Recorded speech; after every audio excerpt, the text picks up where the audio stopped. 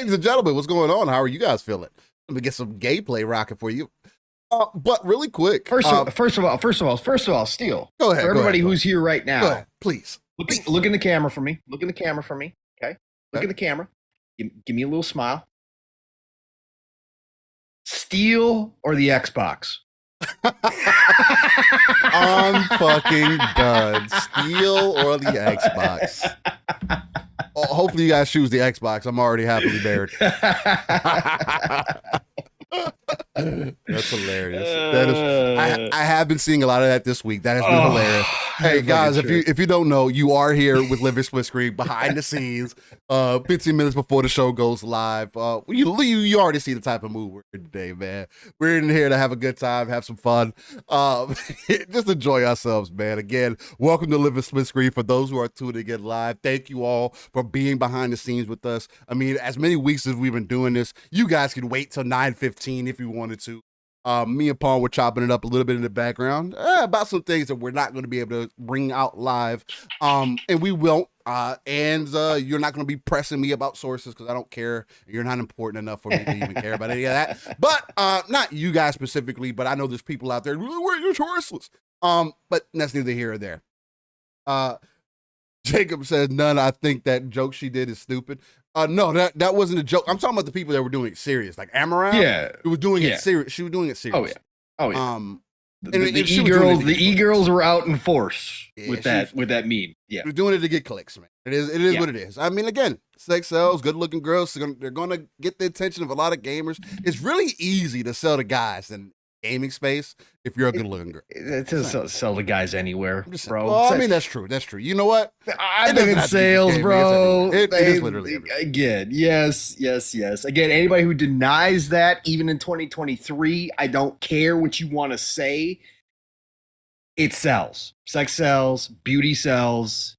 It is what it is, man. It truly is. It's like ingrained in our DNA. It's a part of who we are. Sure, society has shaped certain things, but overall, it's never changed. It never will change.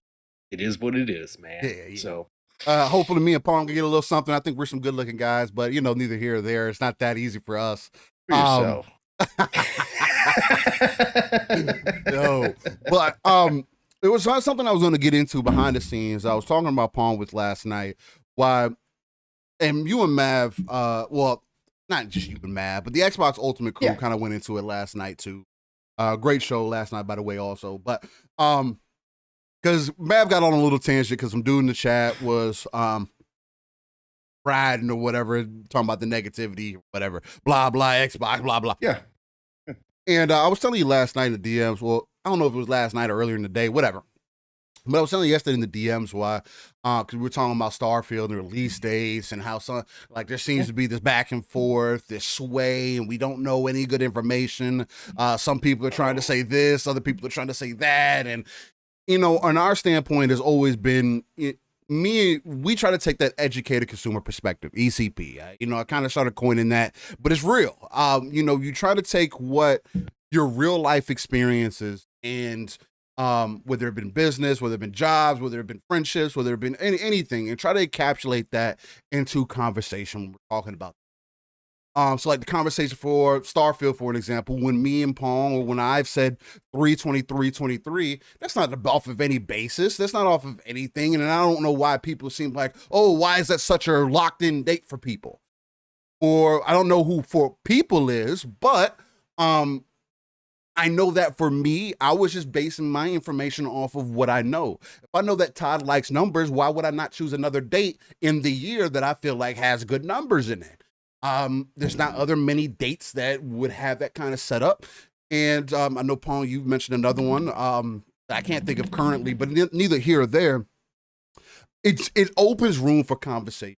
And why not go out on the limb and do a little bit of guesswork in an industry that you're not directly part of, right? We're here to have open conversation about the gaming industry, not just PlayStation, not just Xbox, not just Nintendo. And that encapsulates you putting your best foot forward in thinking outside of yourself, right? If I was only, again, I've said this multiple times, if I only wanted to talk about what I care about, we would end up having a very short conversation. Now, fortunately, like what I personally care about, but fortunately, I do also care about the overall industry, right? I want to see the growth. I want to see, people stop fighting over 1,000 people every week. 1,000 to 3,000 people every week when there's 3 billion gamers potentially that we could be reaching. Again, we all have to make a space. Nobody's trying to go against each other. And those, maybe you are, maybe you see all this competition. There's also a lot of people who aren't doing anything to fight the competition if that's what your goal is. You're not creating more content. You're not putting more videos out. You're not consistent. And me and Pong's consistency goes as far as bringing you a show every Saturday. And that's just because of how life works, right? We wish we could do more, and there could be a lot of other things going on. And hopefully I can step into some of those things as we get into this year so we can hit 3K. We're also on the road to 1K, so shout out to that, and hopefully we'll hit that here soon. But there's just so many other things that goes into our conversation than just say, hey, this is what it is, and then we'll go from there. I don't know, and I just feel like that's something too important to remember. It's about the conversation, not about the particulars, not about this or that. We are here to have a conversation. If you are unwilling to have a conversation, then this is not the space for you. I'm not here to argue with you. I'm not here. I mean, like we can do a little bit of that, but once people, because a lot of people, nobody in chat, I'm not pointing out anybody in particular, but from what I have learned from being in customer service or just being around people since I was 13, what I have learned is that people, when you tend to bring up good points, or they can't have conversation in good faith, they start bringing up personal attacks. And that's never a way to have a conversation. Getting personal, talking about things that are irrelevant from the topic is never a good way to have a conversation. At least to me, not the way that I see it, not the way that I look at it. And if some of you see that and you think it's funny, then great, do you. But this is not the space for it. We are not the people for that. I would never take anything that we talk about and turn it into a personal conversation. Like, how are we going to talk about games, and then all of a sudden I'm going to talk about you being broke? Like, they don't go hand in hand with it. We're talking about games. I'm talking about whether you can afford it or not. That's up to you. I don't want to talk about your pockets. I don't want to talk about, like, we can talk behind the scenes. If you got something personal going on, your old lady cheated on you, your dog ran out in the street and got hit by a car. Like, if there's something else you want to talk about, we can talk about that behind the scenes. And I will always give you condolences and energy and prayer, because I believe in all those things. You may not. I do, more so on a spiritual level, and I'll always send that energy out there for. I just want us as gamers to be cognizant of having open conversation and understanding what conversation is. Paul, what, you got anything to touch on that? I feel like I kind of got a little too deep. No, but that's what you always do, and it's good. I go deep a lot of times too. Pause. Pause. No, I mean, I think the big thing is, again, we touched on this before, Steel. We've done this all the time. Right. If there's a certain type of content that you like, you can go find it. You certainly can. There's content creators that are curated, that curate their content based upon the people watching. Again, as I said last night, there's complete 100% actors in this community who will give you one side or the other, both Xbox and PlayStation side of things, and Nintendo, if you want to go seek it out, that will give you nothing but rainbows and sunshine all the time about your favorite piece of plastic. Again, there's something for everybody out there. But I said it last night on Xbox Ultimate, and again, the Fun Speculations channel, our channel here, me and Steel with Living Splitscreen, I can speak on those because I'm directly involved in that. That we didn't create these channels to tailor content. We created these channels to sit down and have the same conversations that we have offline, but have them online and develop communities that want to join in on that. And we don't sit back, as Mav said before a show, after talking nothing but positive about, Xbox or PlayStation or whatever, and then look at our show and go, let's go find some negativity now. That's not what we do. We have these exact same conversations in the DMs. We have them on Xbox Live. We have the exact same tone that we do on our shows. We are real. We are authentic. This is how we are as people, as gamers, discussing, passionately an industry that we all love. And so it doesn't change because we come on camera. It doesn't change at all. So again, we don't seek out to have negative conversations or what people feel are negative conversations. We're discussing what's in the news.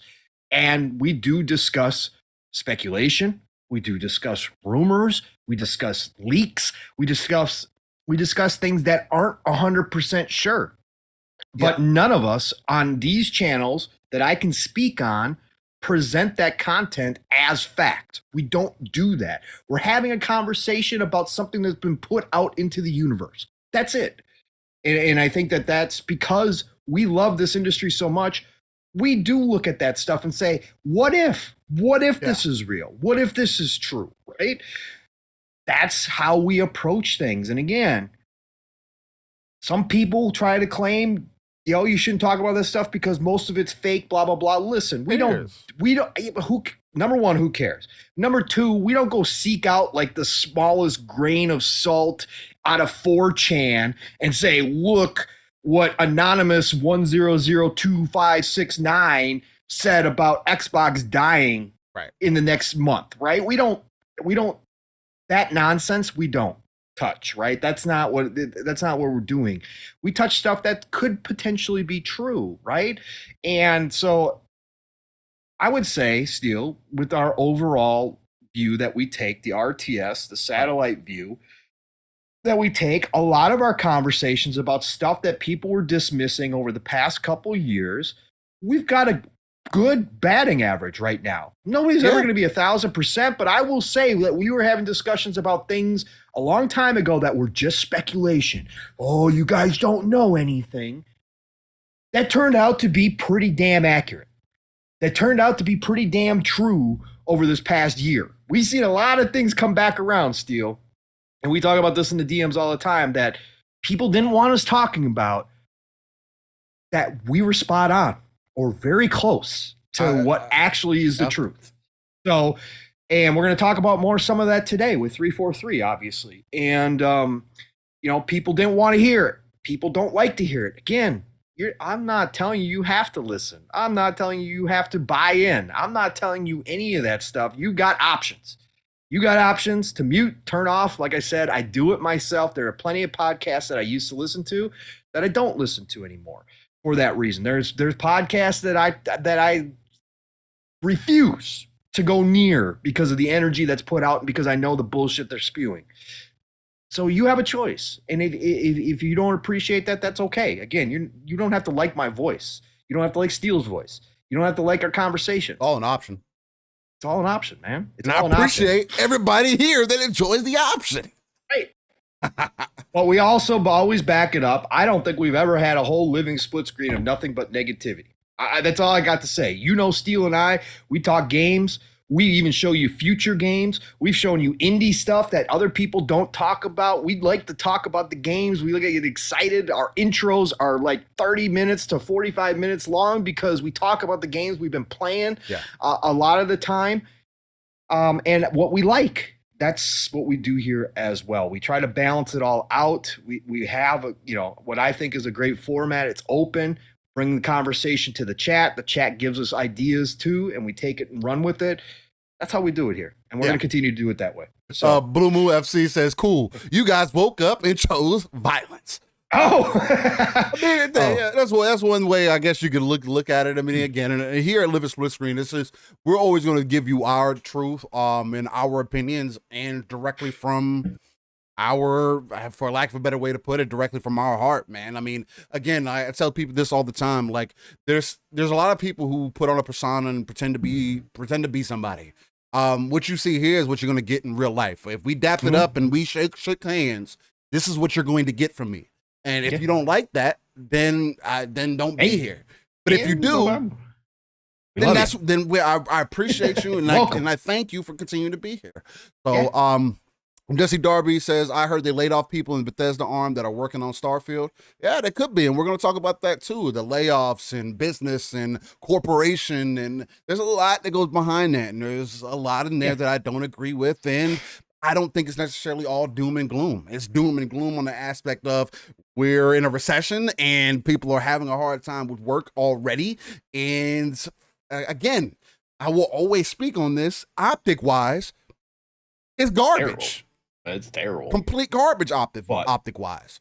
But that's something we got to talk about. So I think it's going to be interesting to have. With that, this has been your 15 minutes behind the scenes with Living Splitscreen. Thank you all who are joining us here live for behind the scenes, but we got to get prepped up and recorded for our audio listeners. Because again, they've been consistent. And thank you guys. If you are listening live, if you go back and listen on the audio side, greatly appreciate you. I'm always thankful for that because it has been consistently growing. It's not the fastest, but it is growing, and that's always a beautiful thing to see.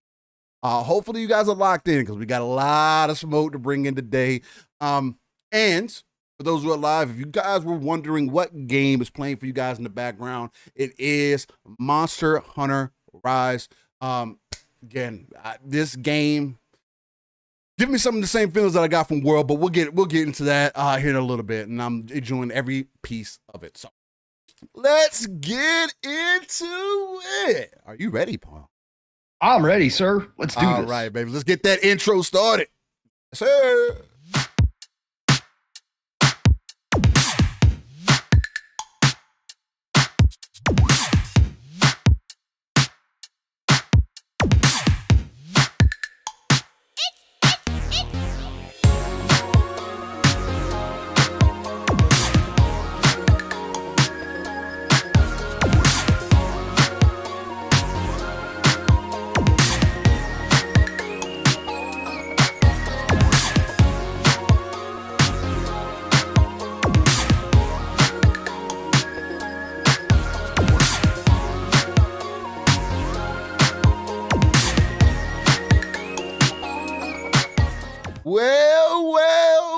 Well, Mr. Anderson. You're locked in, tuned in, and live with Living Splitscreen on your Saturday mornings, where we go live every 9 a.m. Central, 10 a.m. Eastern, 3 p.m. UK time. We are a non-console centric platform that talks about everything going on within the gaming industry. And we take that RTS approach, that's real-time strategy in case you're still confused, where we pull ourselves out of the world, look at the darker crevices of the map, pull those resources together, and build up that foundation so we can touch those 3 billion gamers that Phil always talks about. And I think that should be the goal, right? With that being said, I am one of your hosts, Steel Rain. That's I, Steel Rain, I. The T is a 7. Everywhere. Type into Google, you'll find me. Hey, it is what it is. But we got a lot of beautiful things to talk about today, man. A lot of smoke, a lot of passion, a lot of interesting things, I would say. A lot of Microsoft layoffs. Y'all saw the title of this live, The Monster Hunting Halo. And there was quite a bit of, this week was just so perfect for this, man.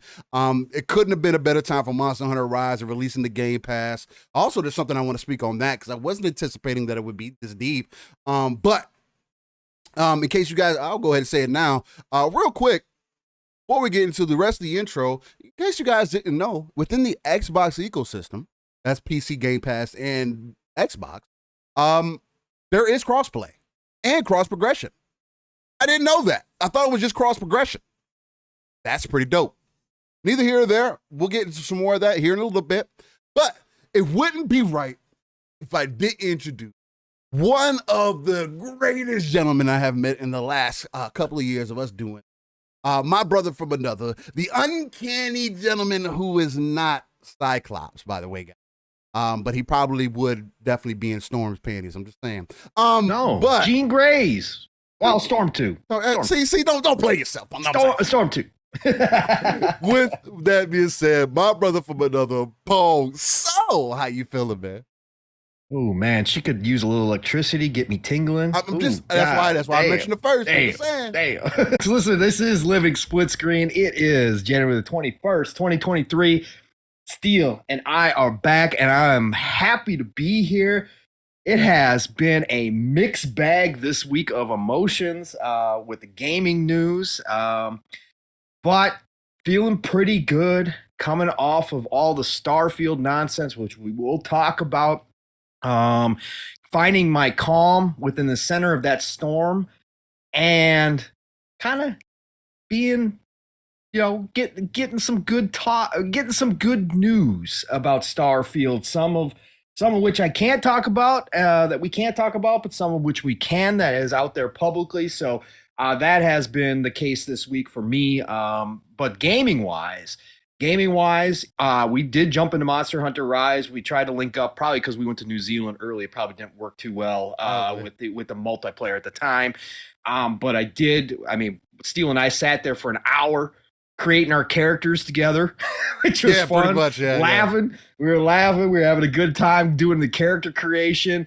And then got a little gaming in with Monster Hunter Rise. And I'm an OG Monster Hunter guy, not to the degree that some of these people like Steel are. I played a lot of single player stuff back in the day. I played it on PSP. I played it on Vita. So I never got into Monster Hunter like that, but I always loved the idea behind Monster Hunter, and I liked the gameplay loop and all that kind of stuff. So now that I'm in this community, now that I found people like Steel and the Fun Speculation family, and that kind of stuff, to have people to play Monster Hunter Rise with, I think is going to be an interesting experience because I've never really done that hardcore.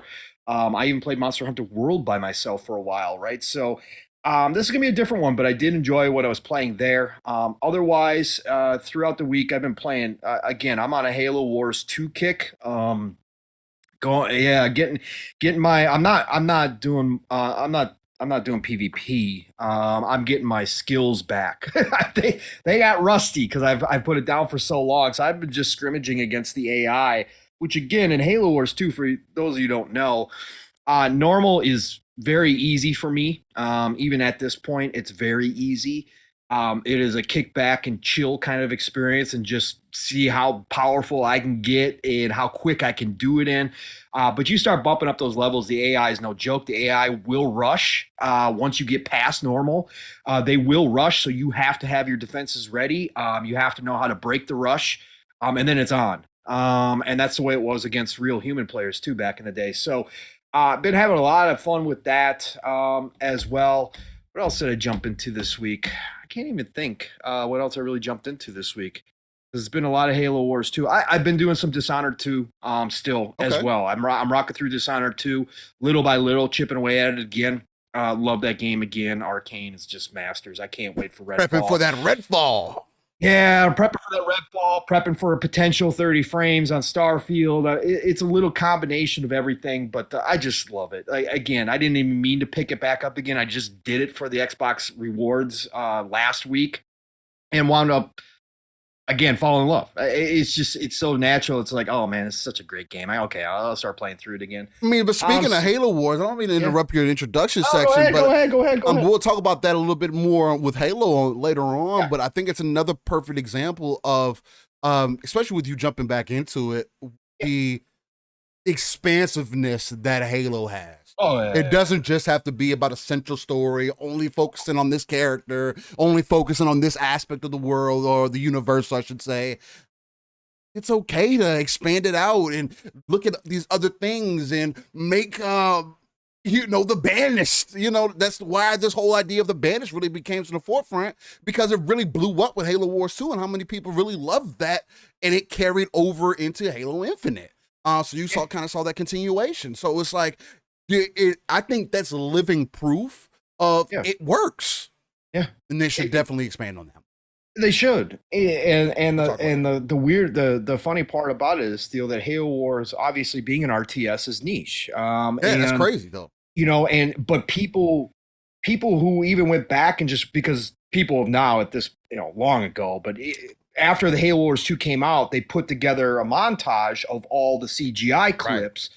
And people who didn't even play Halo Wars all of a sudden discovered Atriox in the Banished, and Atriox is one of the greatest antagonists ever created, right? He's phenomenal, and I said it last night on Xbox Ultimate. We'll get into it a little bit too. Future of Xbox or future of Halo. And if they do start giving it out to other people to develop for, I'd love to see Atriox's rise to power in a game where you play Atriox. His story Atriox is bad, man. That dude is something else. He's on another level. But that was only experienced because we got Halo Wars. And that's to Steele's point. That's why I want a Halo Wars 3. Again, casual Halo fan, but damn, Halo Wars, I absolutely love 100%. And I think Mav, was it you or was it Mav that said you can't be a casual Halo fan and actually like Halo Wars? And I said, it's probably Mav. It's probably Mav. I think Mav called me out on that and said, nah, you're more than casual if you like Halo Wars. Listen, it's because of the genre. But the story is fantastic within Halo Wars and Halo Wars 2. So, but yeah, you're right, Steele. It does show how much more there is to explore, and that's why we'll have that conversation. Same thing with Spartan Assault and the top down shoot. It's a shooter. I don't know. It's good. Oh, it was Rand. But Mav said it was Rand that said. Oh yeah, it was Rand. Okay, it was Rand while Mav and I were talking to Rand. Thanks, Mav. Appreciate you. So yeah, it was Rand who we had on PM and the PM on Thursday, which was a great conversation. Yeah, Rand didn't pull any punches. People when they think of Rand, they think of him as an Xbox through and through guy, which he is. But he's not one of those guys, as we were just talking about, Steel in the pre-show, that shies away from criticizing Xbox, right? He's got stories. He's got stories back in the day where he was talking with Phil on a regular basis. He would hit Phil up, and he would tell Phil that they weren't doing things right, that there was problems, and he needed to fix things, right? So, Rand's one of those guys that doesn't pull any punches, and he certainly came with the criticism on PM to PM. We had a great conversation with him, but it was him that did that. But we're going to get into all that. We got a lot to talk about today, Steel. 1,000%. Got a lot to talk about. So, yeah, but Steel, I know you've been playing Monster Hunter Rise. You were deep into Nier Automata, sir. Yes, I was. It was trending as a top 10 game for you. Yes, absolutely. But that hasn't necessarily stuck, huh, sir? No, unfortunately, it didn't quite pan out. Now, overall, I'll still put the game. I'll give the game high remarks. It's always going to be something that I'll look back on. And unfortunately, I'll be looking back on it with a damn. I wish it would have been a little bit of a better experience. But overall, I still would probably give it a. It's crazy. Overall, I would still probably give it an 8 out of 10, even with that. And what I mean by that, I'll try to go through it really quickly. I haven't played Nier Automata here recently, and it was a fucking fantastic game. Not Nier. The thing about Nier, it's a game that you have to play multiple times over to actually beat the full game. Now, many people may have not done that. Many people also probably haven't played it the way I played it. I did play it on hard, especially in the beginning, and there were some things that ended up kind of being starting to be a detractor for me as I was approaching the end of the game, my first playthrough. One of the biggest things that stuck out to me, and again, I'm not a game developer, but it doesn't mean as a consumer that I don't understand game, or as a I don't understand how things should work, right? So one of the main things that kind of left a bad taste in my mouth to start was me playing the game on hard. I'm getting a harder difficulty or whatever. I take more damage, whatever. But where it ended up becoming an issue for me is at the end of the game, my first playthrough, where you fight your boss, and the world was the stage, I should say, more so, because it's was working against me. I don't know when they created the game, who said, hey, us placing the most foggiest hurricane that we can possibly imagine in this section of the game that you have not experienced at any other point in this game, this is the perfect point for us to do.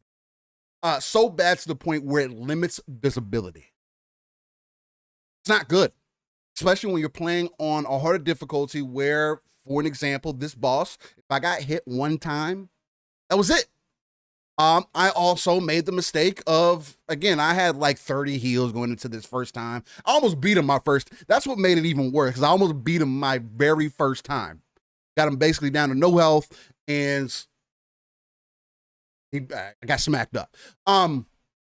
But the visibility of that last stage really bothered me, because there are certain things, there's attacks that you need to be able to see so you can dodge, you can move, and they're introducing these mechanics, and you're like, man, I just want to be able to fight the boss, man. And I felt like I was more so fighting the stage than I was the actual boss himself, which didn't really add that level of difficulty there. The icing on the cake, though, was when I went into my second playthrough, 9S, and they introduced more of the hacking side of things, right? Which is perfectly fine. I get it. I'll be honest to say it was extremely jarring going from 2B to 9S, and 9S being more limited in his combat ability, but I can be fair and say, okay, he's more so focused on hacking. On hard, they take away the lock-on system, which is fine. I hadn't played with the lock-on system since the beginning because I was playing on hard the whole time. It is what it is. But if you're going to introduce a hacking mechanic, and I'm looking at certain enemies, especially bigger enemies, because again, you get onto a battlefield, you want to take out the big enemies. You want to take out the big guys first, right? It makes no sense why I put an enemy in the middle of my screen and it's locking on to somebody that's on the far right of my. That's not who I'm looking at. That's not what I'm trying to do.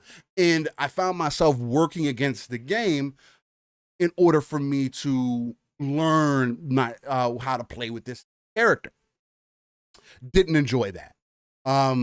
It actually got to a point where it was just like, you know what? I'm gonna have to bump it back down to normal, because, and even with that, when they give you the lock-on system back, it still was very wish-washy. It wasn't consistent.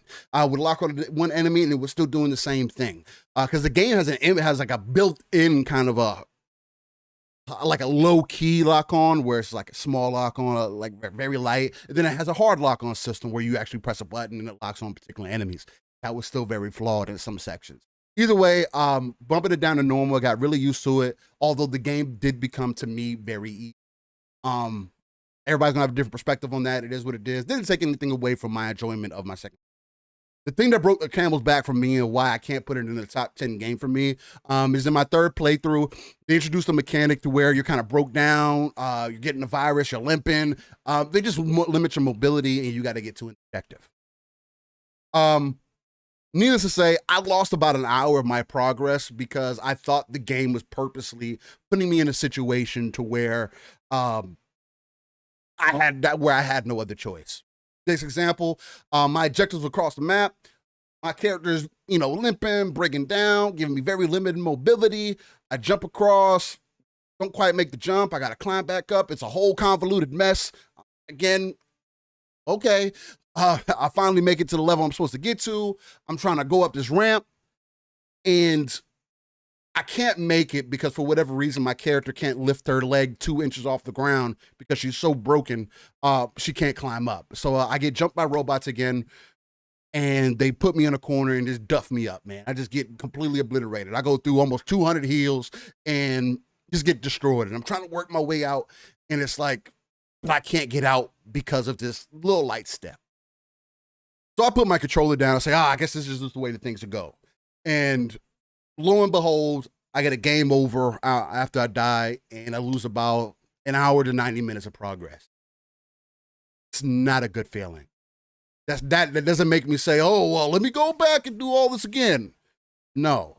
And I understand that the game blatantly tells you, hey, but the way that the past 2 times that I played through the game, at this point, I didn't feel like I needed to save. And even if I would have saved, in a situation where I was able to, and I probably could have saved earlier, whatever. In a situation where I was able to, would have put me in the same situation that I was already in. And I would have, what's the definition of insanity? Doing the same thing over and over again, expecting different results. So neither here or there. That was my experience with it, and I kind of tried to flow through it because I spent fucking 20 minutes talking with Pong back in the background about it. But it is something that on a game design level, as far as me as the gamer, I didn't enjoy that aspect of it. So I am going to end up missing out on the whole A2 experience that I was really looking to enjoy, right? Really finalize that story up because, to be honest with you guys, that story in Near Automata is one of the most impactful stories that I've had displayed in a while. And that's what I like about games, when they make you think about things and they add these realism elements. For an example, aliens creating machines and the machines becoming more self-aware and then wanting to become more human-like, but some of the machines focusing more so on the failure of things and continuously repeating that process. And then other machines saying, oh, well, the definition of humanity is hatred because we always end up going to war. We fight against each other. And it's like all these different tropes and elements that they involve in this game, which I think personally makes Platinum Games so great because it proves that they can make a good game. Or like in total, whether because I can't say anything about the combat mechanics being bad. That's not true. It's great. The story is great. The world is great. The android humans, like, guys, if you haven't played the game, I would definitely. It's something I would recommend to anybody to play if you like that Devil May Cry, high combat type style games. Maybe it just maybe me, but if you like that, I would say play it, enjoy it, and give yourself see how you feel about that. It's got fishing in it too. And it does have some fishing in it. I didn't do any fishing, but it does have some fishing in it. Dick Down Anime said, my girl just picked that game back up because the anime that just dropped of Nier. Yeah, I will be watching that. I'm kind of waiting. I try to do that with anime to where I try to get as many episodes out as I can before I just start watching. Because again, they're only like 20, 30-minute episodes, and I like, once I get involved, I want to see how they adapt the games in the anime, especially hearing that they've pretty much done one for one thus far. So I want to see that brought to light. Can we just appreciate for a second too? Platinum obviously can make fantastic battle systems, Astral Chain, Devil May Cry, Bayonetta, Nier Automata. But can we also appreciate their character designs as well? Man, do they come up with some iconic characters. Yeah, 2B is forever. 2B, 9S, 8, they're all going to be iconic characters from me going forward. And it's crazy because they're literally iconic characters that one of your mainstay Xbox, PlayStation, Nintendo, one of these companies could have been using. Like, that's how much they stick out. Yes. And man, 2B really, a great job. For a character I didn't really care for, by the end of my second playthrough, 2B was like, I care about this character now. Whether she's an android or not, it's completely irrelevant. It's because of how they portrayed the story and getting into it. When you start thinking about it, bro, it's like when games make you go watch YouTube videos to understand more of the backstory and why you're here now, bro, that's a fucking good game. Yeah. At least to me. So that's been most of my week. Was playing that. Yeah, no, I was going to ask you too, Steel.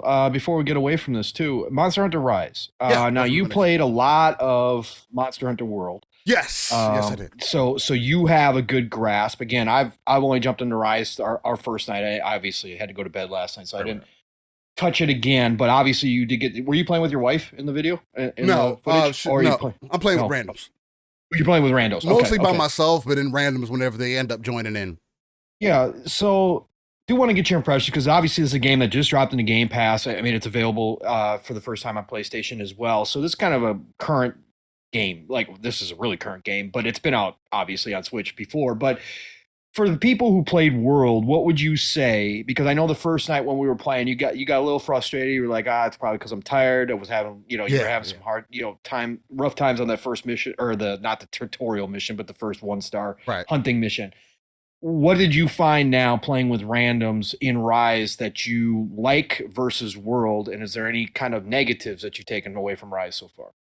Okay, so my experience with Monster Hunter Rise, like you just kind of started with, it was a little negative, but I think it was just because I was tired, more so than anything. I was also using a greatsword, and the greatsword is a slower use weapon. And the other thing about Monster Hunter 2, it's not one of those games that you could just jump into and button mash way through. It's not like that. And I was quickly reminded about some of that because again, I found myself looking up some videos and we're like, okay, well, I need to understand the fucking how to play this game again. I don't remember. I did play World, but World still plays different, right? World was more so if you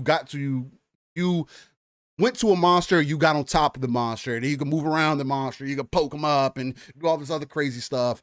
And still a lot of the combat mechanics, but it's different.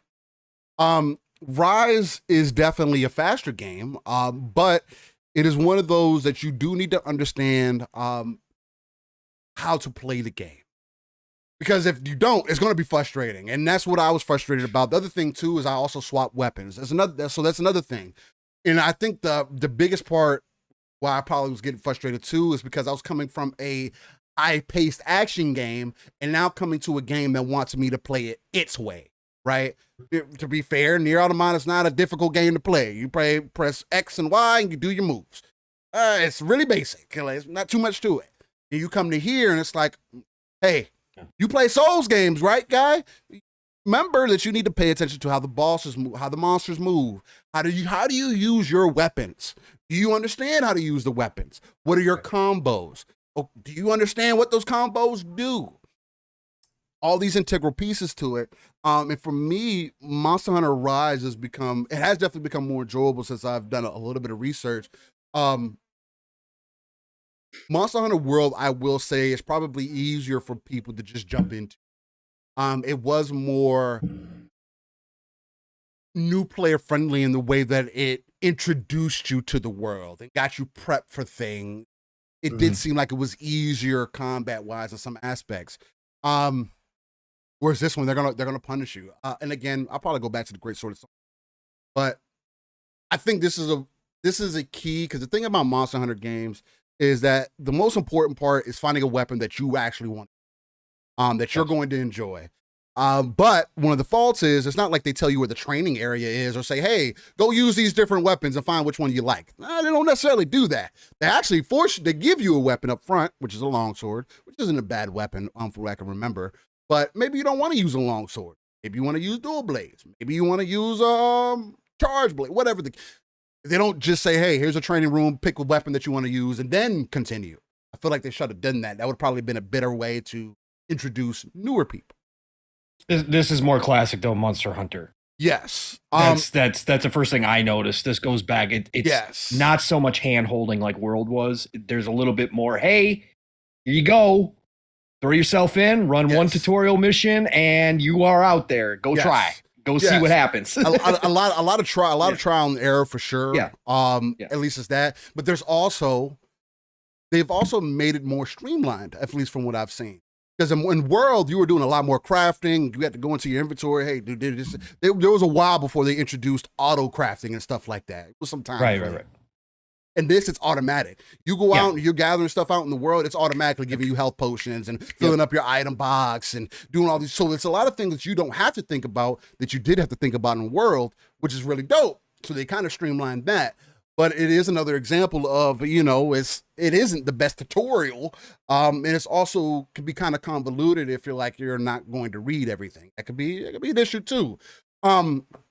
For me, since I've swapped over to dual blades, I've been finding and learning the different attacks and what I'm supposed to do, has made the experience much more enjoyable. I'm committed to this game now. I'm having a good time with it, man. There was a lot of things that I wasn't expecting. For an example, like the cross-play and cross progression for Monster Hunter in the Xbox ecosystem.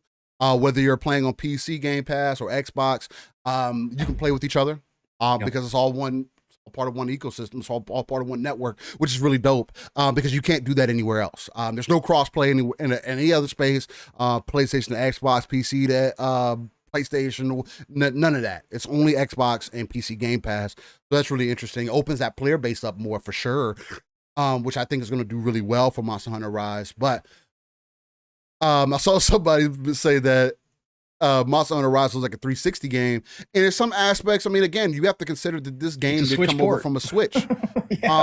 But they did some work for a Switch port in 4K 60. The game looks good. Yeah. And you can say, oh, well, I've seen this before, and these games look like all these other games. Hey, great. I like anime style games.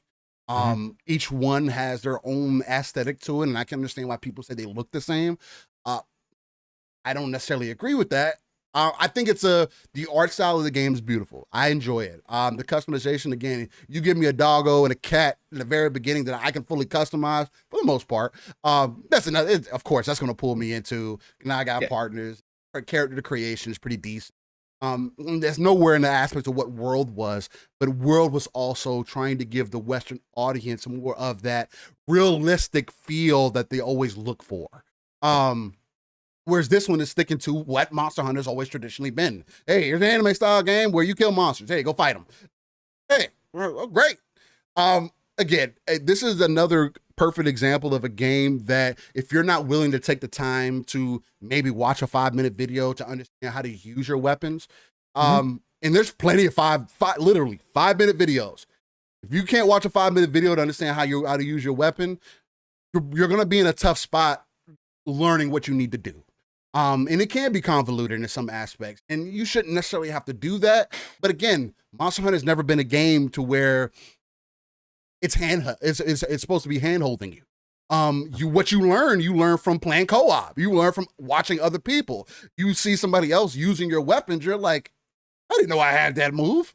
And then you go into the little training room. And you're like, oh, that's how okay, great. And then it's about the experience and the growth of you as the Monster Hunter. Yep. Which is really dope to me. And they fully got me back encapsulated. I can't say that this is a lazy port. It's not. The amount of work that they put into this, even the 120 mode. Yeah. And I do have a correction, Pong. The 120 is in 1080p.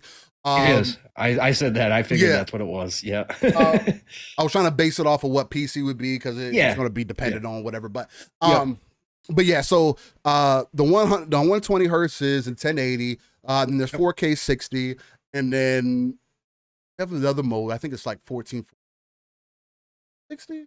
I can't recall, but either way, it is one of the few games that I've seen that actually gives you a multitude of options that you can kind of flip through, turn off, turn on. More PC-like. PC options, right? Yeah. That was really interesting to me.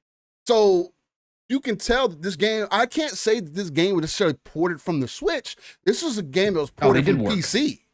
Yeah, they did work. This is the PC port of the game. Yeah.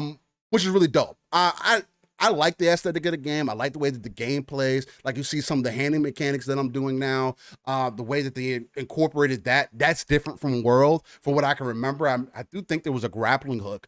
But the way they do it in this, to where the wire bugs or whatever they called. The wire bugs, you can literally do it anywhere. You do it, you press B to hang, and then you press A and it jumps you further, and then you can do it again. Left trigger, right trigger, B, A, you jump again. And it's supposed to be one of the main, at least from what I've learned, one of the main movement mechanics for the game. But again, you'll see the gameplay that you're seeing here is within the first 4 hours of me playing this game. I played it that hour. We were in character creation for the most part. But this is also, most of this gameplay is after I switched to dual blades. So I'm still early on. I'm not a professional. I don't know how to do everything. I'm not the greatest Monster Hunter out there. Monster Hunter World was honestly my first real Monster Hunter game. I tried to play the games back in the day, but it was just like, it's not enough. And the games didn't look the greatest. The World was my real first shot at this. And Rise, I think, is going to have me right back encapsulated what I remember. Yeah, and I was playing in the 120 mode, and I told Seal I thought it might be 1080, but we were trying to guess because they don't really tell you. They tell you like it drops at like 70% or whatever. So we were trying to figure that out, but I thought it was 1080. So yeah, it can be a little blurry at times, but the 120 feels damn smooth as it should. And so I was enjoying the 120 mode.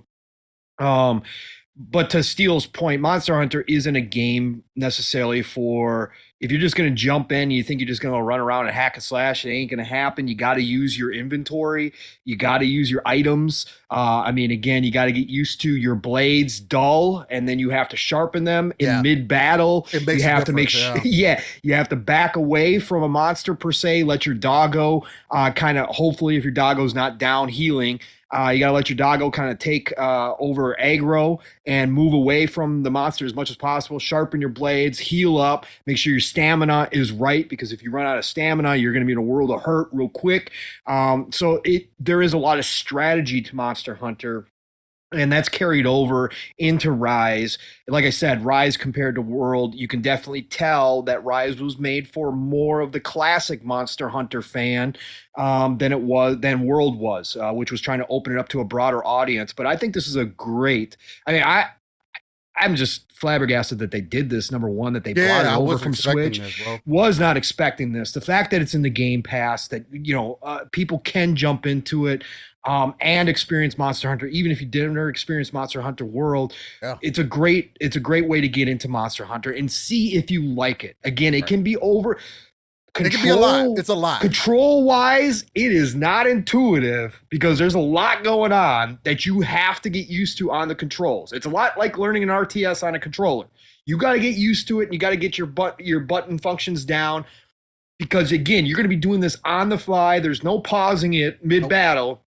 None of that stuff. You got to be ready to be using, and you got to use, like I said, you got to use your inventory. You got to use your items. You got to use like the dung bombs. You got to learn how those things work, like Steele was saying. But if you're down for that, if you're down for the education that it takes to get into Monster Hunter, Monster Hunter Rise is fantastic. It's not much, honest. But there is strategy. The further you get into it, the bigger, when you start going after the big game, it is more important that you know what you're doing. And we're going to see more games like this. Like we got, what's the EA one coming out? Wild Hearts. Wild Hearts. Thank you. Wild Hearts is coming out. That's going to introduce a whole new mechanic with building traps mid battle. So these games are cool. I love the aesthetic as well. And again, I was, just like Steele said, impressed with the graphics, knowing that this wasn't built from the ground up per se for current gen consoles or anything like that, that this was a port. Like Steele said, they probably brought over the PC port more than anything. But I was impressed with the graphics. Again, I think it's a good looking game. The customization was fantastic. Sure, it wasn't like this fully customizable, but they did give you a lot of options in there. And this is definitely going to be a game that I hop into now, especially like when I got Steele. And he can carry me in his backpack. I always like that. I can hop in and have some fun with him. No, 100%. I mean, it's a good time for sure. I've been enjoying it. It's probably going to be one of my mainline games for quite some time. Until I get into Endgame. That's how it kind of was for World. The only thing that dropped it for World for me was it was just slow on content in the beginning, and then I'd never jumped back in because there was other games to play. And I know with this, Sunbreak's coming out in spring. Again, we're getting Sunbreak, which is fantastic. There's going to be a lot of content that's coming into this, and I think we're going to have a good time with it, man. Hey, if you guys are into it. My issue with Monster Hunter was that I couldn't land most of my attacks, and I'm going to tell you, Psycho, that's a you problem. Fortunately, I'm going to be completely honest with you, and Psycho, I felt the same way. But I had to realize that's a me problem. This is not a game where you can just change your attacks whenever you want. This is not Devil May Cry. This is not Nier Automata. This is not any of those games. This is, you need to pick your character. It's slightly more realistic, because if you think about it, you can't just attack one way, do all these wild attacks, and then be like, no, you gotta back up. Predict where's the monster going. Okay, let me line them up. Okay, I got them. You'll see a lot of that. The thing that I've been enjoying about Dual Blades, it's a lot of that. Also because of like fucking playing these action games recently, more so. It's a lot of that repositioning, adjusting, learning how to do your combos. Like that was the issue that I was having with the Greatsword. It was like, fuck, I gotta do all these charge moves. I don't really have any mobility, but I also didn't understand what I was supposed to be doing. Like I didn't understand how to use the weapon. It's not like I've been playing Monster Hunter this whole entire time and I know how to do everything. No, I had to reintroduce myself. I had to spend that 5 minutes and say, okay, how do I use this weapon? Again, we're in an environment, we're in a age of accessibility to where people do the work for you. You just got to spend a little bit of time to say, if you care enough about playing this game, and this will always be my point, because I tell this is part of the reason why I don't like playing games with a lot of random people, because I find that a lot of people are not willing to take the time to understand the mechanics of a game and then get frustrated. Like I feel you want to play games to have fun, but that shows me that you're not having fun with the game for real. You're just playing it to play it. And some games aren't like that, right? Right, and that's okay. It's just different. Okay. It's just different. But if you say, like with a Monster Hunter game or any game that does introduce strategy in a lot of ways, if you don't learn it, don't be surprised when you get frustrated, and don't be surprised when you say, I don't understand why people like this. Right. And that's why I didn't get into Souls games, right? I tried, but then when I figured myself out and was like, I'm not going to spend the time to get good. Hey, I'm not going to keep banging my head against the wall if I'm not going to take the time. So I just put down Souls games until Elden Ring, right? Right. It's just one of those things. Case in point, last night, Steel. Guess what I fell asleep to watching? What?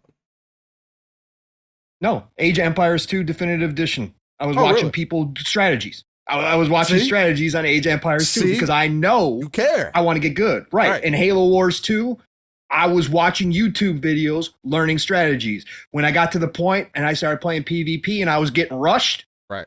You're like, oh, no. And I was like, and people hate it. Mav has said it. He hates it when people rush. I want to just sit. That's why Mav doesn't like PvP on RTSs, because he hates the rush. I got to the point where I was like, no, I love this game. I want a PvP. I'm going to learn how to break the rush. I'm going to learn how to defend against the rush. I'm going to learn that strategy. And I sat and watched YouTube videos. And then I also watched YouTube videos on how to build quick. And I got it down. And like I said, that's 273 matches won later in multiplayer, which is rare for me. I'm not that PvP guy, but Halo Wars 2, I was competitive. 273 matches won, not just played, but won later. I felt good. I felt confident going into matches, and that was the difference. That was the different level that I took it to by watching other people, by learning strategies.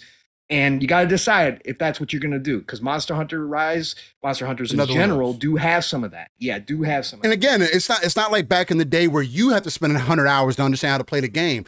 There are people who have been traditionally playing these games that are doing the work for you. That's part of that age of accessibility that I talk about.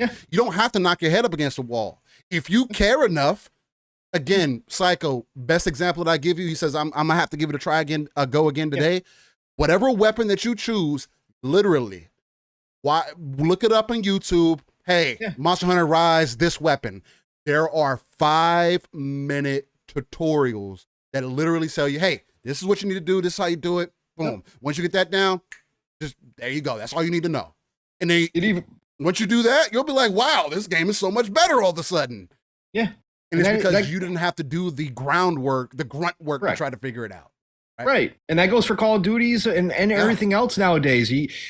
People get into Call of Duty matches, and you can get matched with some sweaties, and it gets ugly. Of course, we play with Jasper and Steel, and we get matched with sweaties, and it can get ugly. But if you want to have a better experience at Call of Duty, people show you how to build out your weapons. Like they will show you for each weapon on what attachments you should be using to have the best experience, right? And I don't always like the meta. I've told Steel this before. I kind of hate that about games nowadays. Like, oh, we got to have the meta.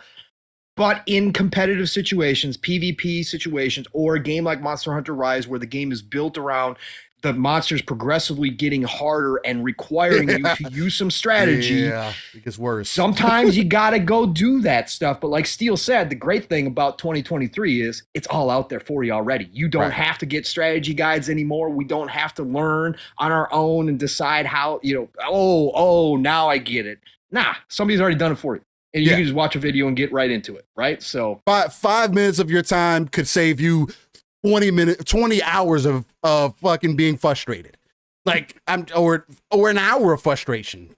I'm just saying, why not save yourself some time? And I'll always be along those lines because it's just something I've seen more and more over the years. One thing I don't like is playing with people that genuinely don't care about the game that we're playing. Like, if you don't care, then don't play. If you're just here to play with me, then don't be surprised when you get back on and I'm leagues further than you and you're expecting me to come back and now the game's like super easy because I'm doing all the work for you. Yeah. I like that, Sue. Again, carry me in your backpack. There's nothing wrong with that, but at least you know what you're getting. Oh, into, yeah. No, and I'm interested in learning. Like Elden Ring, when you started running me through Elden Ring, right? I was trying to learn the mechanics of the game and I was trying to get better at the game using my class and figuring it out, right? That was part of the reason why, but having somebody else there so that I wasn't stuck in an area for fucking 5 hours, right. That makes a difference, right? That makes a difference to me. So, at the end of the day, you got to decide what's going to be best for you, what works and what doesn't. And again, don't force yourself to play something that you genuinely don't care for. I mean, again, the game is supposed to be fun, right? In me looking up a 5-minute video for Monster Hunter so I can further progress in the game, that's fun for me. It might be different for other people. Again, we're different space for sure. With that being said, again, we got a lot of smoke to get into today. I know Pong wanted to get into something that's really going to touch the heart of some people as far as journalism goes. Microsoft letting go of a lot of staff and planning to let go of about 10,000 people overall. And again, they are bringing in 10,000 people with Activision Blizzard once that deal goes through. And we got to also preface that with they have been one of the main companies that have been promoting growth and have brought a lot more people in than other companies. But got to be real in the situation to say, with that, you also have a lot of money. Your people that are at the top are making way more money. And I'm not here to pocket check and say that Satya needs to take a 50% pay cut, but he could, and it wouldn't hurt business, and it would actually make business better. But we'll talk about that. At least it would help keep some of those key players. That's one example of something you could do. Not saying that Satya would have to do that, but if you make $10 million a year, you can go to $5 million and be like, I can still survive off of this. if it's truly for the sake of business, right? But again, that's why we're always going to have that conversation of the wrongs and rights of companies and our Western government, because that's just a trend. That's the way things have been going. And whether Halo is really in a catastrophic state, whether we should just all give up on it and just go ahead and dig its grave. Dead game. Whether it's truly a dead game or not. Joking, folks. Relax, chat. I'm joking. And like Nick said, and like Nick makes the point too, which we'll also bring in, the layoffs partially due to a bloated workforce, just trimming the fat. I mean, sure, yeah. Correct. It happens in every business, man. That's some of the things me and Pong talked about behind the scenes. But ebb and flow. Again, when you're having certain issues, though, there's certain things that need to be changed versus, just letting people. It's the ebb and flow. Yeah, it is. Really is. It's a sad part of it, but I will say that nobody's come up with a better system yet. No. So broken as the system is, nobody's found a better one yet. So, but that's what makes it an interesting conversation, because we can always talk about the ebbs and flows of it and why it's wrong and what's right and what could be done and why, or if they really cared, or there's so many things that be going into that. Before we get into, because I feel like you want to start off with some smoke with your journalism take. Which we definitely want to hear, and we'll get into. Let's get into these upcoming games, man, because there's a few things that people may be interested in. Also, one that we're going to end up seeing, whether it ends up hitting harder than the new version of the game, from the same developers, though. So, Pong, if you are ready, let me know, and we'll slide off in there. And let me know when you're ready. I'll shout out some people real quick. Yeah, shout out some people.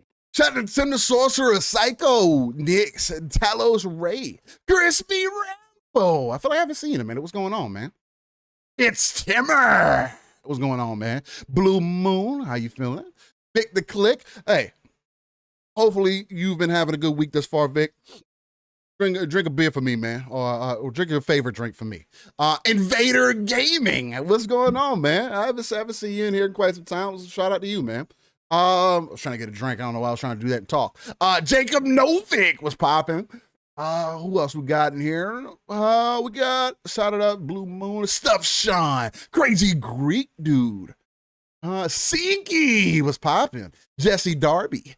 Dip Down Anime was popping. Jigga J. We got 108 Dragons TV. He said, my brothers. What's going on, man? I haven't chopped it up with you. What's going on, Dragon? Popping, good to see you, Lemon. Hopefully you're doing all right. Hopefully the family and everything. And again, I'm always sending energy your way, man. You're definitely a pillar to you're definitely a pillar to me, man. Appreciate you. And who else we got in here? We got Lore Master Jasper. What's going on, man? I'm surprised he's not sweating it out on Monster Hunter Rise and getting all the achievements that he possibly can, especially with it being in Game Pass. I know he's playing some other games too right now. Nam Omar, what's going on? How you feeling? Six Slayer was up in here. Six Slayer was one of the ones that originally told me that it was going to have crossplay. I tried to correct him originally. It was like, oh, it's just cross progression. But he was 100% right on the crossplay and cross progression in the Xbox ecosystem. That's PC Game Pass, Xbox. Joe Dunmore, what's going on, man? How you feeling? Hopefully you're all right and the family's doing well. Brandon Barnes, he said, that's why I love y'all, because y'all keep it real. Hey, man, I greatly appreciate that. And I appreciate you, Brandon. Hey, thanks to you, there's some changes that we've made here that I do feel like are for the better, especially on the audio side. Hopefully you're continuing. Blue Moon FC. I don't know if I shouted you out already. I don't think I did. Shout out to you, man. Thank you for being here. Outbreak Gamer stopped by and said hello, what's popping. I don't know if I shouted out Fun Speculation, but I saw him slide in here earlier. Andrew Cullinan, the UK lad, Masshole 1977. General Spartan, how you feeling, man? Hopefully you're doing all right. Muppet was up in here. Look, man, all these beautiful people, y'all stop in week by week to get in some of this great conversation that me and Pong have here, right, with Living Splitscreen. Again, non-console centric, just talking about everything going on with the gaming industry and what just happened. Got a shout out to you, man, because I saw you just popped up in. Much love. And Pong, if you're ready, let's get into it. Yeah, I'm ready. Thank you all for being here as well. I was just looking up something here real quick. So let's see here. Okay, because I did have questions about this. I didn't get a complete answer, but we're starting off with it. So I thought I would look it up real quick and see if I could find some better information on it. Because I kind of previewed this last week, Steel, when we were looking at the upcoming games too. So this is going to be for the week of January the 23rd, coming up on Monday already. Steel, my God, man, time flies. Let's go. So starting with January 24th, Risen. Coming to PlayStation 5 and Xbox Series consoles. This is the one that caught me off guard last week, and I had jumped ahead a little bit because I was like, why? Risen is an RPG game in the mold of Bethesda. Okay. Risen is a game that came out during the 360. Risen is a series of games that came out during 360 double A games that are published by THQ Nordic, developed by Piranha. Deep Silver, but THQ Nordic obviously now. Developed by Piranha Bytes. So this is a series of games, RPGs, open world in a lot of ways, spells, all the normal stuff that you think of. Why it caught me off guard is because this is a 360 game that was launched in 2009. And I heard nothing that they were going to bring this game back. Like, I didn't hear anything, but supposedly it was announced. They are dropping it into PlayStation 4, Xbox One. It's coming to PC, obviously, or it's already been on PC. But what they're doing is, it seems like a minimal port. They are going to change some of the UI. They're going to change some of the control aspects. I saw nothing that I could find that talked about a resolution boost or anything like that. So I don't know for sure. Weird. Risen is a great series.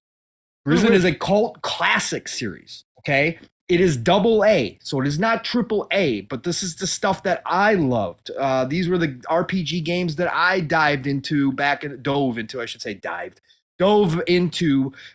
360 that a lot of people never experienced because a lot of people just look at the AAA stuff. Of course, Bethesda was making Oblivion and that kind of stuff at the time, and Skyrim was on its way. So that's what people used to play. But man, games like Risen really are great. They're backwards compatible already, Steel. Oh, wow. Yeah, that's so weird. So it's very strange. So again, but it's being re-released. And supposedly there's going to be a physical copy sold at GameStop for PlayStation and for Switch. Not for Xbox, but supposedly you can buy a new physical copy for PlayStation and the Switch. So I don't know why they're doing this. Maybe they were doing it for the Switch and they said, why not? We'll just say we're releasing it for the PlayStation and Xbox again, even though it's backwards compatible for Xbox. I don't know. Yeah, that's really interesting. Don't expect a whole lot. This isn't like a remake or anything like that. It is what it is, but it's coming. And again, if you're looking for something I have no idea what the pricing is going to look like. I don't know if it's available on the store yet. But if you're looking for something odd, out of the way, if you remember Risen from back in the day and you haven't touched it since, even though it is backwards compatible, maybe it's something you want to jump into. Like I said, I really enjoyed the Risen series. I don't know if I'm going to jump back into this, but we'll see. It's coming January 24th. World War Z. Hold on, Pong. Did you skip this game on purpose? Oh, wait, I did, didn't I? Did you skip it on purpose? Maybe you're riding around. I was going to ride around because we're going to talk. We can talk about it a little bit. With all the journalism that's going on. Okay, Well, all right, let's jump into it. Forspoken. Forspoken is coming on the 24th. Now, the camera's off by the way. I don't know if you did that on purpose. How did that happen? I don't know. I see my thing's doing its thing. So, okay, sorry about that. Thanks. Sorry, folks. Apologize. Professional podcast. This is my not 100% technology here. And that is dying slowly. Yeah, I like your shirt, by the way. I didn't see that. Anyways, yeah, the Matrix. Yeah, I said it when you said when you made the Matrix reference.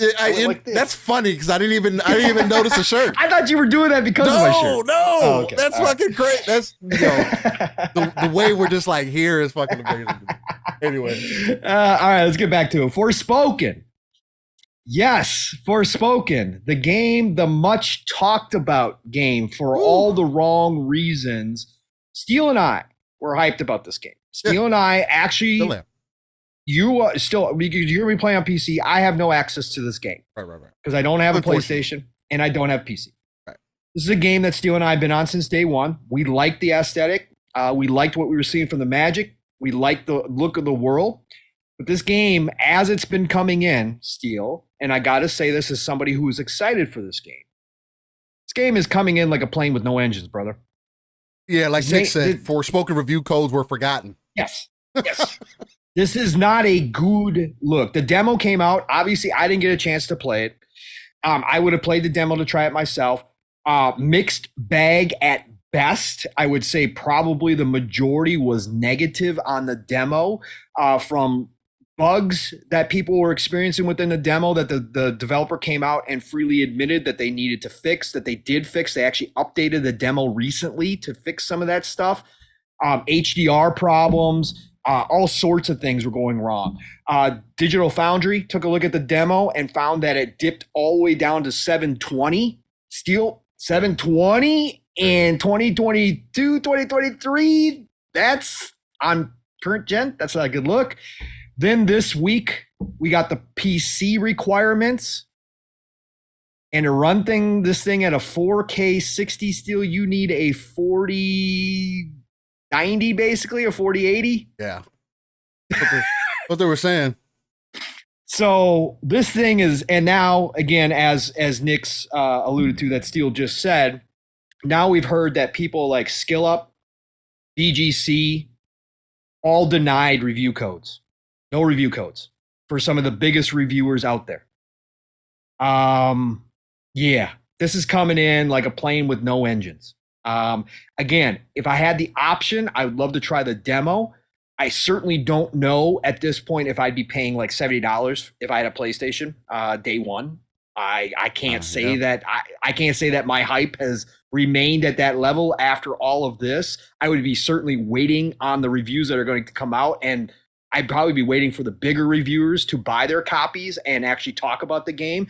Because listen, you can talk about conspiracy theories, you could talk about anything you want to when it comes to reviews, okay? Right. And we know there are certain sites who will not piss off a Sony because they know the ramifications down the road if they do piss off somebody. And you can say that's all fake, that's never happened. We know that's BS, okay? We know that's BS. If you're not going to send reviewers that are big, that are mainstream reviewers, codes of your game, and you're going to send them to smaller outlets, like we're talking very small outlets, you can make the argument you're doing that because you think that those smaller outlets will give this a better review so that they have an opportunity in the future to get Square Enix codes. Okay? Not saying that is against any reviewers out there specifically. I'm not going to go down that road. I'm just saying that the strategy behind it certainly can be called into question.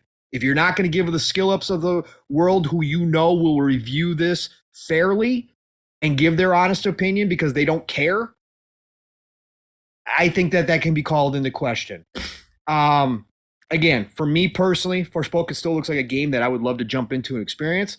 And at this point, would it be a day one full price game? Probably not. I'll be straight up with you.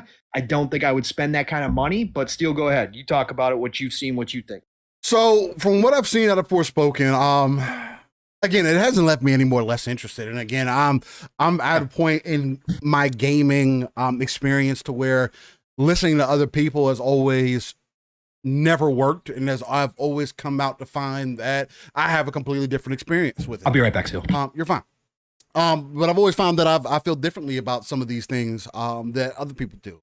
Nothing against the demo or anything like that. I'm also not somebody who sits here and plays demos or tries to get early access unless that's the only way to play like a multiplayer game, for an example. Then I'll jump in and whatnot. Unless it's something that I'm super on the fence about, then I'm like, hey, maybe I need to try it out. Forspoken is another one of those games that I'm not necessarily questioning, but I don't know if I'm going to end up playing the game day one. I'm playing Monster Hunter Rise right now, and that's probably going to take precedent over a lot of other games, along with if Call of Duty ends up dropping third person, who knows. There's other multiplayer games that could possibly pull my attention. I do think that Forspoken may be another chance on why I tend to wait on single player games, because you always get a better experience later. No matter what anybody else tells you, like, sure, you want to be part of the hype, you want to be part of the conversation, day one, and I get it. But it is very telling that you offered a demo, but you're not offering a review code to key people who are going to promote your game, to give you the actual representation of what the full game looks like. It's really questionable to me, and it doesn't necessarily leave the best taste, but it doesn't mean that I might not jump into it, right? The Forspoken is made by the same Square Enix team that made Final Fantasy 15, and Final Fantasy 15 I thought was a great game. Start to finish. You can say the boy band and the car thing and all the other great stuff in the middle that a lot of people didn't like about Final Fantasy 15, and I feel you. I didn't think any of that stuff was a negative to me personally. I actually enjoyed some of that, and I actually felt like it gave the world a little bit more life, or whatever the case, and I enjoyed the overall combat in that game. So just based off of that, I don't have a reason to think that this game is going to be bad. Now, performance-wise, I do want to clarify this. From what they've presented for 4K 60 on the specs that they were giving, it is ultra. These are ultra settings that they're using. Ultra settings on The Witcher 3, which is an old game that has recently been revamped to be given new life. 4K 60 is not consistent on The Witcher 3 either. So I want to preface that because ultra settings is not something that everybody plays at on PC. I don't care who talks to you and says, oh, yes, it's literally the 1%. Most people are going to be playing from medium to high. I know me. I'm going to be playing at 1080p. I'll be able to probably be able to play at ultra because I'll be playing at 1080p. Yeah, but again, there's a sacrifice there. I don't have the resolution, but I can get the most detail. I can get if they have ray tracing. I can add that in there. And if I want to play at 60, I'll be able to have all these things. But again, it's still at 1080p. The reason I bring Witcher into conversation because if that game, for an example, is having a hard time, and there's many other games, Cyberpunk's another one of those, 4K 60. If you're playing at that native resolution at Ultra, it is a very demanding. And the one thing that I don't like about the way this game is being presented is the exact same thing I don't like when people use all the other marketing terms. 4K, ray tracing, visual fidelity, and all these other things that fucking don't matter. This is another example of the company trying to get people to buy hardware. Oh, you need a 4090 to play this game. Oh, so guess what? I can guarantee you there was, maybe not for this game specifically, but there was maybe a handful of people that said, damn, I got to upgrade my graphics card anyway. I got a 3080. Oh, I need a 4000 card because all these other games are coming out saying they recommend a 4000 card at ultra settings, and they go buy one. Oh, man, this game's on 4K. Man, let me go buy a new TV. Whether it's a TCL or it's a OLED, it doesn't matter. You go out and buy more hardware so you can get that visual, quote unquote, fidelity. I don't agree with this shit. I don't. I think that the focus on this game, if this is true, especially on PlayStation 5, the focus towards 4K is very misplaced. The fact that we still have not seen the potential of the Kraken or the potential of velocity on either console is fucking asinine to me. And instead of focusing on the thing that you pitched to us, I'm be sure we're getting faster load times, but as far as giving us more detail, giving us more of because honestly, guys, if I gave you a 1440p image, gave you higher settings, or maybe even a 1080p image and gave you higher settings, for an example, like me at Ultra, and upscaled it with DLSS, AMD Fidelity, FSR, whatever the case, and presented that to you in quote unquote 4K and you didn't know, you'd be like, wow, this game looks fucking fantastic. And you still have all that extra performance headroom to allow that game to run at 60 frames, to run smoothly, so that people will get the proper representation of what you're trying to bring to the forefront. As we move into the future, this is going to become more and more relevant to why I think 60 frames needs to be the example. It needs to be the standard. Why we need to get away from 30. Because the only reason why we're still at 30 is because these people are pitching you marketing for 4K. Well, native 4K. We gotta be fair. We gotta be fair. We can steal and fair together. Yeah. We gotta be fair. There are people who really do enjoy 4K 30. There are people who legit will take that any day of the week over 60 frames, no matter what, unless it was 4K 60. And that could be, if that's the way that you feel, sure. But I'm telling you, the only reason why that you feel that way is because there hasn't been a new standard that's been set for you, and that you truly haven't felt why there's a difference. And if I give you more of the detail, why you would never know. If they would upscale these games versus giving them the native resolution, you would never know. I could tell you it was 4K. You come to find out a year later it was actually 1080p upscaled to 4K, and you'd be like, wow, I didn't even know. How much more impressive would that be to you? And you're getting wow, this game feels so much smoother than I remember. Then oh man, these games are I feel like I'm more part of the action than I've ever been. That is the main difference between 30 to 60. There is literally a feeling difference. It's not about what you can see and it is a feeling difference. Which is why I said about Starfield, regardless of how Todd feels about it, again, it's his game, he can make it however he wants. But for an example, it's a good example of why I say that 60 frames is more important because you're going to be moving throughout this world.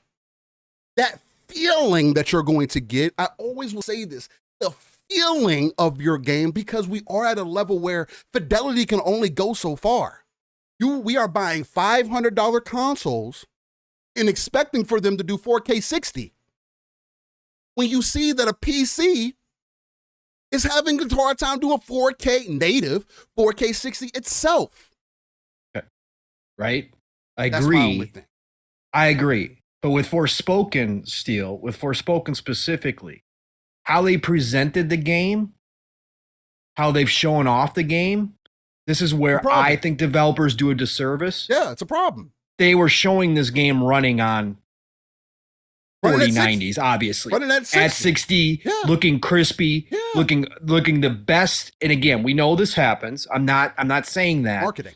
It doesn't happen. Every company does it this way. But I'm saying there are games like Forspoken that look like a different game in the highest fidelity than they do when people get it home and play it on their PlayStation, right? Yeah. Like dramatic. Yeah. And I've seen some of the screenshots, and again, screenshots are whatever. You can tell though that there is going to be a giant difference from what we first saw with Forspoken to what we're actually getting in our homes on console, right? There's going to be a giant difference between those two presentations, and I think that that's a major problem. We've seen this in the past, we've seen this throughout history, and it's calmed down a lot. We don't get those Watch Dogs trailers anymore. We don't get those Division trailers where they're showing some. Glad. Which I'm really glad, right? So, but with Forspoken, the way that it's coming in right now, the negativity behind it, some of it very warranted from what I've seen. There are some things here that, they might have concerning, right? They are concerning. This game, for being one of the big titles of the year for PlayStation, because it is timed exclusive right now, although I did see it comes with achievements. The achievements are already out there. Did you see that, Steel? Yeah, on PC Game Pass, you can see the achievements. You can see the achievements already. But for right now, this was supposed to be one of PlayStation's big titles. Asking full price for this game, not giving out review codes to your big reviewers. Bro, I have a feeling we're seeing a 60 game here, man. We're gonna see a game that's gonna come in with a lot of negativity, even if it does turn out to be a good game. And I can't wait to hear, Steel, because I know you're gonna play it. So I can't wait to hear your thoughts. But this game is coming. This game is not coming in with the best plan. This game is looking to be the first flop of the year. I'm going to say that lightly. I hope not too, but I have a feeling here still we're seeing a problem. We're seeing a lot of problems. It's a lot of red flags. And again, it definitely opens up the deeper conversation about Square Enix and the amount of the quality bar that they have. Because again, you don't look at Forspoken and think that Final Fantasy 16, their mainline game is not going to be of quality. Because they're going to make sure that game is going to run right, or the Eastern audience is going to have a fucking problem. But for Forspoken, it's just like, where's the consistency? And I think, again, this is something else we're going to end up talking about later too. It's perception. Perception is so key. And again, this is us who are in tune with the audience and in tune, games coming in like Steel on his conversation. You stupid as hell, Blue Boo. Yeah, they coming in doing about 140. It's not good, man. They gotta slow it down. The speed limit. Gotta get this one right. But no, 100%. But it's all about perception. And if this game comes out and is of a low quality bar, it's going to be really unfortunate, because I do think that the game is doing a lot of things, again, that me and Pong are extremely interested in. That we really like. And I saw Andrew Cullinane say, hey, I always turned it on to 30. I played at 60 and I always turn it back down. And again, if that's what you enjoy, nothing against what you enjoy, but I personally feel that there is, once you set that new bar and we turn a different focus, that we will end up getting a better experience out of our game overall, right? Because at some point there, you won't even really be able to tell the difference, except you could say, man, there's something different, but I can't nail it. And that's usually what it is. Like I was saying, 67 is my guess for Forspoken. No, I can't put the bar that low again. Pong says it all the time. A game like Skyrim could come out and be completely broken on PlayStation 3 on a whole console. We're not putting Skyrim in the same. It'd be a 93. Wait, we're not putting Skyrim next to Forspoken, are we? We're not really doing that, bro. We're not doing that today, okay? We're not, okay? But no. For me, this is more so, this is going to be a prime demonstration of where Square Enix is at currently, right? What their focus is, because they're all over the place. Seemingly, it's been off. You can't let go of your entire Western division. This game is blatantly more Western focused. This is not an Eastern style. Sure, you have an Eastern style, but this is Western focused. You'd be smoking crack if you don't think that. And if they put out another Western focused game and it isn't at that quality bar that PlayStation sets, I think we should all be questioning whether what Square Enix is doing. I mean, even Square's again to your previous point, the mainline Final Fantasy games. I mean, all of that is set at such a different level. Yeah, and then they have these other games that come out that are just like, really, this is what you guys did with this. And again, we're not even talking about the decisions they made to ignore certain platforms. But this game right here, again, it was going to be one of PlayStation's big games. Again, we don't have a PlayStation roadmap that has very many games on it this year, folks. This could be the down year for PlayStation. They're due outside of VR. And if their focus this year is VR, well, buckle up, because you're getting Final Fantasy, you're getting Forspoken, and you're getting Spider-Man 2. Maybe. Hopefully. Yes. I think they hit it. But this could be the down year unless we see something else. And again, it wouldn't shock me. I'm not the person who says that, Sony's got nothing this year. I still think they have an ace or two up their sleeves we don't know about yet, but we're going to find out. Hopefully it's facts. Because we're coming up on February. We haven't heard anything. So, and we can talk about that too. The sizzle trailer they did was fantastic, but they're to the point of going back to that classic Sony marketing that's got people riled up, where they show third-party games and say only on PlayStation 5. In a very gray area, trying to get people convinced that Resident Evil 4 remake is only on PlayStation. I seen that. You saw that? Yeah, that was fun. I thought that was interesting. All right, let's get on with this. Let's do it, because you got to get into this journalism. Yeah, we got to get into it. We got a lot of stuff to talk about. So, World War Z, getting the current gen update for PlayStation 5 and, of course, Xbox Series consoles coming out. That is happening this week as well. Devolver Tumble Time coming to iOS and Android. That's right, mobile gamers, you've got a Devolver Tumble Time coming. Devolver's always good, so I don't even doubt that game is good, actually. Probably, even for a mobile game. And then Hitman World of Assassination. For anybody who has not been keeping tabs on Hitman and IO Interactive, they are removing the ability to purchase Hitman 1, Hitman 2, Hitman 3 separately, and they are combining it all into one game now. And it's just going to be Hitman World of Assassination going forward. That's what it's going to be. Everything rolled into one package, which is great. They've already kind of done it. I mean, if you own Hitman 3, you already know you access your Hitman 1 and Hitman 2 content through the Hitman 3 hub. So they just said, screw it. We're just moving to Hitman World of Assassination, and moving forward, we're going to tack on through that. So I think it's a cool idea. Great on IOI. They've earned this. Hitman, what they've done with that series is ridiculous. It's so good. I want to get back to Hitman 3, actually. I miss it. But they're just going to make it all one pretty package. So there you go. And then, of course, to end the week, Dead Space remake is coming on the 27th of January. This is some people, including some people's top of the list. One of the most anticipated games of the entire year. That includes a Starfield, that includes a Zelda, that includes a Spider-Man 2.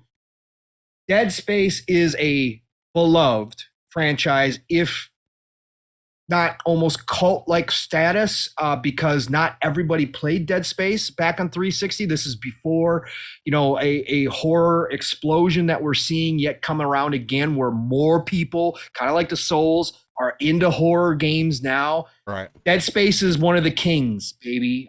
You got to experience Dead Space for the first time this past year. Yes. You absolutely freaking loved it.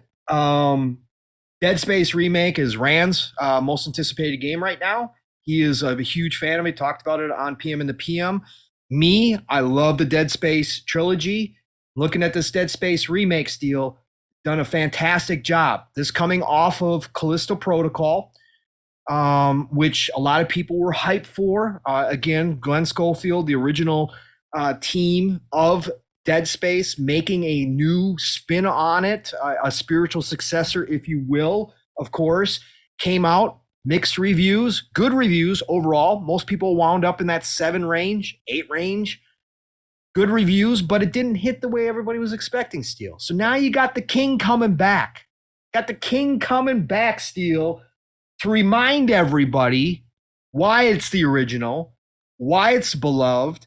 And I think motive over at EA, from everything I've seen, again, we won't know until we touch it. Right. Callisto Protocol, fantastic looking game. One of some of the top visuals I've seen. Character models are off the charts, but everybody got their hands on it, and it let some people down. If motive nails it the way that it's showing, man, oh man, I think there's going to be a lot of happy people. And in fact, what they've done to this game for me personally, Steel, I'll let you touch on it. I don't know if I can play Dead Space this time around. I'm not day one on this because of the horror factor, because I'm afraid that if I invest in this game, I'm going to play the first level and be like, nope, I'm out. I can't do this. Dead Space originally on 360 was borderline for me. Dead Space 2 was more actiony. Love Dead Space 2. More action. I could play that. Dead Space 3 with co-op. Awesome. Again, not everybody loves Dead Space 3, and I personally think it's the worst of the bunch. But with co-op, it was cool. Obviously, I could play that because I had a partner, and it was definitely more action. This is going back to original horror levels. They have now changed things, Steel, where it's seamless world. I can only I've already been watching these trailers, listening to the audio in these trailers. The audio on the original Dead Space on 360 was already borderline for me. Now with 3D audio and all this, bro, I think it's going to be too much. I think I'm already fearful of this game. What about you, brother? Yeah. So as someone who's more so recently played the game for the first time, and I saw Tim saying, I was planning on playing the original again, but it's 85% the same as the original. I do want people to understand that, because I did see some people talking about this game and say, oh, it's pretty much the same game. This is not the same game. From everything that I've seen, again, I've recently played this game. So I can base it off of recent memory. This is not going to be the same game. It's going to be a completely different experience. It's not going to be the same, guys. Like, as much as you want to say, oh, maybe I should wait because I played this, it's going to be different. There were things, again, that were very key to the first game and showed you a lot of that generation difference for sure back then. Because, again, the elements that Pong was speaking to were very apparent in the first Dead Space. But because of certain game design choices that they had to make, you could not necessarily break the game, but once you understood where certain things were coming from and what the game was doing, it took away the horror element or the fearfulness of it. Now, when you fight bigger enemies and they're fucking walking you down, nah, it's still there. Like, I still remember, even with a fucking gun, with a buzzsaw I'm sitting there like, oh, I'm trying to fucking cut his arms, trying to fuck his legs off. Bro, that big enemy that fucking regrows his body parts. Yeah. The first time I fought him, I was freaking the fuck out internally.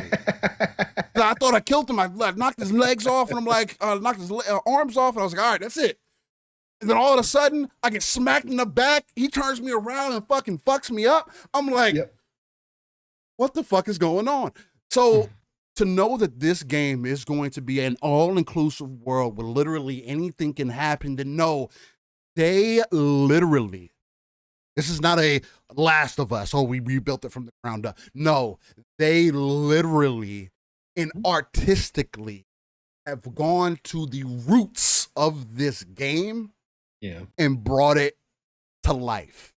Yep. Which is something that is going to be very on edge for me. And I'm excited about, one, but I'm also like, because again, I'm still not playing Callisto. Now, I have more chance of playing Dead Space than I do Callisto, but just based off a previous experience with that. But from what I've seen from the gameplay trailers and everything in the sound and all that, and again, Senua did the same thing, doing that, playing those mental games.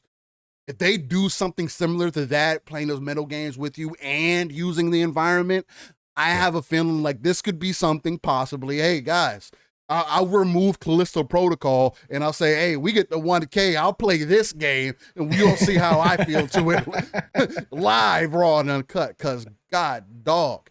I'm excited for it in a lot of places. I'm kind of in between whether I want to jump into it or not. It is probably going to be something I end up waiting on, just because that's just how I am with single player games. It's going to be very few and far in between. I'm like, boom, yeah, day one.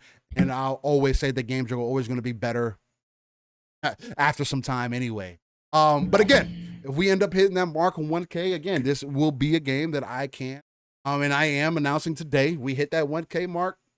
Boom, I will play this Dead Space remake that same day, or I'll schedule it or whatever the case, and we'll play it live on camera. I'm telling you guys, the way that I felt about that first time that I played Dead Space, until I realized that there were certain things off about the game, had me shaking in my boots in some sections, man. And I was, especially when I was grabbed by that fucking tentacle monster first, bro. I put the fucking controller down the first time he fucking grabbed me. I was like, you want me to shoot this one? Like, nah, I don't know what the fuck I'm supposed to do. I'm trying to change my, I said, nah, I'm good. I'm just put the controller down. And I had to take a break. I had to get up for like 5 minutes. But it's exciting to see. Again, there's a lot of work that's going into this, and it's just going to be really ironic to me if this game ends up hitting all the right marks that Callisto was trying to hit, right? And it's a remake of their original game. I can't imagine they spent anywhere close to the same amount of money that Callisto did. Not even half, potentially. No. This is EA, bro. and this game is going to hit. I think it's going to do well. And I think that's a quick shout out too to Hazador Gaming. Great to see you back in the community, active, sir. I know you we're dealing with some stuff, and I'm glad you're feeling better, man. And I'm glad you're back here. Great to see you, man. So much love to you. 3-Bit, they let you out of the dungeon. I don't know. Did you escape, sir? For those of you who don't know, 3-Bit's on lockdown due to some things he's been working on that are not to be talked about, and he's not allowed to even go on shows right now. So 3-Bit, I don't even know if you're allowed in the chat, but good to see you, brother. Glad to have you here. He can say hi. It's okay. Yeah, he can say hi. We can't see his face. Yeah, right, exactly. Sappho, great to see you as well, jumping in here. The Fifth Horseman V, Tim the Sorcerer, everybody hanging out with us. But I did want to give a special shout out to Haz, because missed your tweets, obviously, brother. And glad to see you back and doing well. So great to see everybody here. But yeah, Rand's point on PM the PM, because Dead Space is one of his favorite all time, but his favorite, of course, is Dead Space 2, which again is a lot of people's favorite. He wants this game to do well. He's hoping that Motive has hit this out of the park. He thinks they have. He thinks, along the same lines that I've had now, that Callisto Protocol didn't necessarily hit the way that people thought, that Dead Space has a big, giant opportunity of remaining keeping the throne, I should say, as that top tier experience when it comes to sci-fi horror. And so he's hoping that Motive has nailed it, because he wants EA to remake Dead Space 2, much like Capcom did with Resident Evil, right? Obviously, he wants that Dead Space 2, and then he doesn't want Dead Space 3. He hates Dead Space 3. He wants them to break away and just do a new game, right? Reboot the series at that point. Dead Space 1 and 2, take it in a new direction, whatever the case may be, but he wants Dead Space to continue on, that EA gets another success story from a single player game where they go, yeah, we can make money off of these. Let's roll. Let's do this. So like Jedi Survivor coming after Jedi Fallen Order. He wants Dead Space to continue. So I'm hoping the same for everybody who is a fan. And again, if I don't do it day one, I know it's going to eventually show up in Game Pass because of EA Play. Maybe I hop in then, maybe it goes on sale. Maybe I see enough that I'm like, okay, I can play this game. Maybe Steele plays it early and he's like, no, it's okay. You can get through this. Maybe I'll pick it up on sale, but I'm excited for everybody. Cause again, Dead Space is an old favorite of mine from the 360 days. Even if I don't play horror games like that, I can't wait. I can't wait to see what people's reactions are. I love it. I love it. Still, we're in the golden age, brother. Yeah, these old games like Mass Effect Legendary Edition, right? Fucking People got to experience Mass Effect like you for the very first time. Great. And understand what that game was. Got the best experience possible. Didn't have to work through the old 360 issues. Got the best experience possible, but understood what that core game, why so many people talk about that trilogy as one of the greatest of all time. And now a new generation will be able to experience Dead Space in the best light possible and maybe discover why it's considered one of the best sci-fi horror games of all time as well. Yeah. So I'm happy. I'm excited, man. This is good stuff right here. It's going to be a lot. It's going to be a lot coming into it. Well, that was your upcoming games of the week. So a lot of things to jump into. We're going to find out a lot about Forspoken. The marketing team apparently is doing more marketing and saying, oh, there's plenty to do in the game. Oh, okay. That could be Fetch Quest. But anyway, that's just like Dying Light coming out. Oh, 500 hours to complete the campaign. To complete the full story. And it's like, I don't know if you want to just say that to people. Tell them there's a lot to do. A lot of people don't do a lot of the things in your games, unfortunately. No. As we come to find out. But going to be a lot to talk about as we get into, especially with the Xbox developer event happening this week. We're going to have quite a few things to jump into in next Living Splitscreen next Saturday. So, Steele, are you joining us on the 25th? Yes, I'll be there. Dude, yes. I haven't made an official announcement or anything, but I'll be there. No, I was just curious. Again, it's open invite, obviously over fun, so it's like whatever, who's ever available that day. But I'm working from home that day, Steele. So nice. I'll be doing this. I'll be doing the same. Don't worry. But yeah, I'll be locked in right there with you guys. I want to see what ends up happening so we can make our live impressions. I feel like we always do have a fun time when we in. Oh yeah, obviously. Yeah, for sure. So yeah, that's another thing y'all can look out for this week. But I think this would be the perfect time for Pong to get into his smoke. Because Pong there's a new fire that has been lit, and we bring fire here all the time. But there has been some and we say this all the time here, disingenuous takes that have been had this week. Pong, take it away, man. You were ready. You were ready. You were like, man, I'm ready for Saturday. I gotta address the BS. What's going on? Address, gaming journalism. Listen, I put out a tweet, never change. Gaming journalism, never change. We haven't had one of these in a while, Steele. There certainly has been moments where I could have done one, but this week it kind of all came together. And obviously a lot has to do with mood and all that kind of stuff. But listen, I love you.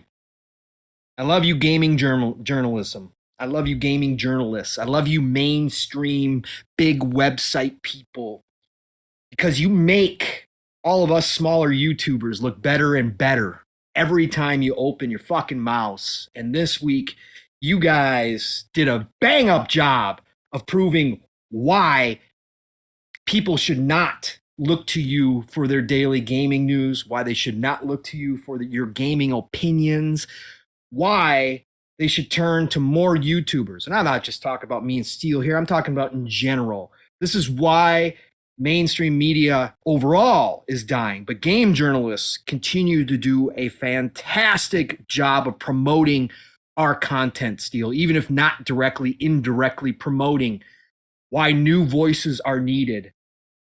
Start here, Steele. We had an article this week from my new favorite site to dump all over. This is a site that I did frequently visit for gaming news. I have not muted them or blocked them yet or unfollowed them yet. Every once in a while, they still have a decent article, but more and more, they are turning into a Kotaku, which I'll get to very shortly here.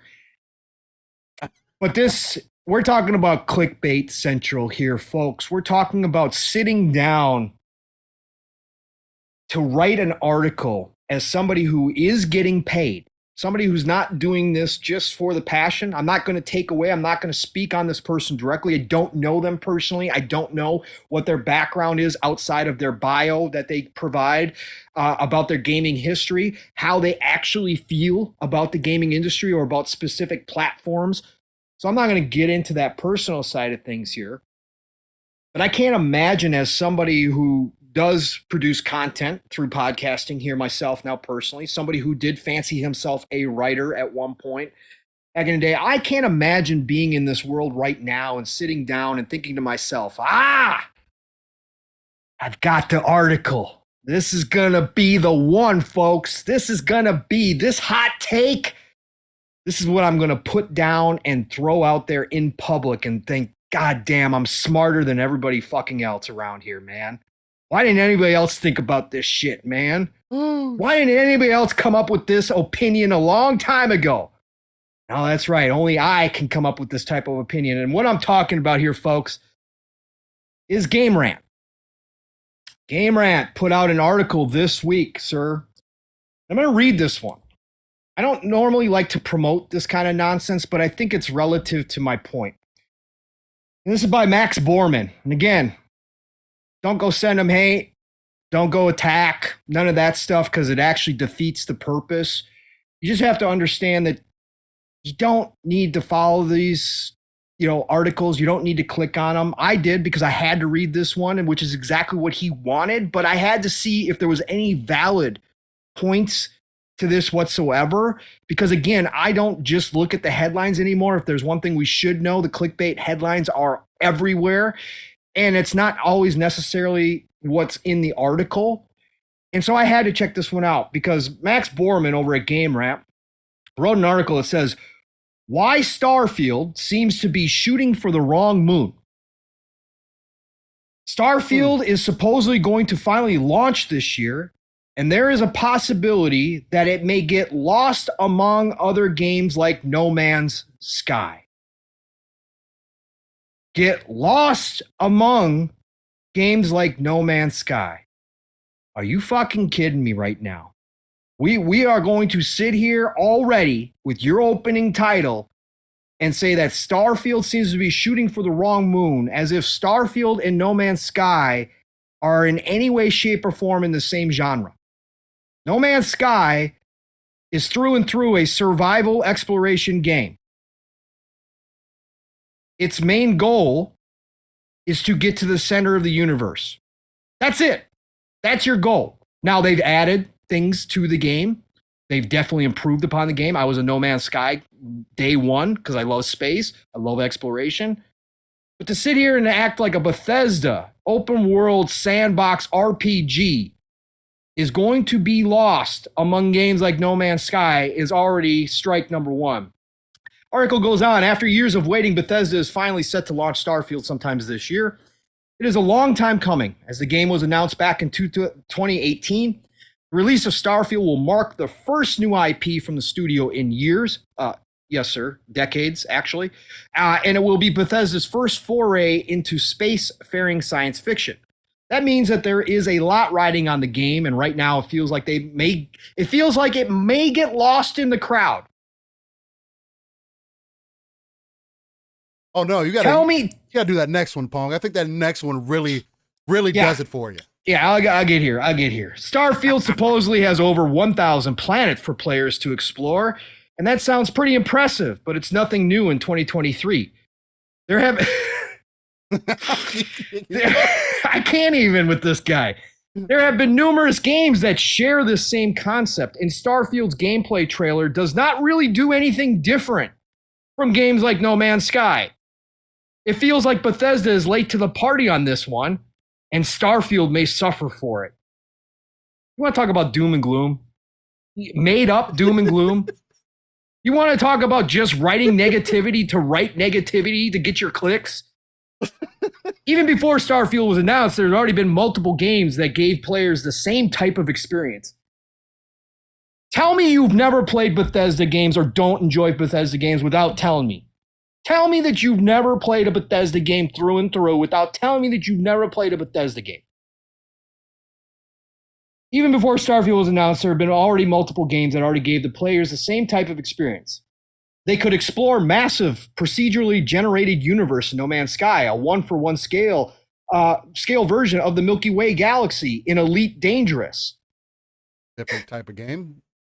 Bro, a space flight game only in Elite Dangerous. Yes, the PC, and you can now do planet stuff. You can land, you can explore. Not even in the same genre. Oh, the next one is even better.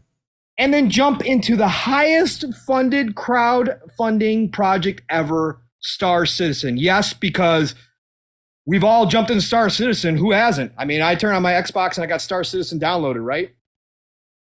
Yeah, totally, bro. Everybody on PC land is exploring Star Citizen right now.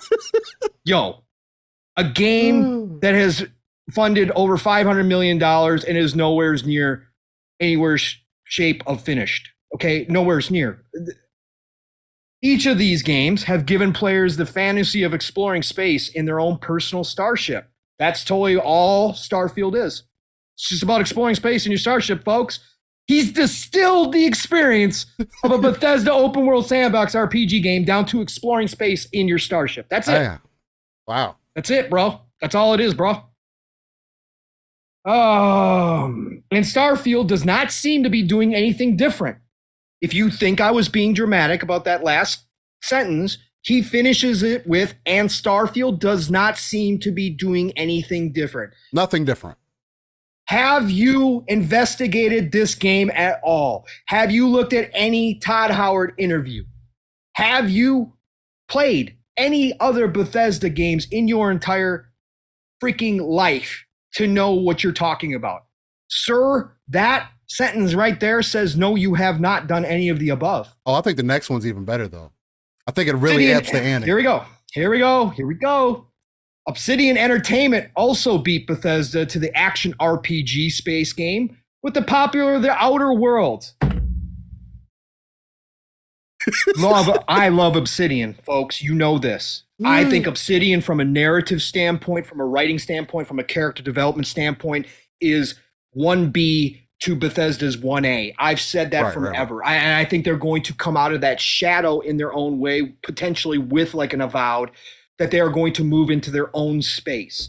Obsidian did create Fallout New Vegas, which by many standards, mine included, is the best Fallout experience ever. But to say that The Outer Worlds, a much tighter controlled narrative RPG experience that has elements of Bethesda-like games, but Obsidian's been doing them for a long time too, so I'm not going to take away from Obsidian and say that they do that. It's a much tighter controlled experience. It's a much shorter experience. Okay? Like, I think that next statement just makes I think this keeps elevating, Pong. Like it just gets better and better. It does, but that's why I got to stop, because I can't get through these paragraphs. And I'm sorry, folks. It's just a terrible way to read this article, but I can't. The game launched. Okay, so again, I'll reread it. Obsidian Entertainment also beat Bethesda to the action RPG space game with the popular The Outer Worlds. Again, a select few planets to visit with tightly controlled areas that you're going to explore and discover, yes, but nowhere's near the extent, nowhere's near the scope of what we're talking about in Starfield. The game launched a year after Starfield was announced, and it whisked players away to a colorful star system filled with charismatic and unique characters, which it did. It's a freaking fantastic game. Love The Outer Worlds. While The Outer Worlds galaxy is far smaller than that of Starfield's. Really? Well, at least you know that part. The gameplay style is similar to Bethesda's classic RPG model. Sure, from the interaction with NPCs, from the choices that you make, okay, I'll give you that.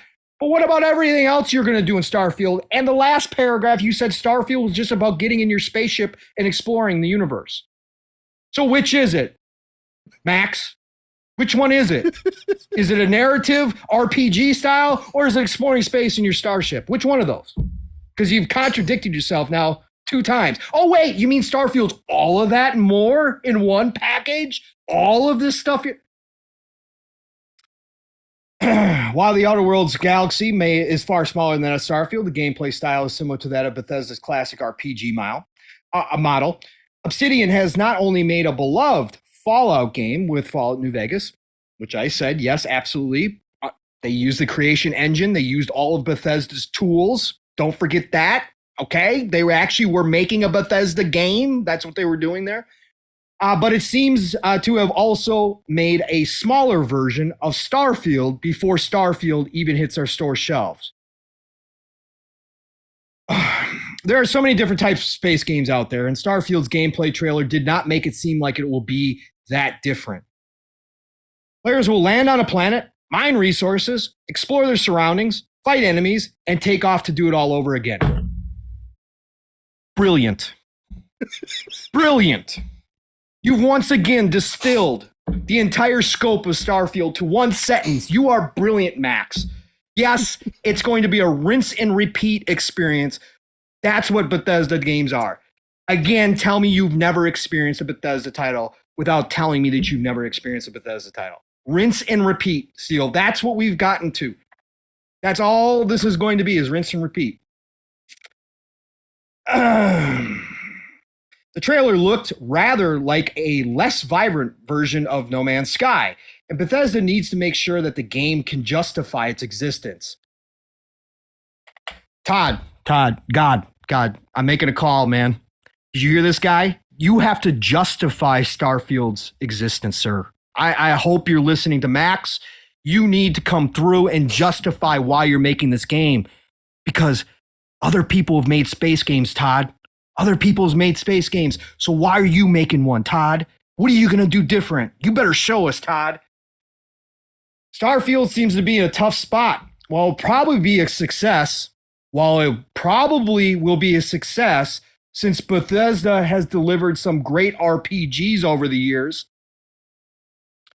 its similarities to other space games may ultimately make this game pretty forgettable. I've never personally heard that about Bethesda games.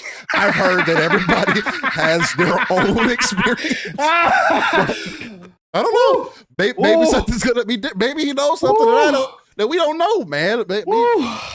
Maybe he's one of the guys that's played it all the way through. This is ultimately going to make the game pretty forgettable.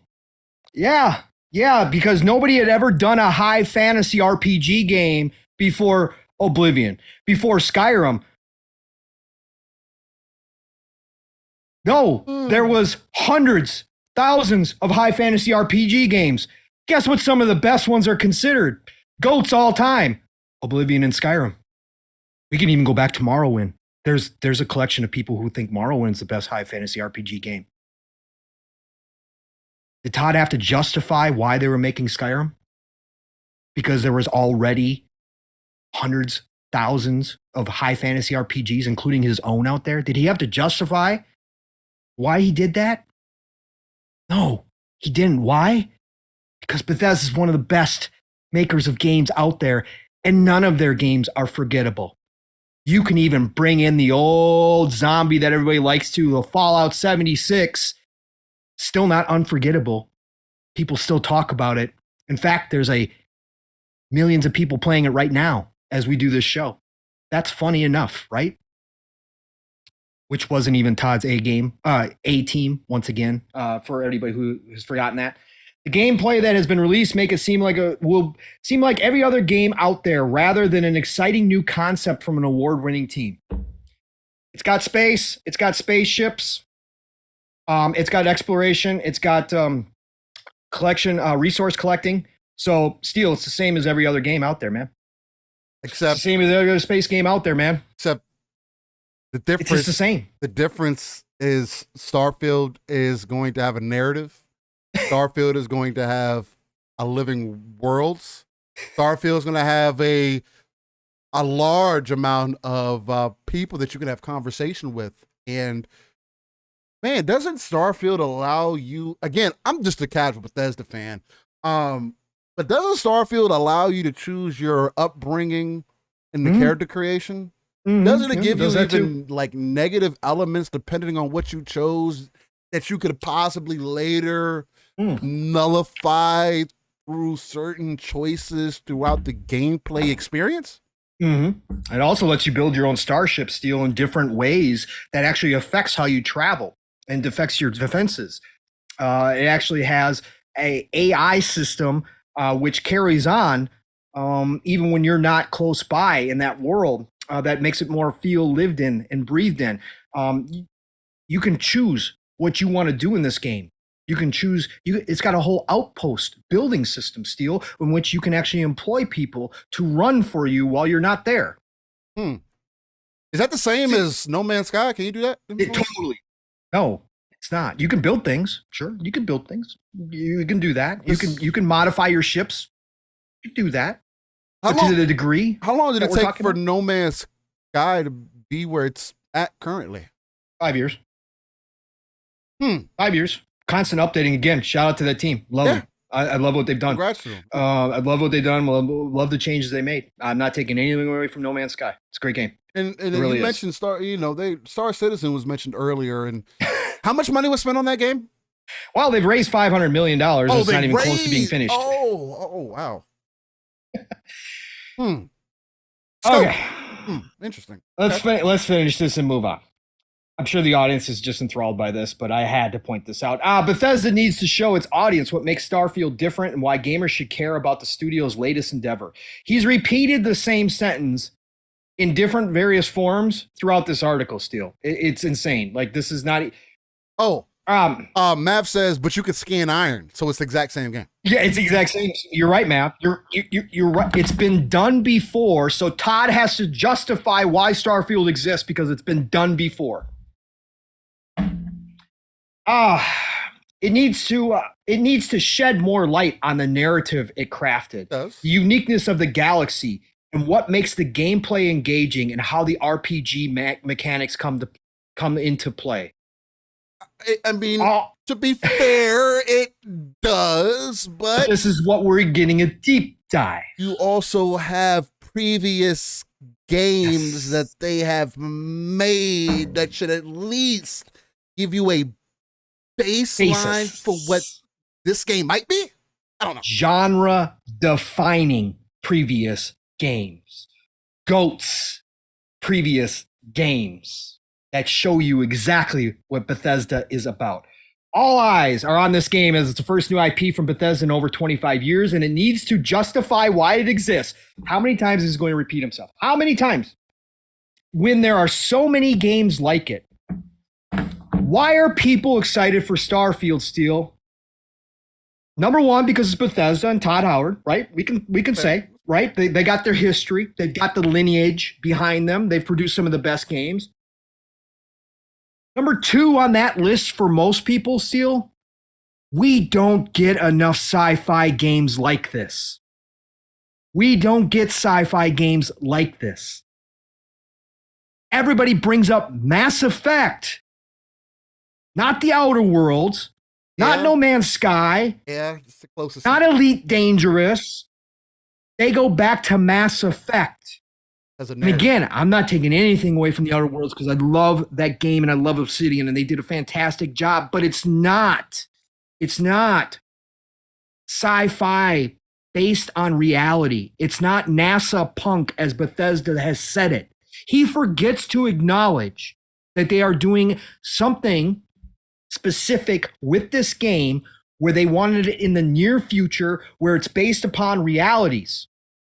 And that's something that you could see us getting to a point in real life down the road. Yeah.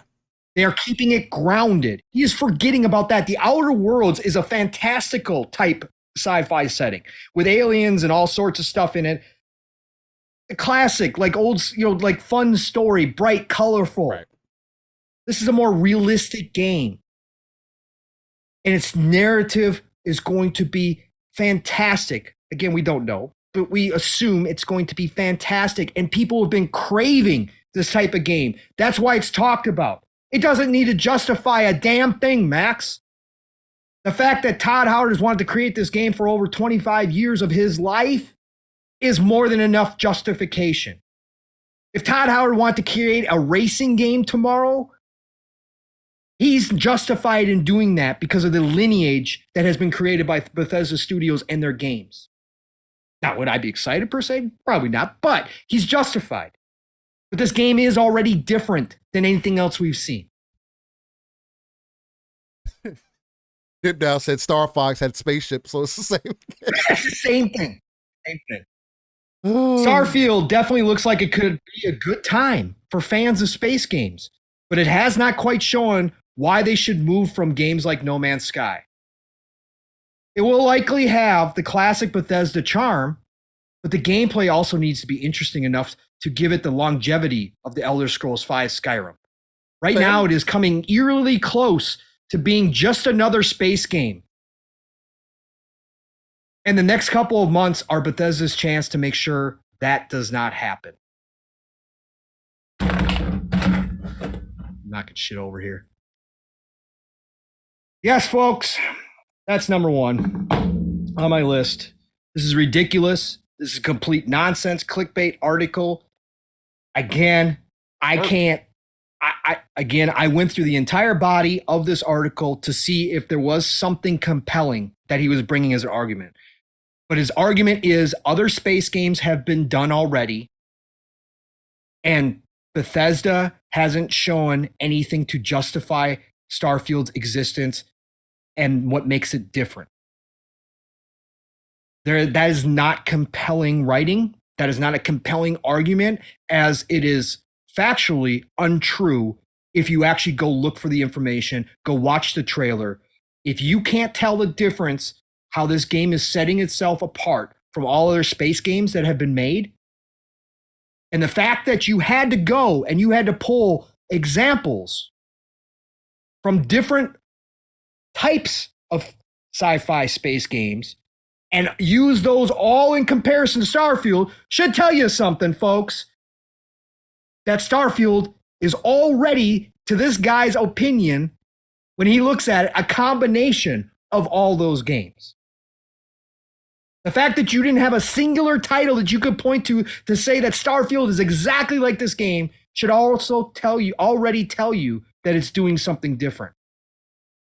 Just me, folks. And I know I'm biased. I wear Starfield love on my sleeve.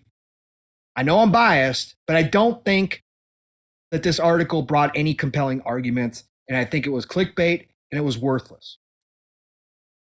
Do better. Actually, you know what? Again, continue to do this, gaming journalism. Continue to do this for the main sites. Continue to bring down your reputation. Continue to lower your standards, because that just gives us better. That makes us better. That makes YouTubers more appealing. That makes indie sites that are writing, like lordsofgaming.net, better. Yeah. Because they actually bring compelling writing. So continue to do this, please. Yeah. All right. Good example of but it is a good example of clickbait working. I mean, even the fact that we're having a conversation about it, I'm pretty sure that he's elated about that. I mean, again, Jez brings that up all the time, where, Jez Corden, works for Windows Central, where he says all the time, where, I got to put out articles because if I want to keep my job, I got to bring clicks in. But the difference is Jez also does his research, he does his homework, and creates compelling content that makes you think about what's going on in the space that it's in. It's really interesting to me, just based out of that article, before you get into the next one, where gaming journalism has come, because that's what we grew up with: compelling content, things that makes you, oh man, I am excited about this game because it's one thing to say, Starfield seemingly is pulling all these different games and bringing it into one. Right. But it's something completely different. It is disingenuous when you say that, Starfield is No Man's Sky, a game that, from what I can recall, and now I haven't played No Man's Sky, but I've seen people talk about it and I've seen gameplay. And for what I can recall, a game that doesn't have any dialogue or has very minimal dialogue. can't compare that, right? It's not a narrative-driven game where Starfield will be. The Outer Worlds, again, like you mentioned, that is a very narrative-confined game, streamlined, and for lack of a better way to put it, an on-rails experience where not completely, but not completely. It's more controlled. When you compare it to like a Skyrim, for an example, where you literally can go, you go see anywhere it, you can go. Which I would have to base. That's what Starfield is going to be. There's a reason why people say, "Oh, this is going to be Fallout in space." What does that mean? Oh, everything is touchable. You can talk to everybody. You can go a direction, and you're going to find something in that direction. You might find something completely different because no two people are going to go the same direction. Just because me and Pong could take off from the same planet. Pong goes, "Hey, I want to be a space pirate." And I go, "Man, well, I want to fucking go explore over here and find what's going on." I might not be a pirate at all. Right. Until the end of the game. You could join the law. Who knows? You could fight pirates if you want to. I doubt that I'll do that, but it's just there's an example. But that already kind of demonstrates the difference. And it's just really weird when you are someone who works for a Game Rant. I think that they're a reputable site where, have been in the past. And an article like that gets approved and it says, yeah, post it. Good. Yeah, of course. Good. But again, it did bring in clicks. Oh, but anyway. The final point I will make is that if you don't understand what makes Bethesda RPGs unique, RPGs in of themselves are not unique. The ones that set themselves apart do so with very specific reasons. If you don't understand why Bethesda titles have come out with some of the greatest scores of all time, number one. Why a game could come out broken on a PlayStation 3 and get a 93. It's I'm just saying. I didn't say it for no reason. Right. What makes Bethesda unique, right? If you don't understand that concept, then if I took that mindset, Steel, I could have written an article as to From Software needs to justify why Elden Ring exists because we already have dark fantasy open world experiences. They should justify what you're ignoring. What makes From Software games special. You're ignoring the fact that we have plenty of people who have tried to make other Souls-like games and have not had the same success as From Software has. You're ignoring what makes From Software's games special. That's what he's doing here. He's ignoring what makes Bethesda titles from the A team, from Todd's main team, special in the video game industry. And just says, well, it's all been done before. Everything's been fucking done before. Every type of game has been done at this point, basically. We get new genres that pop up, like Souls-like, right? Like roguelikes. We get new genres that pop up, but the settings and some of the mechanics have all been done to varying degrees before. Somebody like Todd and Bethesda do not have to justify why they're making a game. And if you already come into this not understanding the uniqueness of their games, and you look at it as, just another space game, you've lost already instantaneously. You've lost. Okay? That's where I'm coming from. All right. Last one here. Luke Plunkett. Oh, boy. And I will name him again. No condoning of attacking, personal attacks, going after people, none of it. If you do that, you lose as well because you instantly, that stuff, all it does is feed into the narrative that he specifically is trying to promote and trying to get clicks off of and trying to get attention from. Luke Plunkett, senior writer at Kotaku, trash, toxic website who I am embarrassed to say I ever read at one point. Kotaku actually did do valuable news back in the day. Yeah. They actually had some very good writers. They have turned into a joke. They have turned into a meme now. In fact, there was that game conference that happened that actually posted up integrity in gaming, Kotaku, as a joke. And Kotaku's people went after and had the sign taken down at the gaming conference because it was toxic, and we can't have that. This is a site who promotes toxicity. Luke Plunkett himself is a console warrior posing as a game journalist. And he acts the victim when he puts stuff out there. So this week, Luke Plunkett took the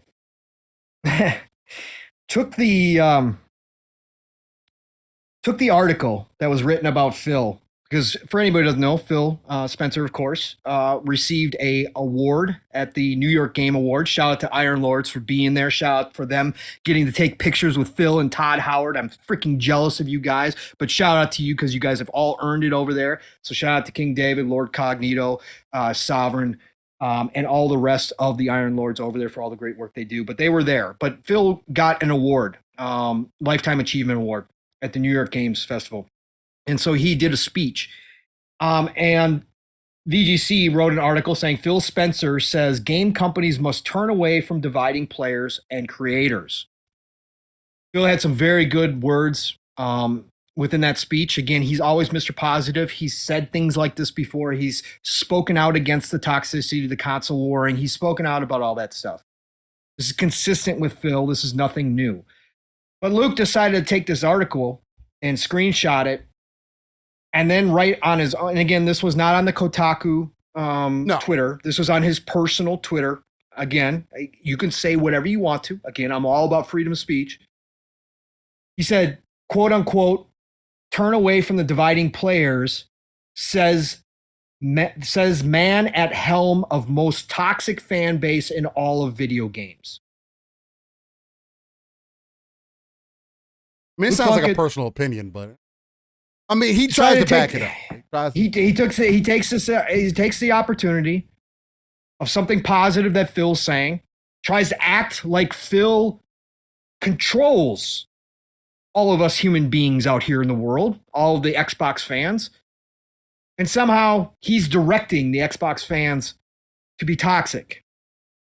We all know, for anybody who's been in this community for long enough, the clowns, they're not just on one side. No, they're both. There's Nintendo clowns, there's PlayStation clowns, there's PC clowns, there's Xbox clowns. That's why we use that sports reference when we compare fans and it's anything that you can be passionate about. That there's going to be crazy. I mean, you want a big example? Apple and Android, and people still argue about anyway, corny behavior. But this guy purposely trolls for this toxicity and then goes, see, you all prove my point. Just look at the comments in my section. You come out here and you label an entire fan base as toxic. And for those of you saying, well, he's not doing that specifically, yes, he is. He actually tweeted underneath there and said, if you not all fans me, I will block you. Meaning if you come into his comments and simply say, well, not all Xbox fans are toxic, I will block you. I mean, even before that, though, he tries to justify his point by saying, oh, how do you, like if somebody says, quote unquote, how do you know this? Gee, wow, I don't know. How about I've been working in this job since 2006. Outside of community managers, reps, what line of work do you think insane fanboys email message abuse first? It's Xbox first and Daylight second. Right. Because you write articles that are extremely biased, which you're going to attract a certain type of person. But the fact is, you're also ignoring the regular people who want to have discourse with you on a fair basis and say, hey, why don't you look at the man in the mirror? Why don't you look at your website who does write extremely biased articles against Xbox on a regular basis? For clicks. Because you know what you're going to attract. Well, Xbox is a hot topic too. Microsoft's a hot topic. You know you're going to get PlayStation fans agreeing with you, and you know you're going to get the Xbox fans riled up. Yep. Because the PlayStation fans, there's just more of them. We know this. That's factual information. That's not factual. No, there's more PlayStation fans out there. So when you write a PlayStation clickbait article, you don't get as many Xbox fans agreeing with you as you do on the other side when you write a clickbait article against Xbox. This is a site that has cultivated toxicity for about the past 5-6 years now. And Google, like, I would love to agree with you, Ed. Kotaku is Pooh's site anyways. Yes. Guys, just skip them. They've been irrelevant for so long, same as with IGN. I'm sorry, Google. Like, as much as I would love them to be irrelevant, you know who does see this? The casuals. You know who, you know, when they get it, you know, when they're having conversation, this is what they're talking. I see it. Because Steel, the algorithms are still in play. Because when you search video game news, you don't This is what you see. You don't get lordsofgaming.net. No. You get Kotaku. You don't get our podcast. You get Polygon. You get IGN. You still get all the mainstream sites. And you can say, and I've heard this argument, that Kotaku is an opinion site now, an editorial, which I've argued is basically everything nowadays in journalism anyways. Yeah. But you can argue that, but they're presented as news site. Yeah. So when, like Steele said, the average person who's not aware of their nonsense goes to find news or happens to be searching for video game news, Kotaku's one of the ones that's promoted to them. And they go to that site believing that these are actual journalists doing real journalism when that's not the case. They click on Luke Plunkett's bio and they see his history within the video game world. He got to know. Oh, he's got to know. He's got to be telling the truth. He's got to be spitting facts versus spitting opinions, toxic opinions at that many times. That's what people believe. And that's why I keep saying, keep doing this. Keep knocking yourself down more and more and more. Because eventually the casuals do catch on. There's only so much you can write, because when they click on Luke Plunkett and then go to his Twitter page and see this, then they understand what the man's about. Right. So keep doing this. Keep chipping away at your integrity. Any bit of it that you have left, which I would argue Kotaku has no integrity left whatsoever. Yeah. But keep doing this, because that's why the rise of YouTube that the mainstream media is so scared of, that they've been trying to have Google, YouTube shut down. They changed the algorithm so that YouTube content is no longer pushed from smaller channels. That's why we have such a hard time growing, right? Or so many people have such a hard time growing. That's why they go ahead and make sure that the mainstream, whoever's considered that, is pushed first. And that's throughout sports, politics, religion, video games. Mainstream news sites are pushed first and heavy. You have to go back like 1,000 pages to start getting it to anybody else. Yeah, and Gogol, he says, don't you underestimate the general fan. They are more tuned in than giving credit. They can smell BS. I guess most of the readers got that it was clickbait. And I would have to personally disagree. And I only say this because it's the same thing that I could say with, I shouldn't underestimate that people understand how technology works. Or don't understand how the restaurant business works, or don't understand how fast food works, or any of this, or any of that great things. I'll scroll down a little bit for you, Blue Moon. And I'm here to tell you, as somebody that has been in customer relations, as someone that has been dealing with consumers since the age of 13, people don't know what they know. People don't know. They will literally type it in Google, and within the first within that first page, if they will take everything they see on that first page in Google and say, these are the facts. Especially when people don't really understand how to use Google and say, hey, gaming news. They type in gaming news, and these are the articles that they get. These are the sites that they get. Most people do not scroll because people are busy.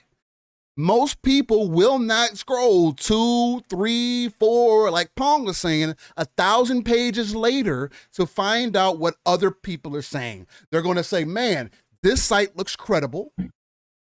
This looks like a guy who knows what he's talking about, and say, man, we'll go off of that. Also says, I know what you mean still, but what can you do when most of these writers are really anti-MS? And that's also why me and Pong will continue to speak out on these things, because it is a easy example to demonstrate this isn't journalism anymore. The definition of journalism is completely gone. What we are used to what we want, what we were looking for, no longer exists. People like Adam Schlesinger can come out here and say that he was never a fucking gamer to begin with. Jesus. That's a whole nother. And that's a whole nother can of worms to open, which we're not going to talk about today because, I mean, again, we're almost already 3 hours in. We haven't even talked about 343 Microsoft and Halo. It's so stupid what we do here. Yes, go.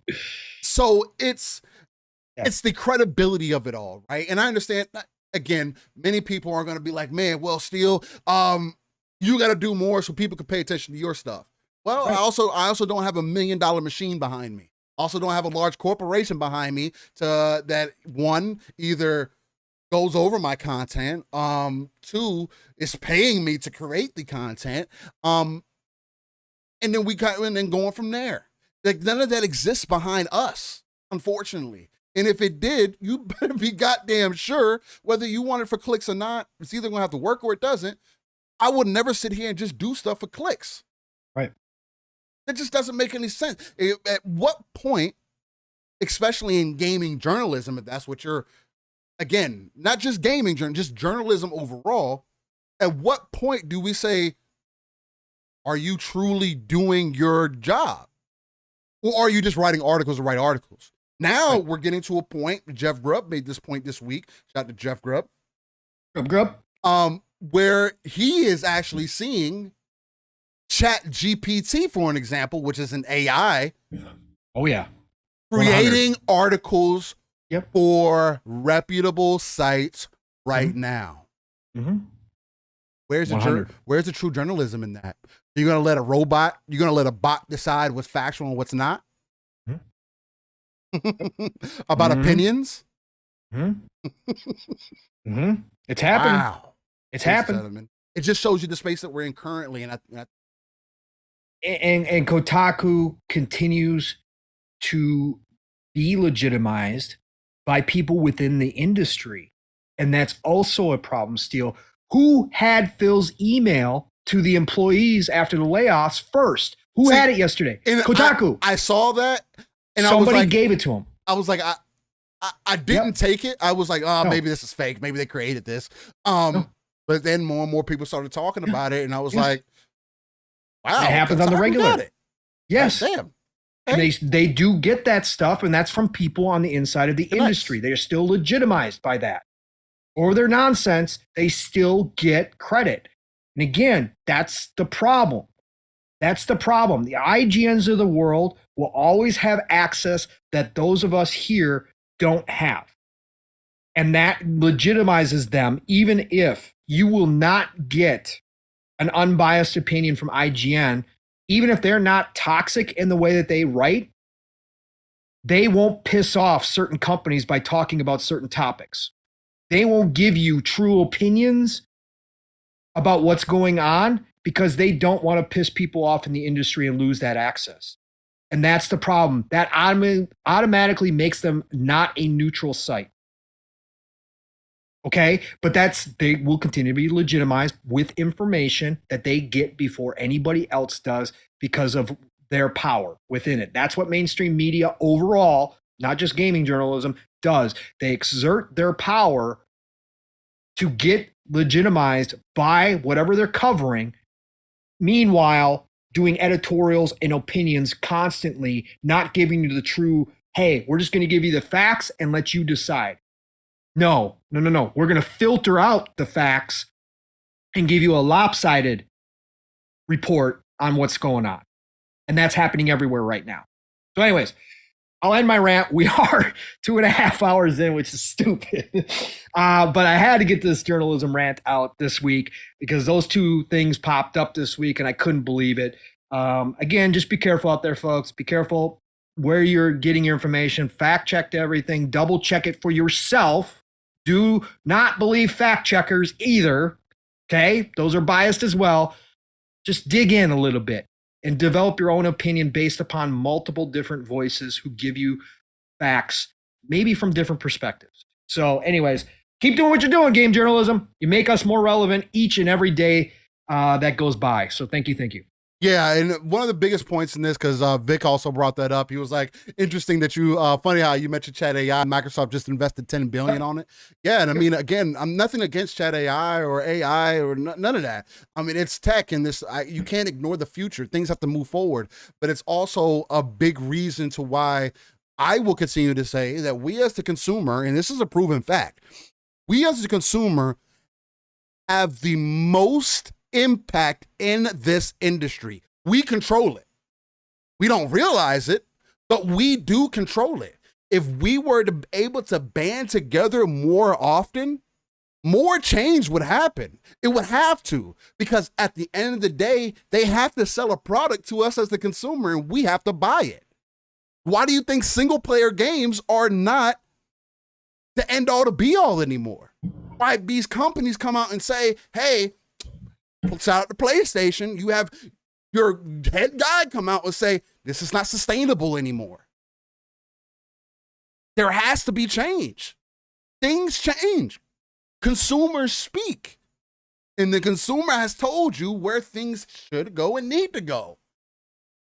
But we can also say, hey, I don't really agree with that. Hey, I don't really like the way you're talking, like the way that you're approaching. It's not necessarily, again, about the topic itself. It's about the word journalism. The way that it's being portrayed right now, very few and far in between, which is why I listen to people like Jeff Grubb, that do true journalism, that do their research. They literally, again, I do my research on these people too. That's why I'm saying this with confidence, that literally rack their brains to make sure that they're giving the people good information, and literally will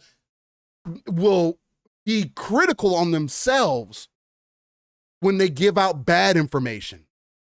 They come out and say it face to face. You can see them. Jez Corden, another one. He says all the time, I am not going to present information if I don't have any proof. If I have nothing to justify my point. Why? That is true journalism. You have integrity, you have pride, there's so many things that go into that has been lost further into that. And that's the main thing that we're speaking. I think that was an excellent point. I know you said there was a lot of, smoke in there and you were ready and hyped up, but I do want people to understand the general point that's being made here. Mm-hmm. It's going to continue to be spoken about. So yeah, it will be. All right, Steel. All right. So, do you want to get into some more smoke? Sure. Let's do it, bro. So, let's do it. Look, in case people haven't known, we got to talk about the layoffs.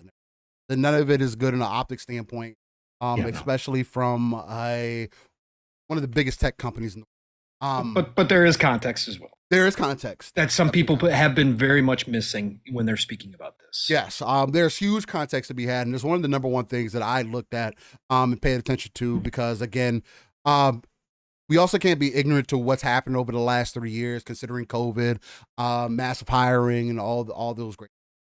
But with that being said, I don't think that it necessarily goes hand in hand, whichever the case. But what we're going to get into next is one is going to be Halo, but two, the massive layoffs that have been kind of very apparent, not only in the tech industry, but it's happening in every industry.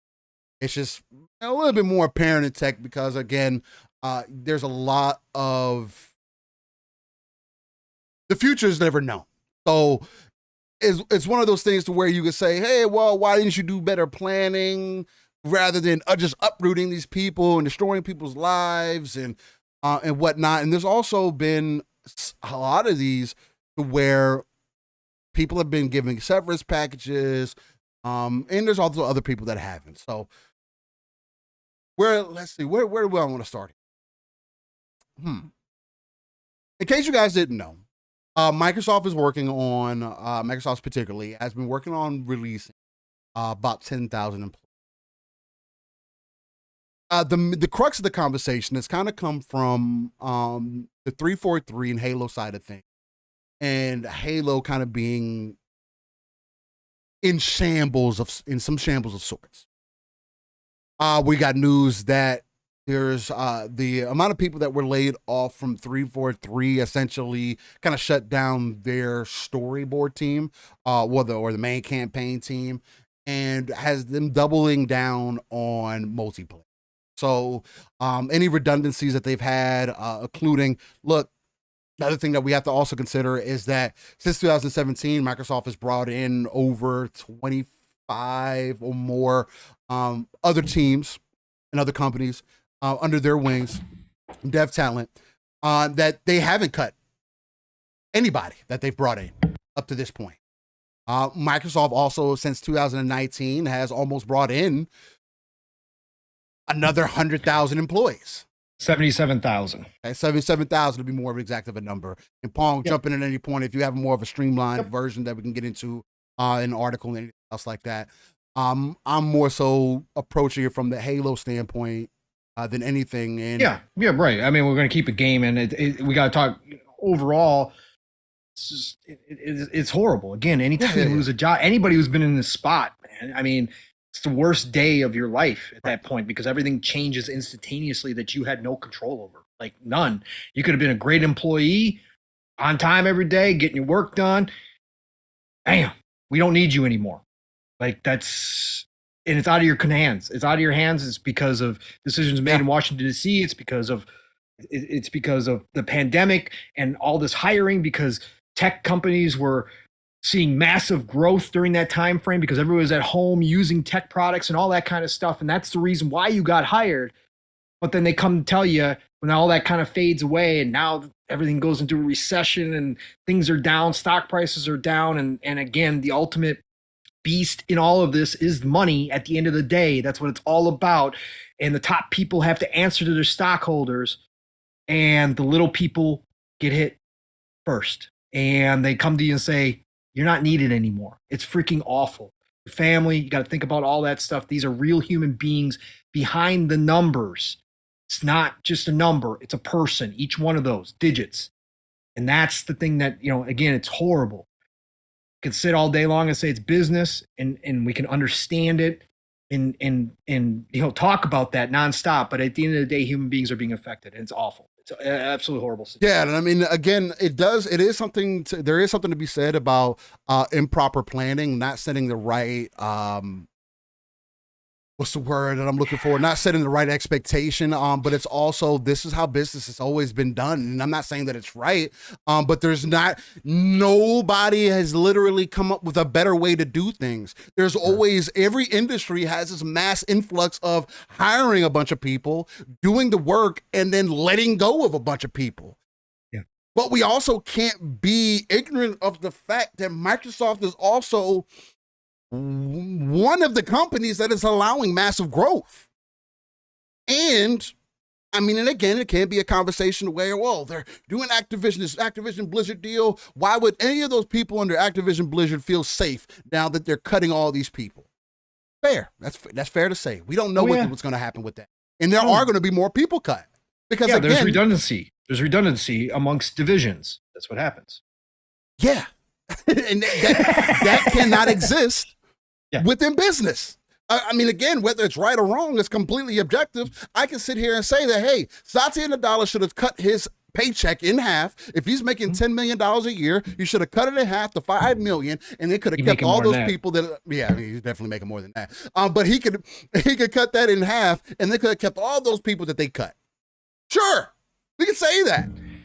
Is that what happens? No, it never has happened. No. In any company, this doesn't happen.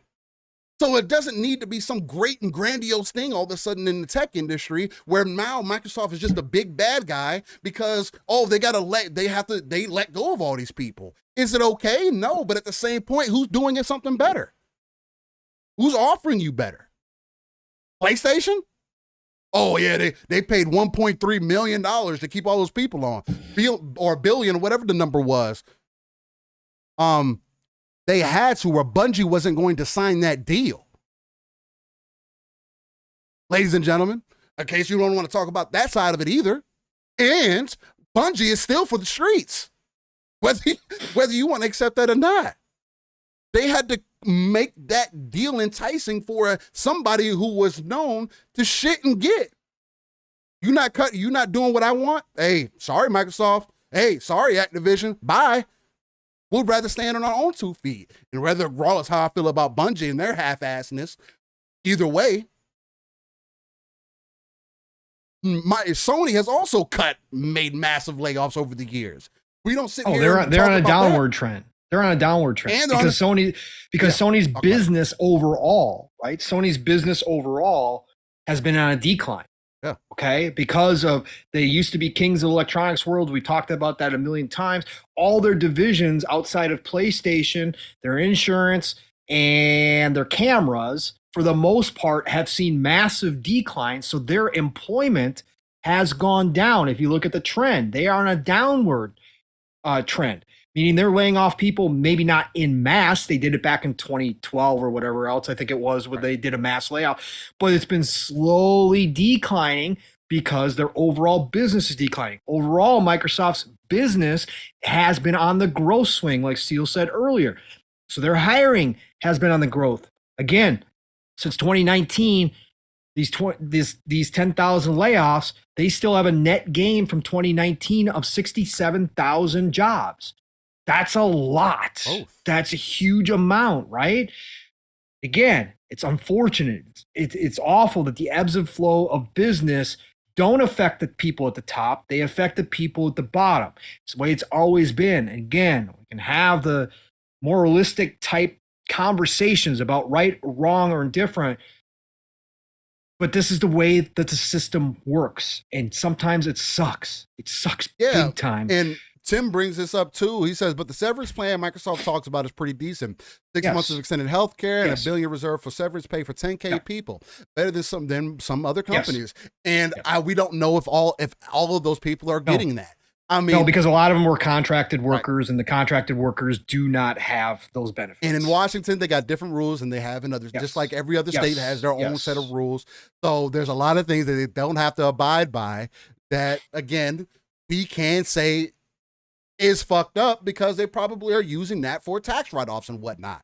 And that's why they've been doing business the way that it's been done. And this high possibility why Halo's in the condition that it's in right now. And this is why the tech industry has also been so against unionization, is because they will have bigger penalties to pay when they do this kind of stuff. They will have to cover employees for longer periods of time. Now, Washington State is particular. That's why a lot of the employees from Microsoft are getting this big benefits package, is because the laws are written in that way. So again, it's great, it's fun, but it's also, hey, we got to do this. Like, they're forced to do this. And I know Microsoft is better than most at this, taking care of their employees on the way out. And so I got to give them props for that. But a lot of it is forced. But that's why they don't want unions, or at least up until Microsoft has opened the door now. You know, Amazon's, Google's, they don't want unionization, because then no matter what the state laws is, the unions are going to have the contract written as such that you have to take care of employees that you let go. And it's going to cost them a lot of money.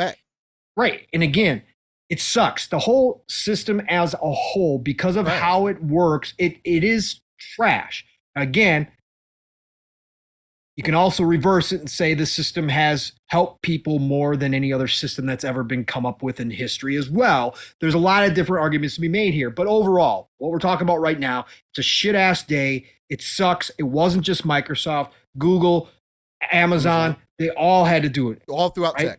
Yeah, Facebook, layoffs. Meta, I should say. Now, we're also in a recession. We're in a recession. We come off a pandemic where there's huge growth. They have to hire because they have so much they have to get done. They have to hire. They have to hire in mass. And then all of it falls off a cliff because everybody goes back to normal. Stocks start plummeting in the tech industry. All that stuff starts coming back. They reset the workers as well. And it's terrible. It's awful. Yeah. And I think the biggest reason this comes to light, and the biggest reason why I see it as a negative, because again, I'm never looking at it and say, oh, look at Microsoft cutting all these jobs and purposely making people feel shitty about themselves and trying to, I mean, again, it's always been an ebbs and flow thing, like Pong has mentioned earlier, where that's just how business has been. And again, not saying it's right or wrong, but it is what it is, and nobody's come up with a better plan. And it's very rare that somebody from the top of the food chain is going to say, hey, I'll cut my pay. Do you think Jeff Bezos is going to cut his pay to make sure that more Amazon workers can make sure that they have what they need to get those packages to your doorstep? Fuck no. He hasn't done it up to this point. You think he's going to do it tomorrow or anytime soon? No, that motherfucker want to stay rich. As soon as robots and drones are readily available for usage, they're going to replace it. They're going to replace the humans. Yep. Instantaneously. Because that's easier. You have to care for people. People get pregnant. People get sick. People get tired. People want more. Again, you get better at your job, you expect to get paid more. If not, you build up animosity or you leave. AI doesn't though. They damn sure don't, which is why they will invest $10 billion like Microsoft did in OpenAI. Like, I mean, what are you supposed to do about that? Again, not saying it's right. It's definitely wrong. But again, that's why we as the consumer have to continue to keep speaking up about what's going on. And that's why we have to have real conversations as real people, as human beings, about where the future is going and what we're going to do about it. Because again, it could be our downfall at the end of the day, even if you say tech's going to continue to move forward, AI is inevitable. Okay, but if we don't put limits on it now. I'll give you a good example, right? Walmart, this is kind of off topic a little bit, but Walmart has came out and say they've had the highest step that they've ever seen in the company's history in recent years. Because they implemented, because more people are stealing than ever before, because now they have self-checkout. Because they refused to put people behind the register or make sure that they had enough people to take care of it, and people were complaining. Walmart, guess what? These random consumers are not trained on how to handle a cash register or how to scan items and all these other great things. Now, we as people are always going to take advantage because it's a human thing to do. Some people have integrity, so there is that. But in the masses, most people are going to take advantage of a situation if they can, right? And you can't stop everybody. If everybody at the self-checkout decides to say, I'm not going to scan this milk today, and they just slide it through and make it look like they did and set it in their cart, and they scan everything else other than the milk, and then Timmy, Jimmy, and Phil do the same exact thing, and Tyrone involves himself too. They all steal a little something. You can't stop everybody at the door. So if these people aren't trained to do these things, if you're going to give people the option, unfortunately, right, people are going to choose to take advantage. Now, Walmart, how do you adjust to that? Are you going to put more people on the register? No. They'll complain and try to implement more systems. Oh, you're going to put somebody at a door who's going to ring my receipt up and then expect this other person to make sure that they checked everything in my cart. What if they had a bad day that day? Or they're going to close stores, which costs people's job. Which they've started doing. Yep. Or they're going to up the price on food, which they've already done. Right. And they're going to continue. And that falls down the line. Starts at the top, and it goes all the way down to the farmers who grow the food, who make the food, who kill the cow, who slay the chickens. Make sure you have all the eggs that you possibly need.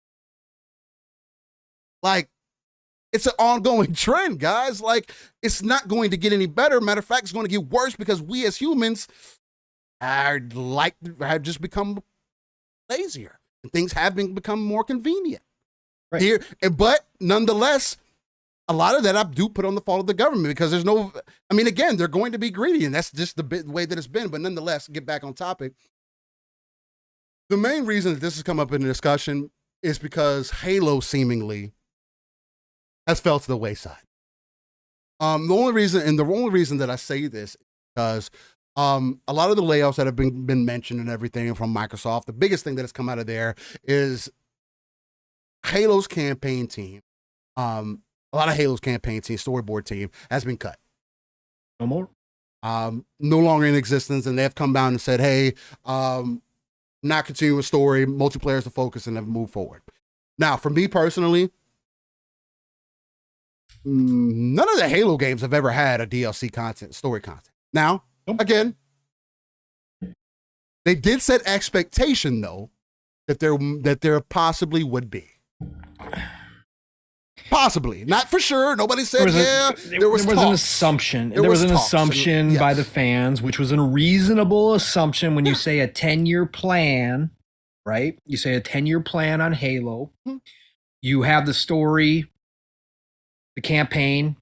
We know was cut down. A lot of people have pointed out a lot of problems with the campaign. A lot of people love the campaign as well. Right. But the story ended on a cliffhanger. But you say Halo Infinite's going to be around for 10 years. You assume as a fan within the 10 years, they're going to expand that story out, new biomes, whatever the case may be. It looked like they were going that route. You just assume that 10 years, you're going to get something, especially in this day and age, games as a service, all that stuff. There's going to be an expansion, right? There's going to be something that carries forward the story. So there was a lot of assumption. They never officially announced anything, nothing like that. Staten had one interview where he said, we've got some ideas about going forward. There was all that talk about the endless out there that was floating around. And the game was left on a cliffhanger. So it's I get it. Assumptions can be made, and the conversations that were going, it did seem like we were going to get more content. But traditionally, Halo has never had DLC content for their story. So it would be improper for me to sit here and say that, part of their 10-year plan was the story. No, obviously was the multiplayer and the live service side of the game. Just based off to what we've seen traditionally. So that's going to be one of the main standpoints I'm going to come from. Again, it is all about perception, which we have said multiple times here. Bean says, so y'all wanted Halo to be Destiny without consequences. I didn't want that either, because this is something that I will continue to say. Bungie still hasn't gotten together. Their first 10-year plan with Destiny 1 didn't work. Their second 10-year plan with Destiny 2 is a fucking tragedy still, and they haven't gotten the game together after it's been out since fucking 2017. Let me go back real quick still too. Sorry to interrupt. I know we're trying to move on, but let me go back real quick to another Fahim comment before too. Let my boss spend $69 billion one day, then say we can't give you all a raise. This is where context in thinking about business, it gets really hard because we have the human emotions involved with it. We understand human beings are losing their job. Right. It's bad optics to the general public because the general public doesn't deep think business. Okay. No. That's not, again, it's terrible optics on the 1-year anniversary of announcing a $69 billion acquisition that you also announced, that the 1-year anniversary you announced 10,000 layoffs. Okay. Which also just so happens coincidentally, and I believe it is coincidence, that also represents the amount of people you're roughly going to take on if that acquisition goes through. There's a lot of bad optics here. But those two things exist in their own sphere when you're talking about business. And again, I don't run trillion or billion dollar companies, so you can tell me all day long you can't talk about this, but I play armchair CEO all the time. I love to do it. I played armchair GM when I was big into sports. I do it because I enjoy it. Right. But you have to understand just general business. Those two things exist in their own space.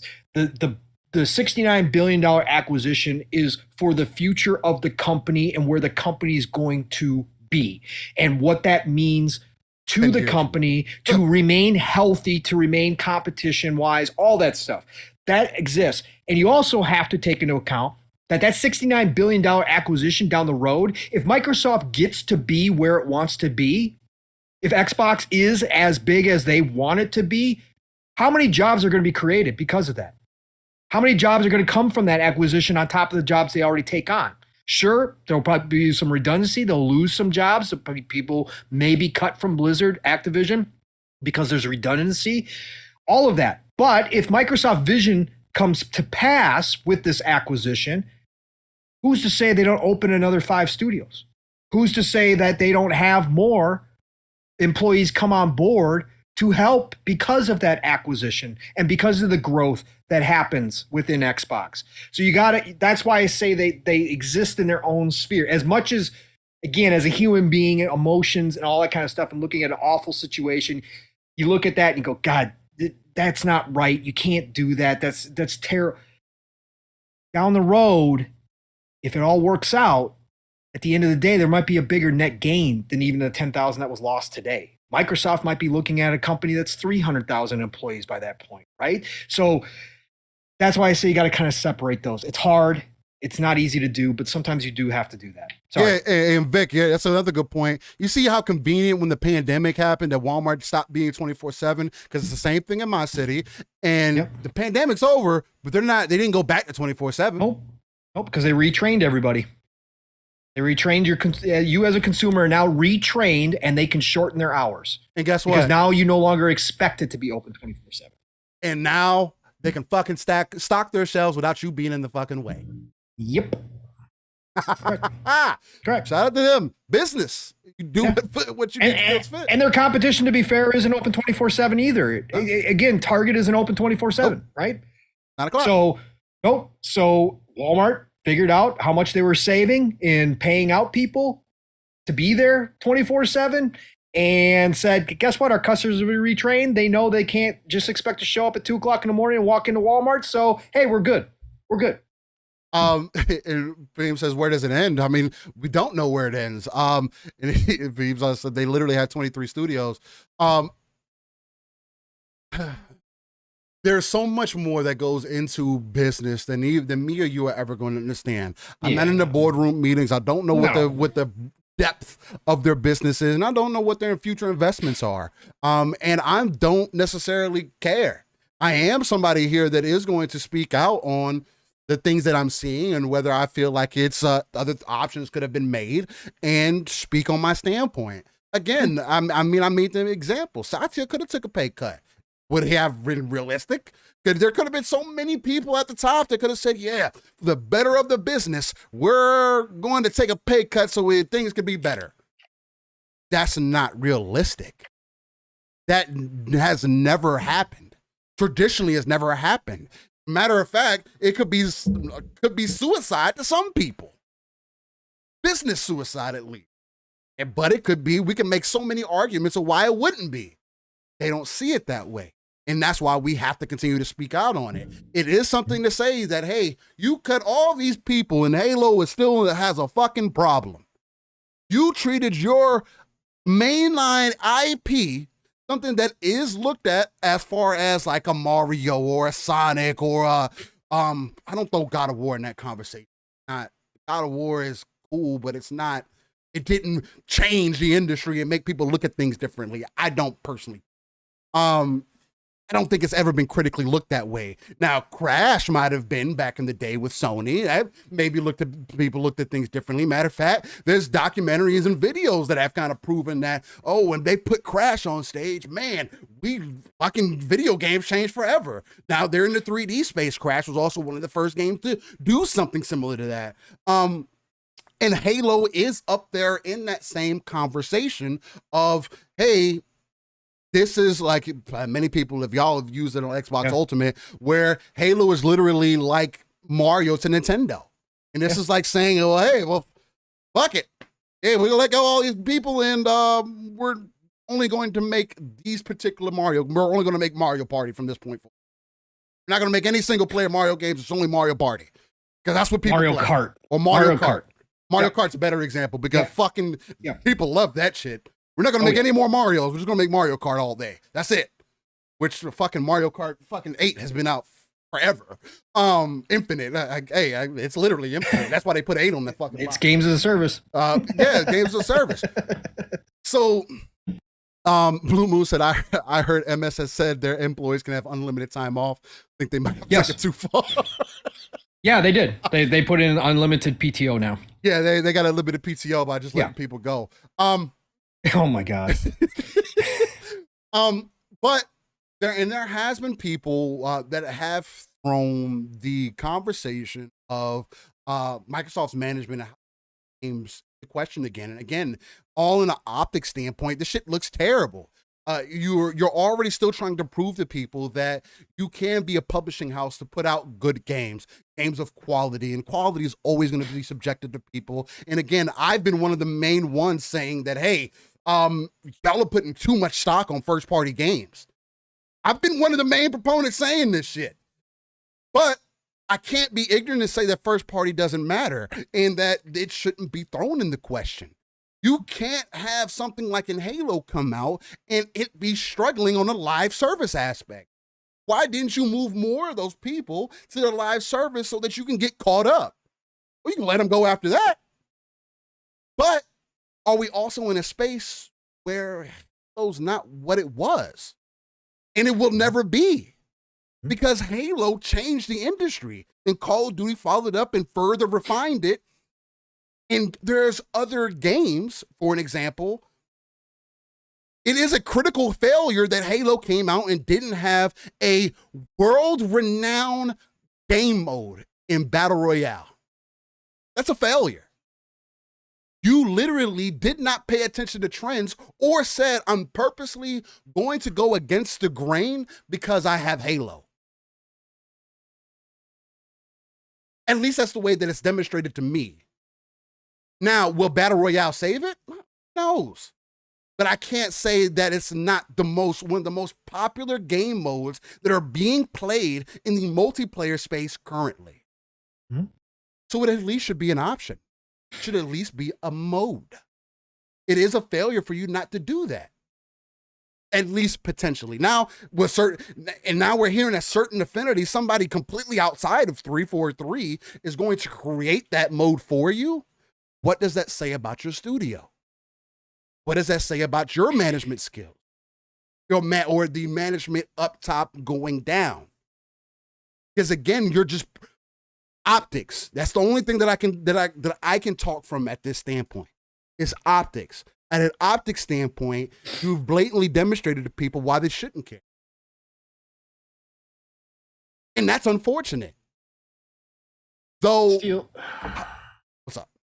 It's a big topic. And again, I'm the outside looking in. So casual Halo fan here. Even though Rand says I can't be because I play Halo Wars, but I'm casual Halo fan here. So I'm just outside looking in. And real quick, Blue Moon, I 100% agree. I don't take anything back from Halo Infinite. I thought Halo Infinite was a great game. They could have released Halo Infinite as a complete package. Here's the story and here's the multiplayer, and I would have been happy. But I also have to realize I don't play Halo as often as I played Halo back in the day. I think that's how great it is. That's the point. That's the point I was coming to here, Steel, and I think that people are starting to realize it. And again, I defer to you guys who are super fans of Halo, right? I defer to all of your opinions because, again, you guys know better than anybody. You've been through the trenches with Halo, and you guys have an understanding. Even if you have different opinions on certain Halo games, you all come from the same place when it comes for the love and passion of Halo and what it means and all good stuff. But I think that people, I think that people are realizing now, and this is no fault. Again, we could talk about the management stuff with 343, which we've done in the past, which nobody wanted to hear. A lot of people in the community said, you can't talk about it. You don't know nothing. There's nothing wrong with 343. 343 is great, blah, blah, blah. Well, guess what? Once again, we might have been ahead of the curve. We might have been reading the tea leaves correctly because obviously Microsoft feels the same way. But my point being is I think people are realizing now, Steel, that the industry, as obvious as this seems, the industry is not what it was when Halo was at its peak. Oh, and therefore Halo again takes away nothing from its place. Even as a casual Halo fan, I say it's one of the pillars of the industry forever. Okay, it changed the industry in ways that 99.9% of games never will change the industry. Okay, there's a Mount Rushmore of video games out there. Halo's up there, and Halo's one of them. Okay, because of what it did to this industry. There's no taking away from that ever. But in this day and age, in 2020s now, it's no longer the powerhouse that it once was. It no longer has the sustainability that it once did. It no longer can just rest on its laurels of, hey, we're the best first-person shooter out there. the way that it used to. And now with the competition that is out there, and I'm not talking specifically even within its genre, because Halo does something that 99% of first-person shooters don't do, delivering a fantastic campaign on top of a multiplayer. It has to be everything. Oh, it has to be everything. So it's competing for people's time now as well. People's time now in gaming is spread so much more out that people just don't put the time into Halo that they once would have, even as super fans. Now, sure, there's still a select core group of fans that will never, ever, not have Halo as their most played game, right? There's those fans out there still putting hundreds, thousands of hours into Halo. But for even somebody like yourself, Steel, you find yourself drawn away from it because there's so much content now, because the video game industry, the landscape has changed so much that your interests have changed as well. And it's now about, what am I going to play today? Right? There's just more games overall in general. So I think that realization has to happen. And I'm not putting that on 343 because you still got to make a Halo game, right? You still got to make a Halo-ass Halo game, come out and be confident with it. I thought they did.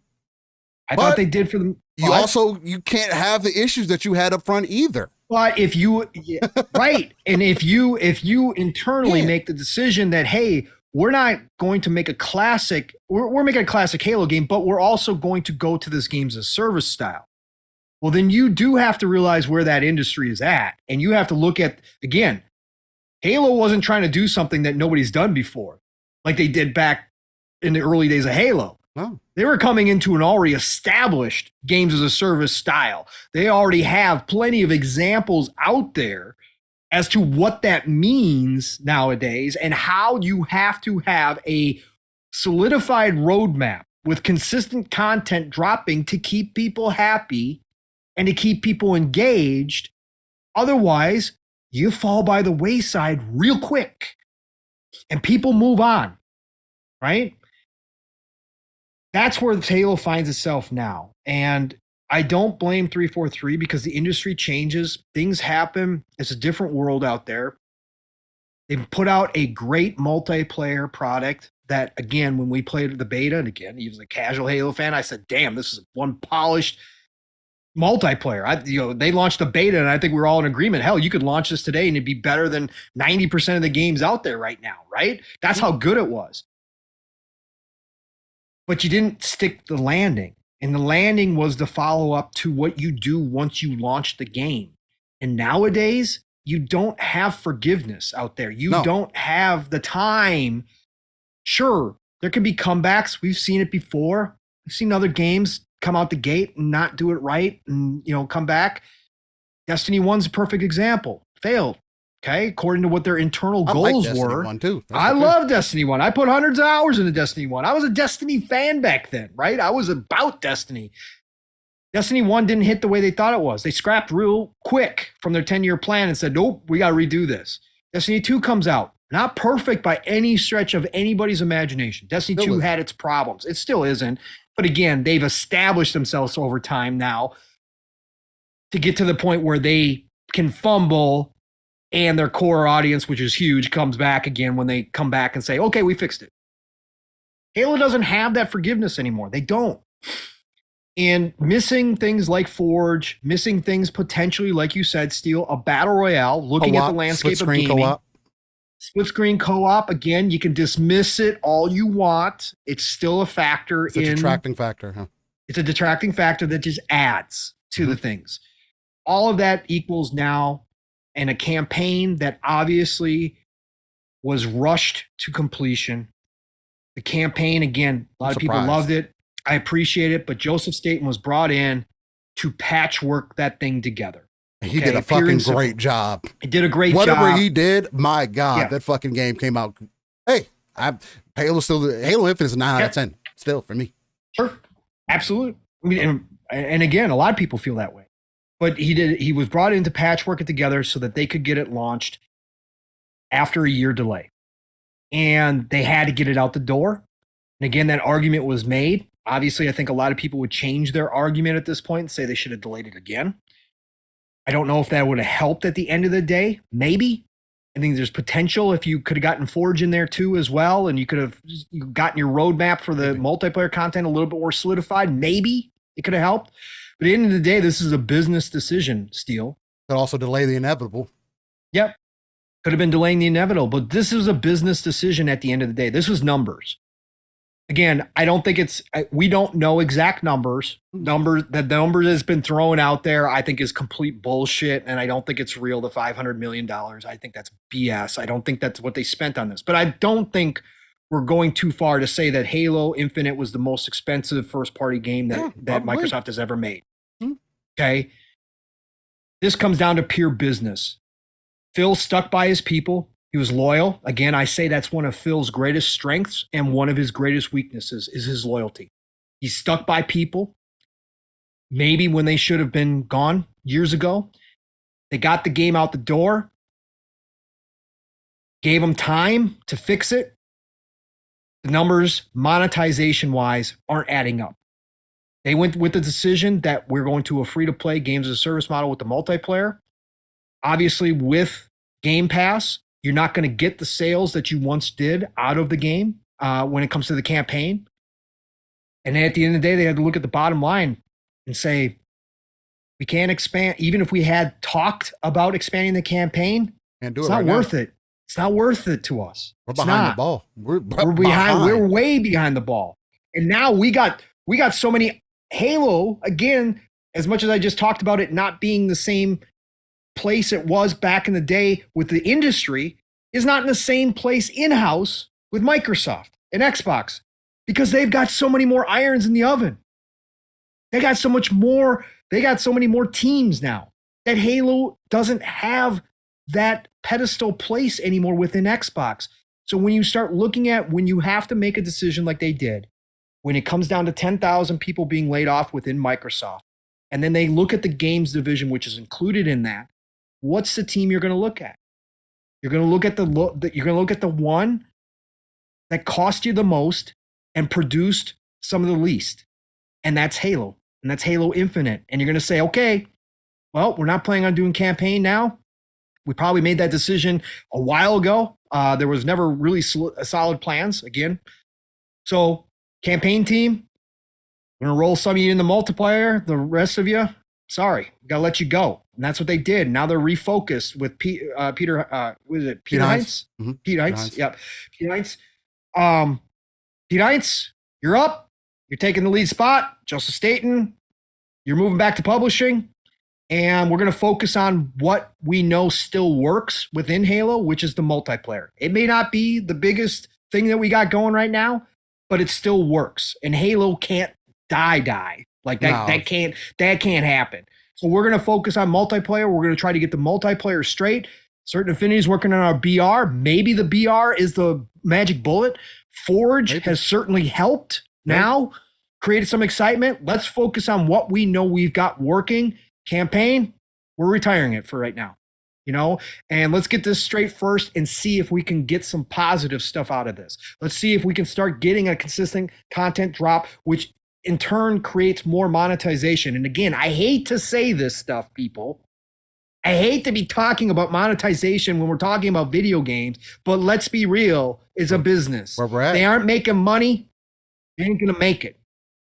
Okay? Yeah, if you name me a game that you would go play every day that didn't have a monetization model in it, that didn't give you some form of you feel like you're progressing. Name me one. It doesn't exist today because we don't play games like that anymore. It's not just, we're not just playing games. No. I mean, sure, you should be playing games. Not everybody buys in. Not everybody buys in, but most games like that, Steel, what you're talking about is that model. But most games nowadays include. But you see those games also have a free battle pass for you to feel like you're progressing through something. Oh, my level is moving up. Oh, yeah, NBA Jam. You see the types of games we're mentioning, though, right? I mean, on the multiplayer side of things, where multiplayer, you're playing it every day. People have to consistently come back in. Things that are ever breathing and living ecosystems. Call of Duty has become that. Apex is that. Fortnite is that. Halo has to become that because it's a multiplayer. Destiny is that. Destiny is that. It is a when you make multiplayer games, you have to keep the people consistently invested if the people want to continuously get updates.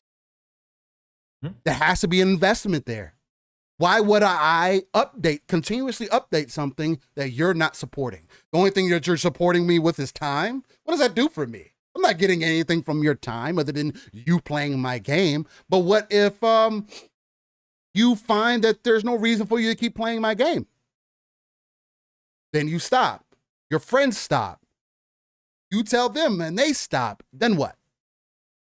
Single player games only go so far, guys. There's only so much longevity in that. Outside of Bethesda games. Outside of Bethesda, for sure. But even that, but even those games have only reached so much of an audience. It's not like those Bethesda games. 300 million people have played the Bethesda games. It's just not the case. Skyrim's at 40 million. So it's still, and that took a decade. Yes. So it still shows you that that's not where it's at. No. Single player games don't hit Call of Duty numbers. Never. And if we want more, we expect more, we need more as the consumer because we're in an ecosystem now where we're never happy. And Game Pass has made that worse, where we're never happy. People can get all these games in the Game Pass and they still say, where's my AAA games at? Where's my first party games at? I don't care about all this money that I say. I could have saved $1,000 in Game Pass. Where is my first party games at? Doesn't matter. Because it's optics at the end of the day. What have you done for me lately? Can you make a good game? Because we as the consumer want what we want. Yeah, people still play single player games, Fahim. But these companies also came out and they said that's not sustainable. We spent $150 million, $100 million on creating the single player games like Callisto Protocol. Do you honestly think that the way that the game has sold, that they're going to make a second Callisto Protocol? If they do, it's fucking magic. The game is already undersold expectation. If they make a second Callisto Protocol, my God. Never count out Glenn Schofield, one of the best salesmen I've ever seen. He got them convinced that his little startup team was worth $150 million to invest in, which is crazy. And there's nothing wrong with Game Pass. Because the thing for him, because I see the point that you're making. He said, "Hey, I want a Game Pass to be Netflix, and not Netflix, but and now you have it." Yeah, and it's also been proven. Xbox has proven, Microsoft has proven that people who are within Game Pass have actually spent more money on games than they have previously done. Fahim, I'll give you my personal example. I very rarely will spend money on a single player game. Why is that? I'll give you my reasoning. Because it does not give me what I'm looking for. I like to spend time in the universes that these games present to me. I like to be caught up in that for 1,000 hours potentially. Destiny, good example. There's so much content in Destiny. I have over 1,500 hours in Destiny 2. I have combined between Destiny 1 and 2 probably almost 3,000 hours. That's a lot of fucking time for a game, for one IP. Why did I do that? Because the PvP kept me coming. Because the additional story content kept me coming. Because the raids kept bringing me back. Because the content kept bringing me. I didn't just keep playing the multiplayer. Yeah, I played the multiplayer, but because it was fun. But what kept me coming back? Right. The additional content. Right. They took my investment. It's got to be firing on all cylinders, right? Yeah, Steel? it does. That's the key nowadays. If you're going to do this, because if let's say the Halo multiplayer was taking off. Let's say they had, 50,000 concurrent players a day in the multiplayer, right? And they were spending money.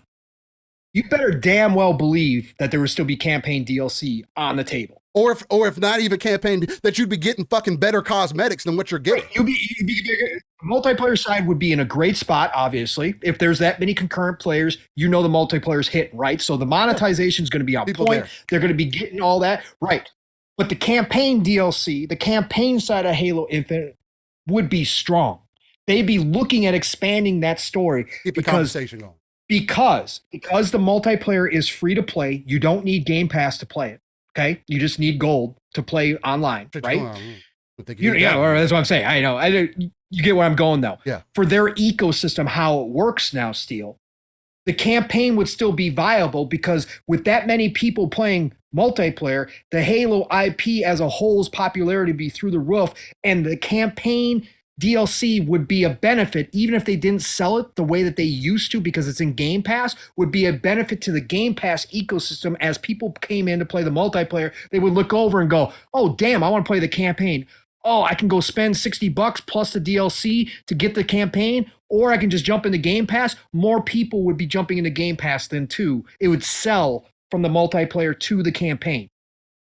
But when the multiplayer ain't hidden, when they ain't making money off the multiplayer, when you got 5,000 concurrent players a day on the multiplayer side, that's Steam number, right? And Rand brought up the point if Halo is number 20 on Xbox's most played games, it's not a good. Hey, and back, don't be coming at me with those 6,000 hours, my guy. God damn it! Back, you're ridiculous. You're on another level, brother. You're the 1%ers of Destiny, okay?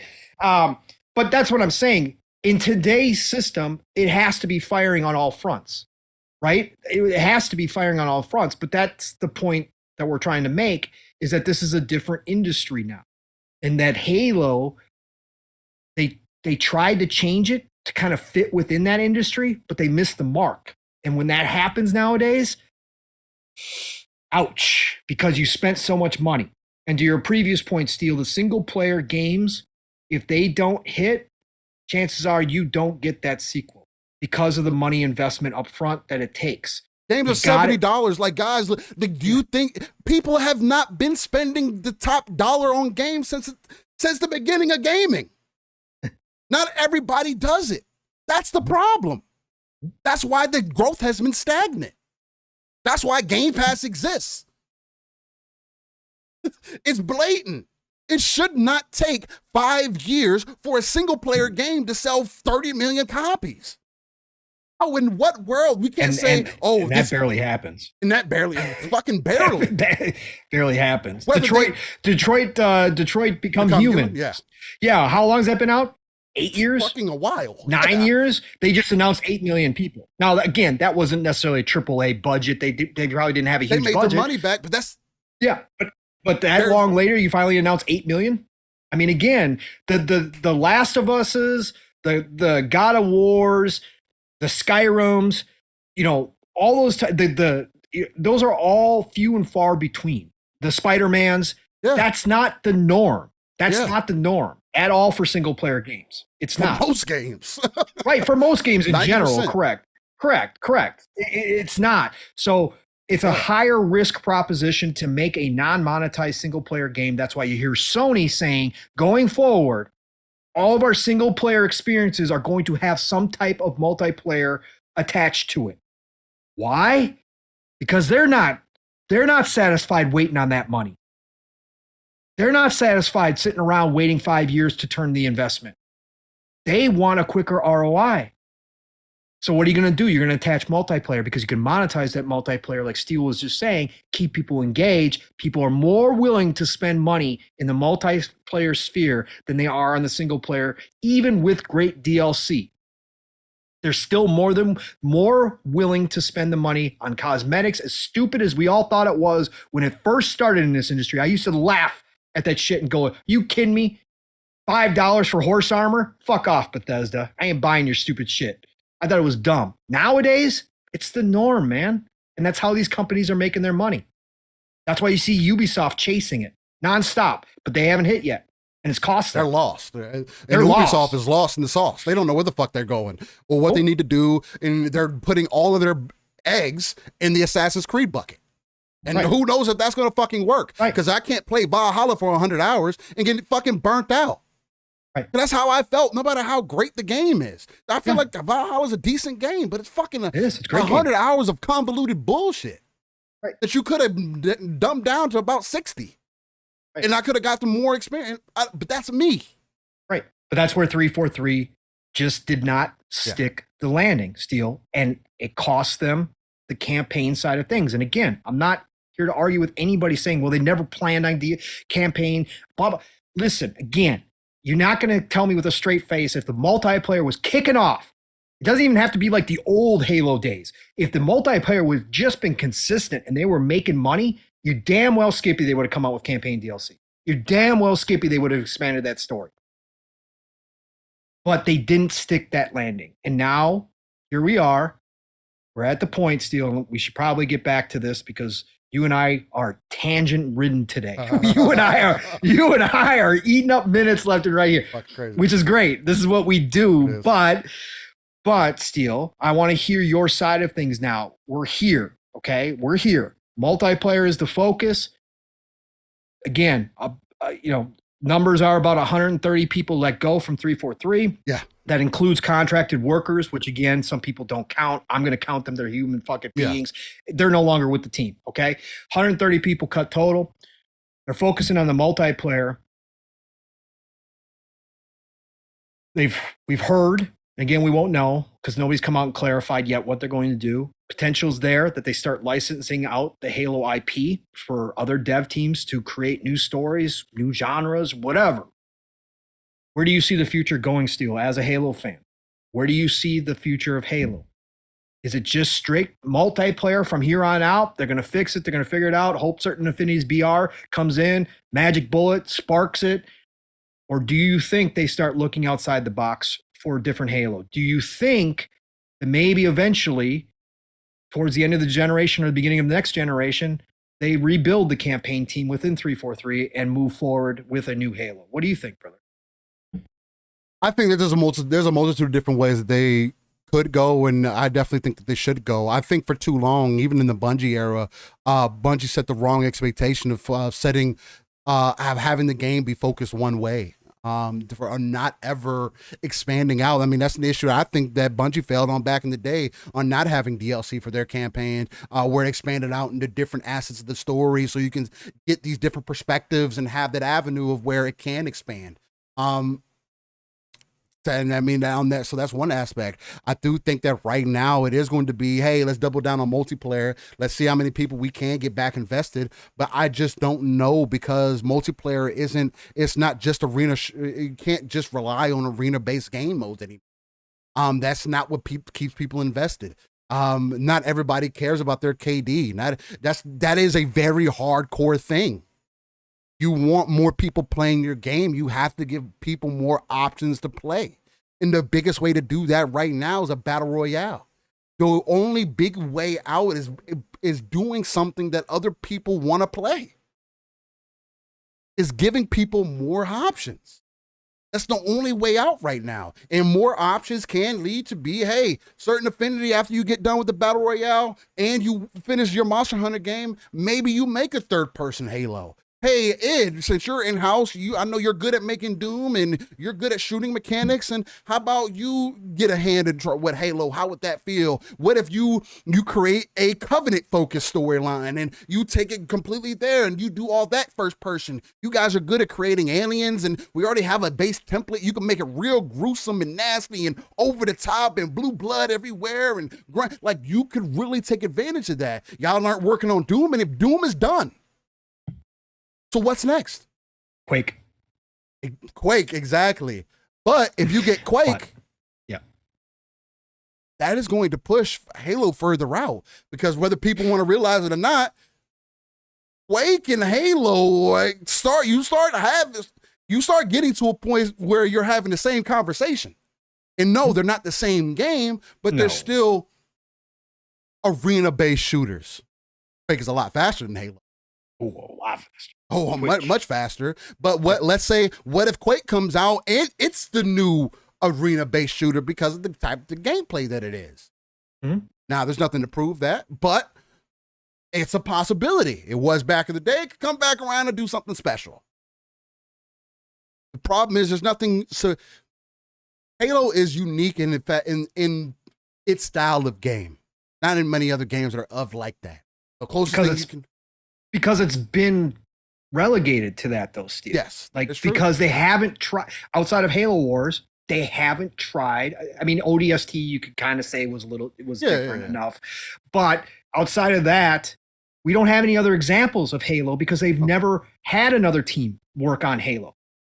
No, they haven't. Why can't we have a third person? Why did we have to stick to the first person Halo?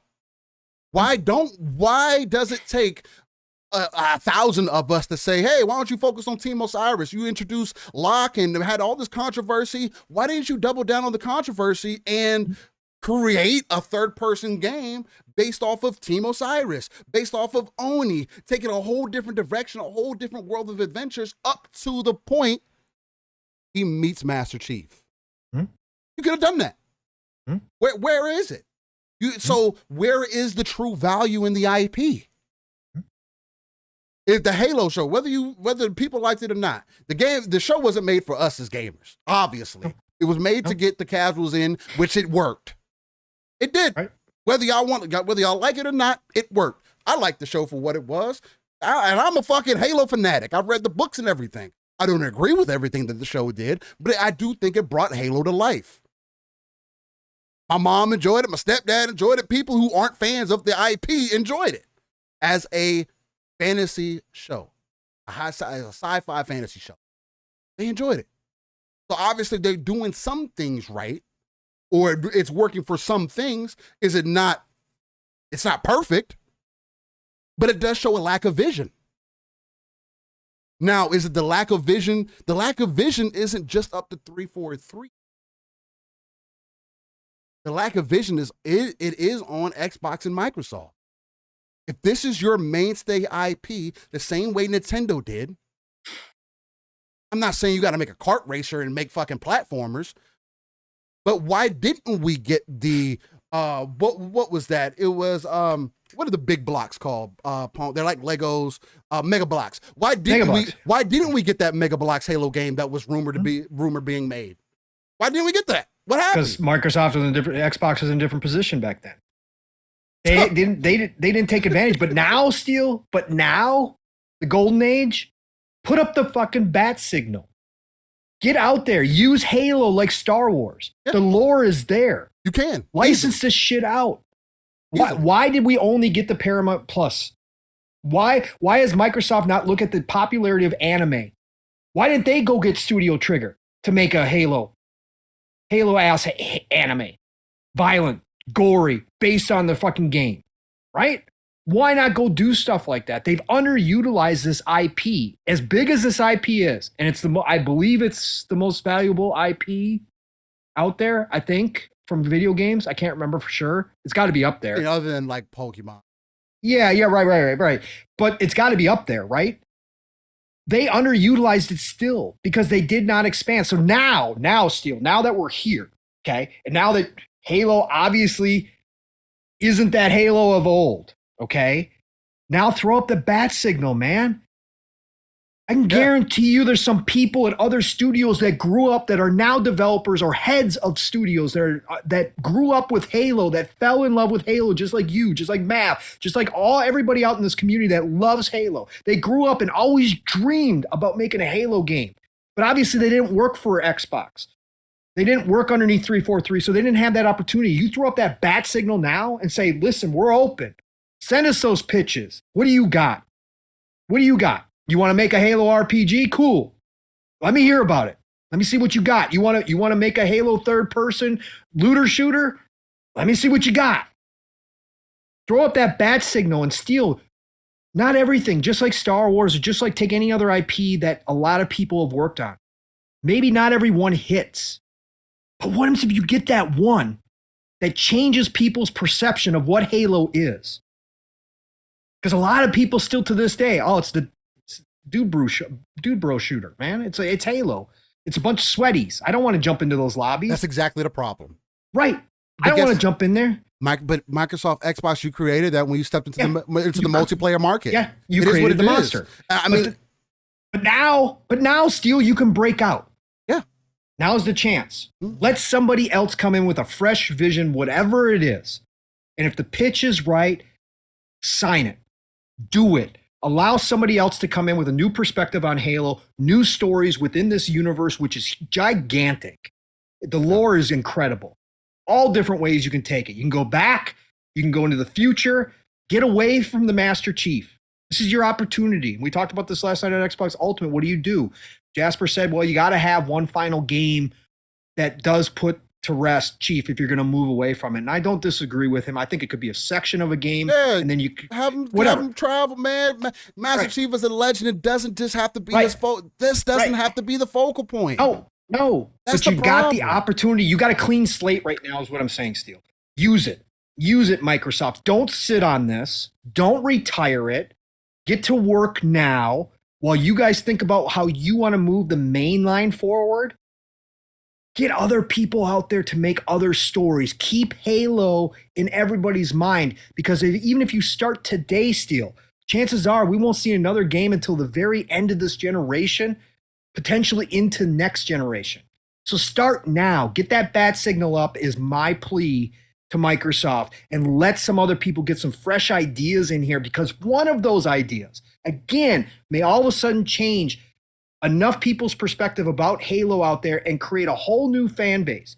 Again, you tried it with Halo Wars. I give you credit for doing Halo Wars. I know it's a niche genre. It's RTSs. Not everybody plays it. But there's something special there to this day that people that never even played Halo Wars, that hate RTSs, still went and watched the CGI to get the story, because the story was so good, even though it was limited in how it could be told. People still love the story of Halo Wars. So do that, but with any ideas out there, bring that in and see what happens. I think you got a great opportunity here, Stu. And to be fair, no, Neil Druckmann and nobody at Sony needs to make a fucking Halo game. I don't need none of them to touch. I don't need to wait fucking 8 years for you to put out factions. I don't need to wait 8 years for you to put out fucking one game. No, that's the problem Rockstar has. I can't stand that about Grand Theft Auto, that we have to wait a decade to get the next game. Of course, you make games however the fuck you want to make games. I could care less if I'll either play it or I won't. But you're talking about Bethesda right now. I mean, and Bethesda too. Whatever. Hey, maybe there's a reason I don't play it. They also have multiple games under their IP. Yes. Like it could be called whatever it wants to be called, but fuck, it's still something else. Like there's other things that are available to you there. Retire Halo. Simba says retire Halo. Yeah, that's stupid. But it's just, and then Matt was saying, expand that shit as much as possible. But I also have to be realistic in looking at the situation and say, what did Xbox have available to them before 2017? Nothing. They were getting shitted on by the fucking public.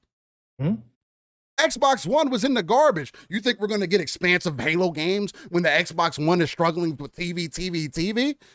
No. We should have got, that was around the time we were getting anime adaptations and, Halo Forward onto Dawn. And we were getting all these other things that never really hit the mark because there wasn't much behind it. Yeah. It's like the machine stopped at some point. And why? Because you had to refocus on whether this business even fucking made sense to you still. Right. Before 2017, Xbox was not even a pillar to Microsoft. So I have to be realistic in looking at the output. Like I know people go back to, this is just a failure on Microsoft and Xbox. We're not on some aspects, sure. But also look at the realism of the situation. How was Xbox going to do any of this until now? How? Tell me. Xbox wasn't serious to them. Now it is. But now you have to take full-blown advantage of your mainline IP. Whether you see it that way or not, same way Mario is to Nintendo, Ratchet & Clank is to PlayStation. It's the same way that Halo is to Microsoft. Halo is to Xbox. That's your guy. That is yours. Create it. It is Star Wars. Learn your lessons. You have to. And that goes all the way up to Phil. Rand brought it up too. The responsibility for what happened to Halo Infinite goes all the way up to Phil. Again, I said that years ago as well, that I thought that if Halo Infinite did not hit, Phil had to take a hard look in the mirror and readjust, because that management chain goes all the way up when you're talking about Halo specifically, because of how key that IP is to your brand. People know Xbox, they instantly think of Halo. Period. End of story. You can say, well, Gears is in there. You can say Fables. No, it's Halo. It's Halo. No, there is no other conversation. You take somebody who's never played Xbox before off the street, and you ask them, what do you know about Xbox? Halo. Oh, that's that Halo thing. Yeah, Halo. There's no Halo's it. So everybody to the top has to learn their lessons from this moment in time, which I'm sure they're going to do. They are smart individuals. Phil did not get to the top of CEO of Microsoft Gaming without being a smart individual, no matter what people want to say about the dude. The guy is freaking intelligent. He needs to learn his lesson from this. And I think he did. And I think that's why we saw Bonnie finally leave. I think that's why that's why the restructuring we're seeing. Regardless of how fucked up the firing is and people leaving. And again, change needs to happen. Change needs to happen. And you got to think about what you're going to do go forward. So learn your lessons, but don't be stubborn that you don't think that somebody else could do Halo proper. Don't be stubborn that you think that now, just because Halo Infinite didn't hit the right way, that there's still not room for massive growth from Halo as a franchise into other genres, into other mediums, whatever the case may be. Don't think that. Use this time now as an excuse to look towards that growth.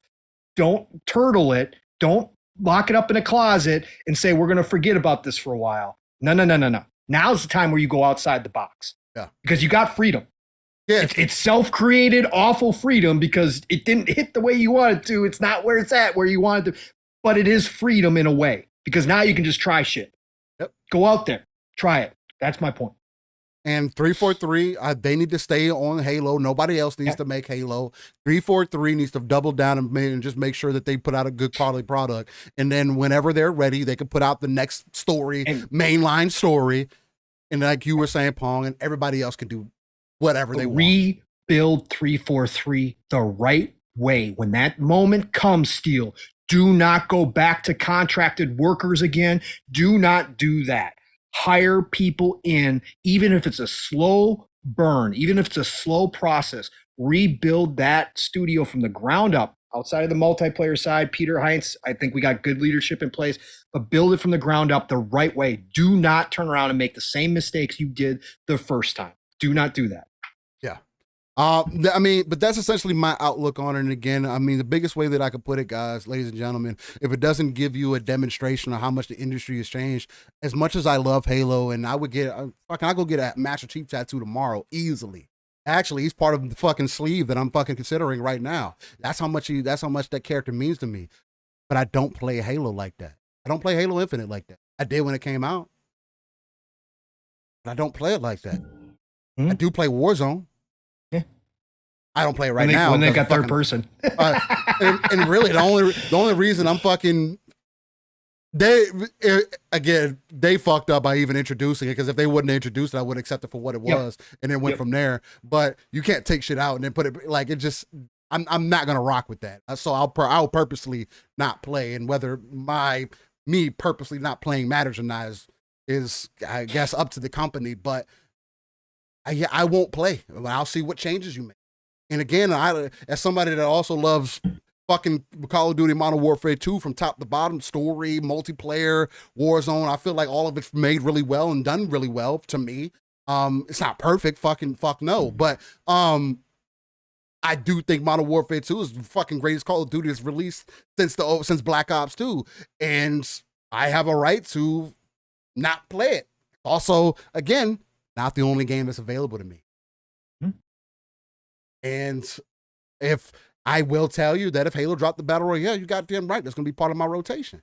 That's going to be I would rather play a Halo Battle Royale than Call of Duty. Personally. Is it available to me though? No, it doesn't exist. And I don't know if it's going to be good. I think it could, because Halo has always set the template. That's the one thing when Battle Royale started becoming into existence. That was one of my main gripes, is where's Halo at in this? Because so many, the fucking thing that people used to complain about Halo, now people love all the fucking sudden. Oh, why does everybody have armor and shields? So y'all want fucking Halo. That's what you want. I've been saying that for fucking forever, since this Battle Royale thing became fucking the thing. Y'all want Halo. And where's Halo in this fucking existence? Completely irrelevant. Why? That just makes no sense. But we'll see how things people have moved on, Steel. People have moved on. It happens. It really does. Yeah. Boom Boom says, you boys are next level, never change. hopefully we're next level in a good way. General Spartan says, if ABK was acquired, let 343 do the campaign portion while Infinity Ward. I would say the reverse. I would say give Infinity Ward a chance on the Halo campaign, because I could take a Call of Duty experience version of Halo. It could be interesting. With that kind of effort that they put into it, really, straight to the point, 6-hour experience. Why not? Kind of been the thing anyway. But no, I don't need Infinity Ward working on fucking multiplayer. Between Infinity Ward and Ravensaw, they don't know what the fuck they want. But want to tell people what kind of game they're creating. Okay. Anyway, they do a good job though. Not gonna take anything away from Infinity Ward. They've been, again, the gunplay is second to none. Immaculate. It's immaculate. It's right there. It's definitely up there with again, the best first person shooters out right now currently is Destiny, Halo, and Call of Duty. Yep. Nothing better. Battlefield today still doesn't line up to me, unfortunately, because I was gotten much better though. Yeah, it has gotten better. But no, gunplay to that level, no, definitely. I was the guy that was choosing Battlefield over Call of Duty when they were really hitting it. But oh man, I mean that was I think we definitely knocked that one out of the park. A lot of passion. We've been knocking it out all day, bro. What are you talking about? All over the place. Blue was right. We are on another level today. It's been crazy. Yeah, we've been a lot of passion into it. Some slight other topics going in currently. I'll throw some small things in there because we are about 4 hours in. I want to touch on Starfield real quick, Steve. Go ahead. Okay. What you got? So, folks, you guys know the Starfield discourse that has been out there. I can call it discourse because everybody's in disagreement. Starfield launch dates all over the place. We've got prominent members of the community for the past 2-3 weeks throwing out things like, I think it's going to be delayed. We could be looking at July, August, September became really popular. A core group of us, Steel, me, Fun, Mav, and some others have been on the March 23 date, or at the bare minimum saying, nope, first half for sure. And there's been a lot of this going on, and nobody knows where it came from. There's been people, Mr. Matty Plays came out and said that he talked to a source or two that he trusts that said that it was potentially going to be getting moved. Then you got the Skullsies out here kind of refereeing, and Skullsy does know people within Bethesda. He's had information in the past, but Skullsy's come out and said he just had another video yesterday, another live yesterday, where he said, hey, trust nobody right now. Bethesda is on lockdown. No information about Starfield is getting out right now. He admitted that with Xbox involved, there could be potential leak spots there that, maybe Bethesda can't control so much. But he said the reason why nobody knows for sure is because nobody knows for sure. Okay. So there's been a lot of this going on. I got emotional about it when this first started happening, because again, I don't get emotional outside of passion for a lot of games, but Starfield hits different for me.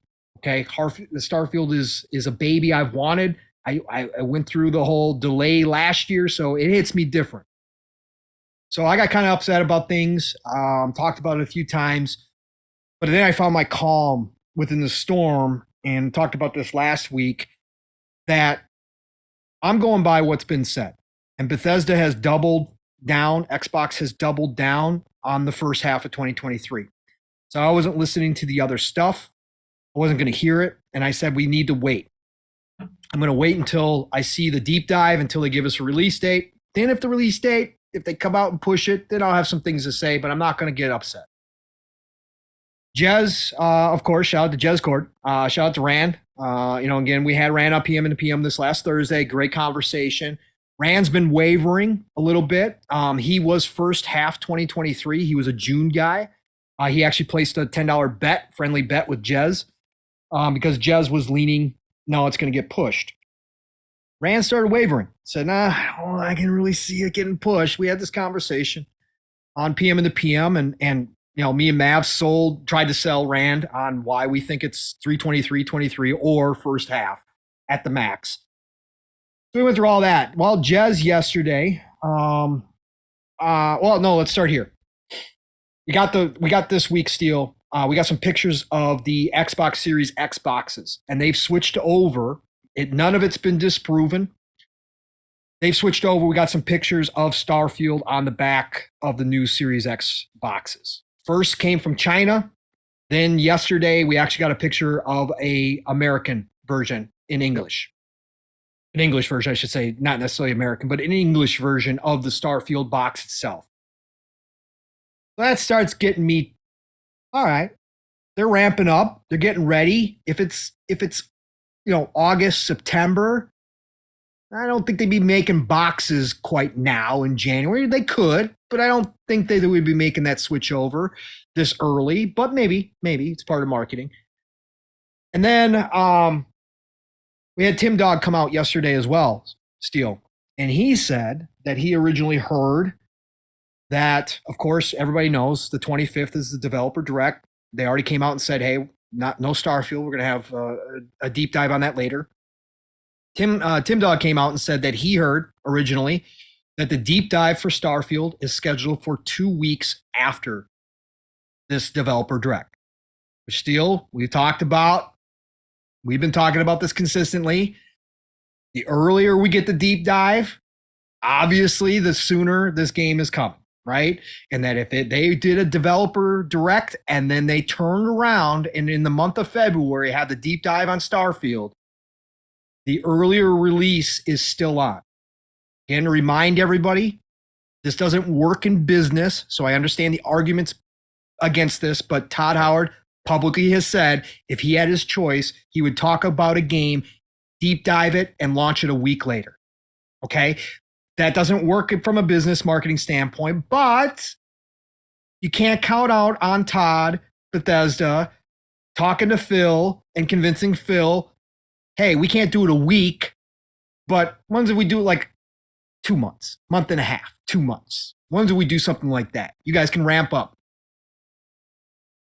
We also got the rumor that there's going to be a Super Bowl ad, Steve.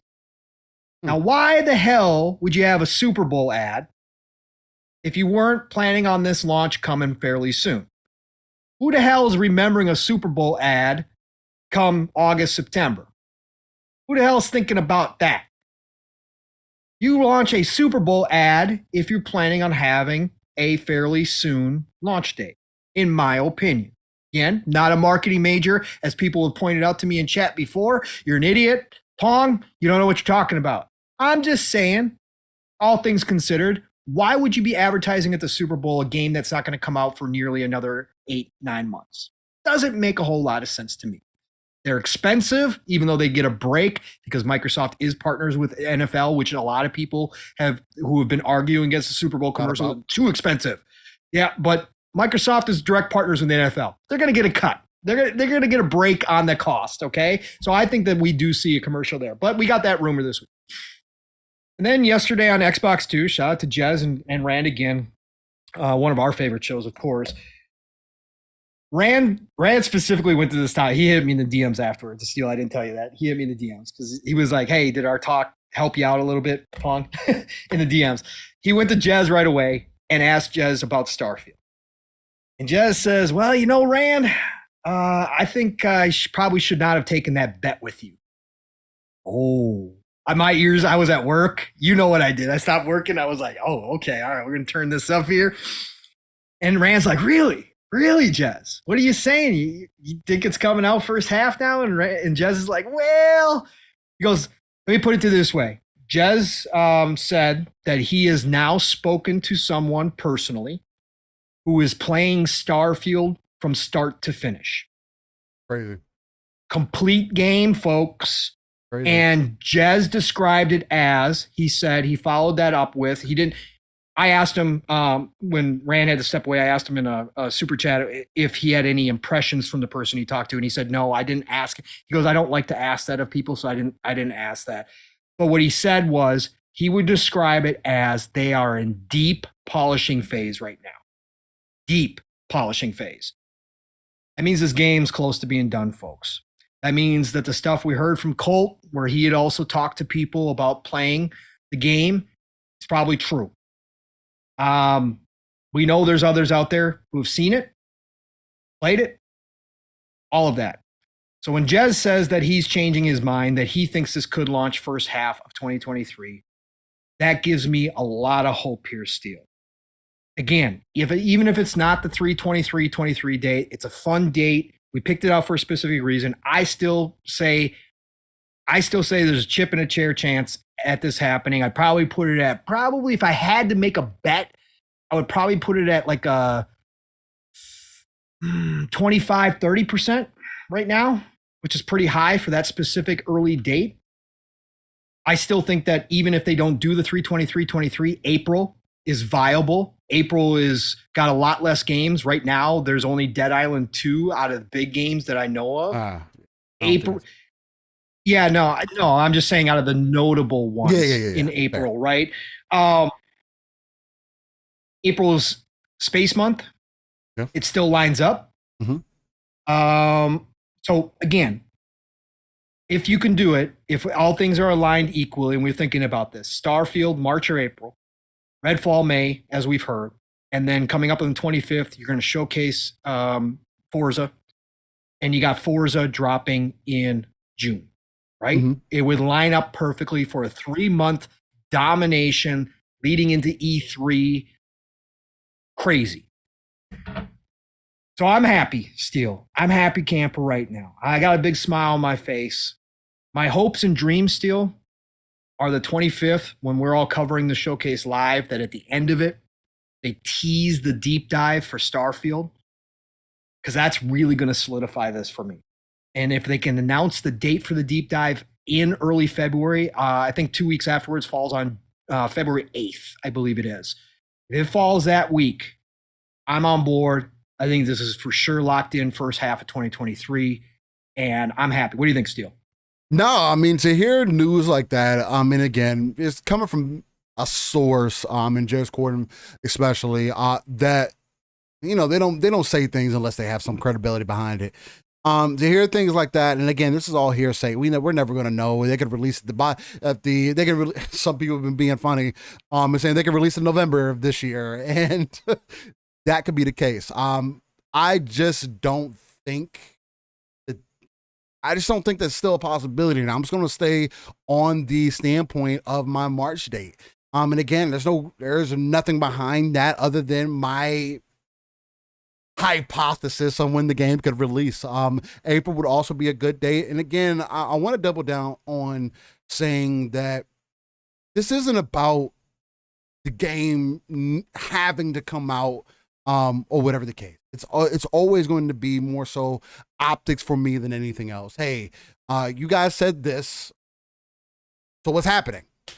And if you're going to, again, say that your game is going to come out in 12 months, at your show last year, and then have something come out the beginning of this year from Bethesda themselves, basically doubling down that, hey, you expect the game coming out in the first half of the year, I have to believe that the game is going to come out in the first half of the year.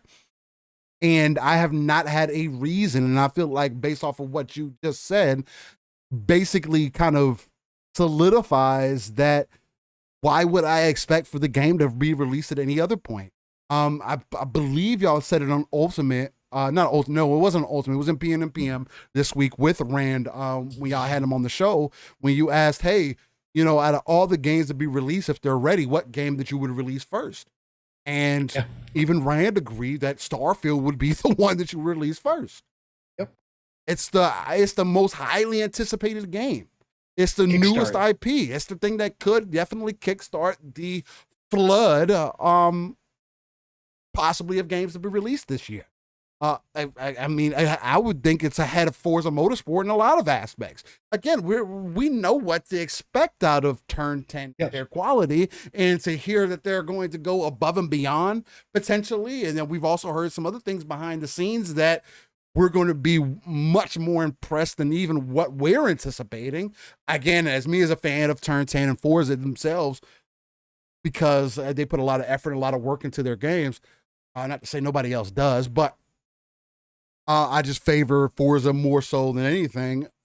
That gets me excited, and I do want to see if they can impress me with Starfield first as somebody, again, with a casual Bethesda fan, and I end up being enthralled in the world I wasn't anticipating and even enjoying like that. I think that's a good standpoint to start off on. And whether it's March or it's April or whatever the case, I'm going to stand on March 23rd of 2023 just because I said it from the beginning when they first delayed, and I'll continue. I'll die in the hill if I got to, and that's perfectly fine. But I think that's what makes this conversation so what continues to make this conversation interesting. Because we did see the ebbs and flows. We saw people saying, not necessarily, I don't want to say they were creating FUD, fear, uncertainty, and doubt. I don't think that's necessarily what they were creating. They were just trying to use their own ECP.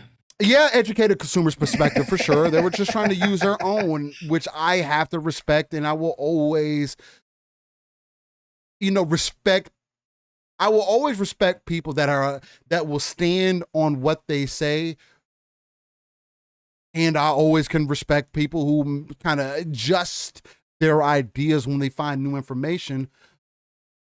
That's just something I'm always going to put support behind. Yeah. And I hope that it does end up releasing the first half of this year, because I think that is going to at least put Xbox in a better position than they have been previously. Again, it's all optics. You already have even worse. You have worse optics on you now because of all the job cuts and everything. And who cares? And at the end of the day, the consumer's not going to notice that, and they're not going to care. But how you can make a true impact is releasing. Yeah, first, and it has to start somewhere. And I think Starfield is the perfect springboard for that. So I'm excited to hear that. Jess, Corden, and Rand are kind of on that fence, though, or on our side of the fence now. The more optimistic side, yes. Right, versus being very pessimistic and be like, I don't know, man. So, but again. And the fact that people are playing it start to finish still. That says a lot in itself. I mean, again, if people are playing start to finish right now and the game still comes out in November, bro, we got a lot of big conversations that we need to be fucking having. Because goddamn. Stop fucking talking. And the other thing that people always forgot about too, when they talked about how long this was going to need to get polished, how much more time they needed. Right. They don't have to worry about the PlayStation. They haven't had to worry. They've got all this extra time. They're not polishing the PlayStation version. That's one less version to worry about. And that, again, imagine had they been, they would have been, I can't imagine had they been making the PlayStation version the entire time, how far behind they would have been. What that game would have launched like in November of last year if they were still just ZeniMax and they weren't underneath the Xbox umbrella. Man, we could have had another Skyrim situation. But there's also that aspect that, the difference in game consoles isn't like it was before either. So maybe there wouldn't have been, who knows? But it's still extra time at the end of the day, no matter what. They got extra team members that would have been working on the PlayStation side of things, working fully time on the Xbox and PC side, right? So I just think that cuts down on that polishing side of things as well. Again, I'm just excited. You all know this. Tune in the 25th, Fun Speculations channel. We're going to have a good time. And if they do give 100%. Me my tease, I'm going to be excited no matter what, because I can't wait to see Forza. I can't wait to see Redfall more. I'm looking. Minecraft Legends might be something that catches me off guard because it is an RTS type game. I might be hype about that. ESO. Listen, if they announce that I can transfer my character from PS4 back to Xbox on ESO, I'm back into ESO. I will tell you that right now. So I might be excited for that. But if they do give me my hopes and dreams, my wish that they tease Starfield right at the end of the show, and give us that deep dive date, and it's February, you're going to see one excited, happy camper in me. Like, I am going to be like a little kid in a candy store, because that means we are weeks away from getting a Todd Howard deep dive. If you guys have never experienced a Todd Howard deep dive, you're in for a special treat from how he shows off his games. Starfield, we're going to see a lot in that deep dive. Whether it's 30 minutes, whether it's 45 minutes, or whether it's an hour, Steel, we're going to see a lot of Starfield. And it's going to give us a great view of what this game is looking like. And that's all I want to know, man. That's all I want to know. Starfield is going to be my life when it drops, and I can't wait. I just can't wait. I can't wait to see whether they actually pull me in this time or not, outside of Elder Scrolls Online. So we'll see. Nick says if Starfield dropped first half, October would be a great month for Redfall to drop. I think they clarified that Redfall is supposed to drop in May. May or June? I'm sorry, that's the rumor. It's May. May it's or supposed to be May the 2nd. Oh, okay. Yeah, that sounds about right. Yeah. So we'll see. Yeah. I think Redfall's, I do believe, is going to be closer. This idea that people have that Microsoft needs to spread these games out. Yeah, October would have been great. I said that last year for Redfall, right? I said it's a perfect Halloween game. Yeah. This idea that Microsoft needs to spread these games out, we're done with that, folks. We're done with that. We're past that. I'm over how things. You're more than welcome to your opinion, and I understand it, but I think that's the old mentality when Microsoft only had a few studios, right? Well, we got to spread them out because if we go and get this drop, that's all we're going to have. Oh, man, we're not there anymore. Microsoft needs to get out of that. They need to drop these games when they're ready, within reason. I'm not saying you drop Redfall and Starfield within a week of each other. I'm not saying any of that. But the content is there. These studios are going to start finishing these games. Xbox players have been waiting for a very long time for first party stuff to start hitting. Yeah, we had a very, very good 2021. Okay, second half of the year, we had a good run. But they can't start this whole, we got to think about this. Let's push off these other games to 2024 because we've already got these games for 2023. Within reason, you drop the games when they're ready. This has got to be the new Microsoft. You got to deliver because your Xbox fans have been waiting for a very long time. And I think that that's the biggest problem I had with these people talking about, well, you can't drop Starfield in June because you're going to have Diablo there and you're going to have all this other stuff. Bullshit. You drop the game. It's in Game Pass. It's available for everybody to play from the get-go or whenever they come around to playing it. It's always going to be in there. It's always going to be available. Again, within reason. I'm not saying you ignore everything, but I'm saying that it's time for Microsoft to start dropping games. And when they're ready, right? When they're ready, you drop them. So again, if Starfield's ready, I think that's been my conspiracy theory, that this move of Redfall to May was not that Redfall needed more time, because everything we were seeing out of Redfall, that game looked ready. Yeah. I think it was moving out of the way because Todd went to Phil and said, we're going to be ready. And so then they internally moved Redfall so that Starfield could drop March, April. I think that personally was the reason behind that. So we'll see. We'll see. If I'm completely wrong, I'm wrong. But I think that was the play. Yeah, no, I'd have to agree with you on that too. There's a lot of different avenues that we could look at this, and I'm just excited for them to actually put out some. I'm excited for next Wednesday, bro. I'm excited for next Wednesday. I'm excited to see. We're gonna show, see stuff. Yeah. If fucking Forza Motorsport shows the way that I think it's going to show, when it really goes back to the roots of what racing games are supposed to do for your console. Sim racing. Sim racing, yes, more specifically. Yes. That's going to be another game I'm going to put it, because I'll be honest with you folks, I'm kind of over Horizon right now. Like, it's cool, but I think I need motorsport in my life right now. I don't know. I have fun with it, but it's just what it is. Some other quick things as we wrap down the show, because my stomach's eating itself. Yeah, me too. We do have, there's going to be another demonstration of there's going to be an Armored Core 6 demonstration that's going to be an hour long at the Taipei Game Show on February 3rd. Crazy, hour long. It's just fucking insane to me, bro. FromSoft was fucking in the kitchen. And that article was like, we don't know if we're going to get any gameplay. Well, what are you going to do for an hour? Yeah. You gotta, because Armored Core traditionally hasn't been a high selling franchise, you got to show something more. You got to show gameplay. You got to give people a reason why they want to get invested. I do think this is the perfect time to show it to people, and I do think that this is going to be a time where, especially what FromSoft has proven itself to do, this is the perfect time for Armored Core to blow up bigger than it ever has before, to really bring that multiplayer presence in and all that great stuff. Again, Armored Core is one of the best mech games that you could ever play, in my personal opinion, and I want to see how they iterate on that. So February 3rd, they're supposed to be doing a demonstration on that. I might live stream. I need to see what. The other thing too, Marvel's Avengers is shutting down. Shutting down is a quote unquote loose term.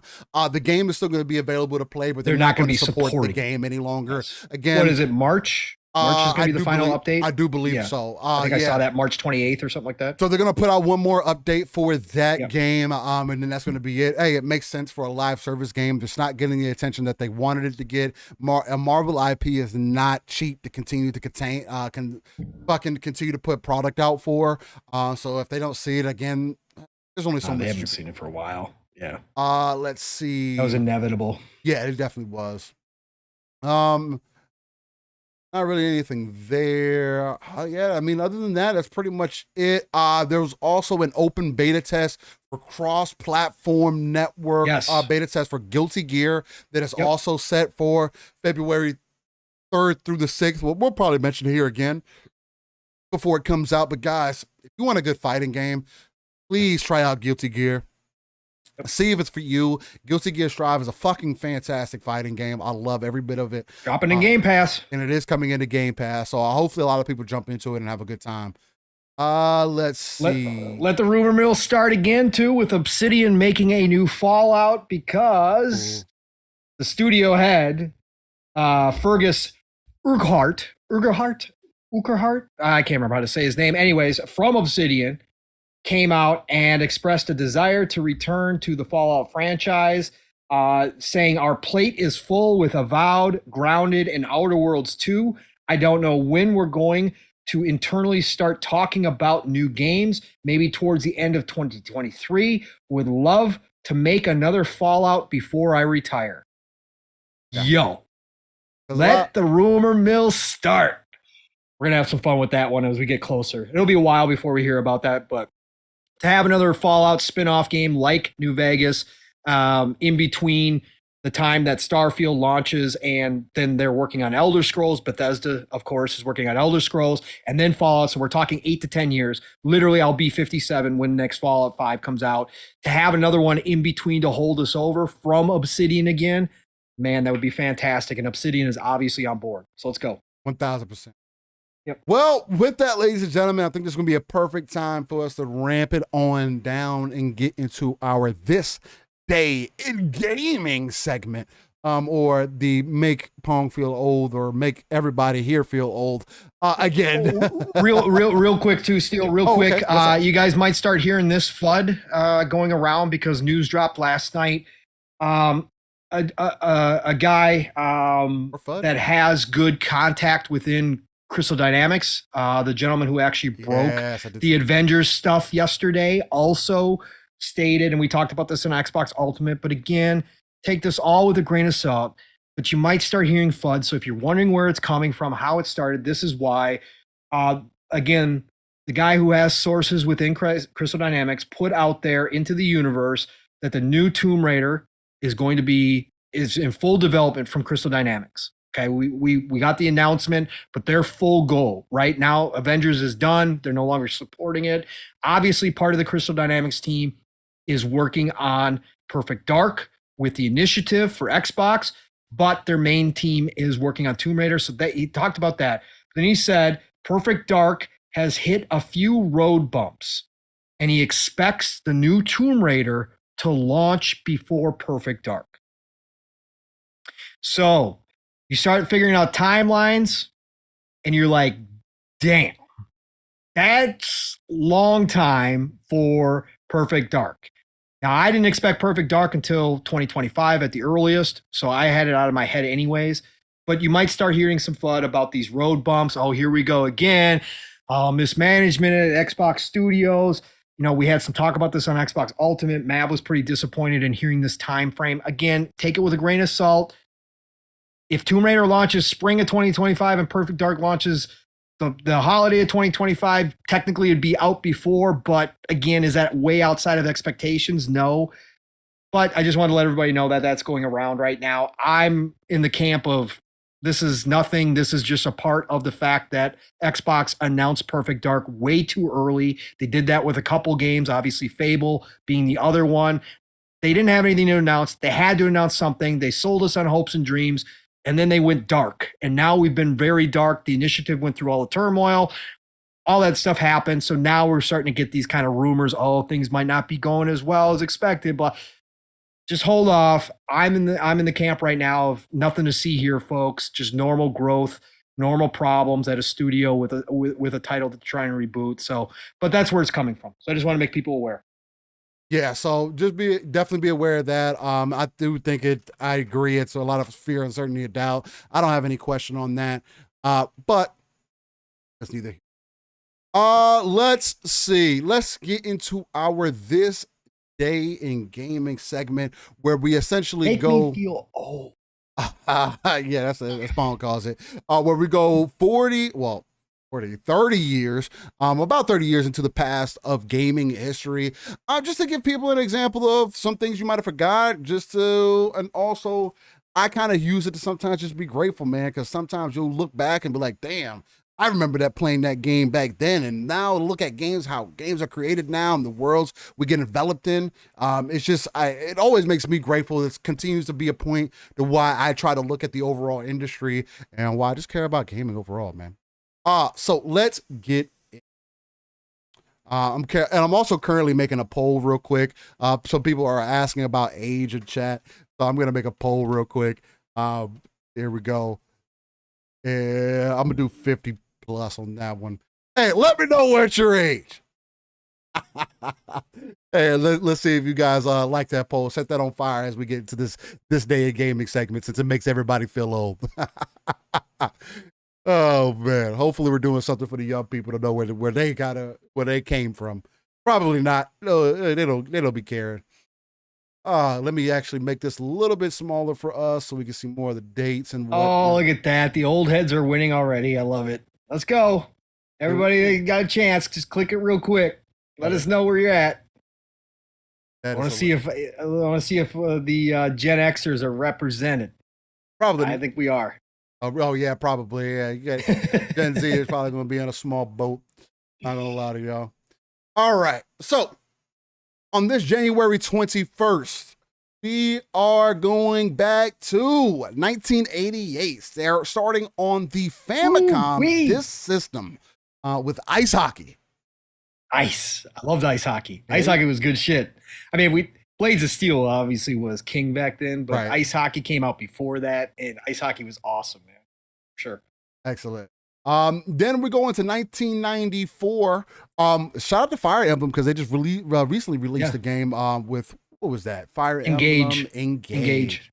Yes. But in 1994 on Super Nintendo, you got Fire Emblem Monshu no Nazo. Japan. Mm-hmm. What system was that on? On Super Nintendo. Super Nintendo. Okay. Then in Japan in 1994, you also got on the Game Boy Super Mario Land 3. Wario Land.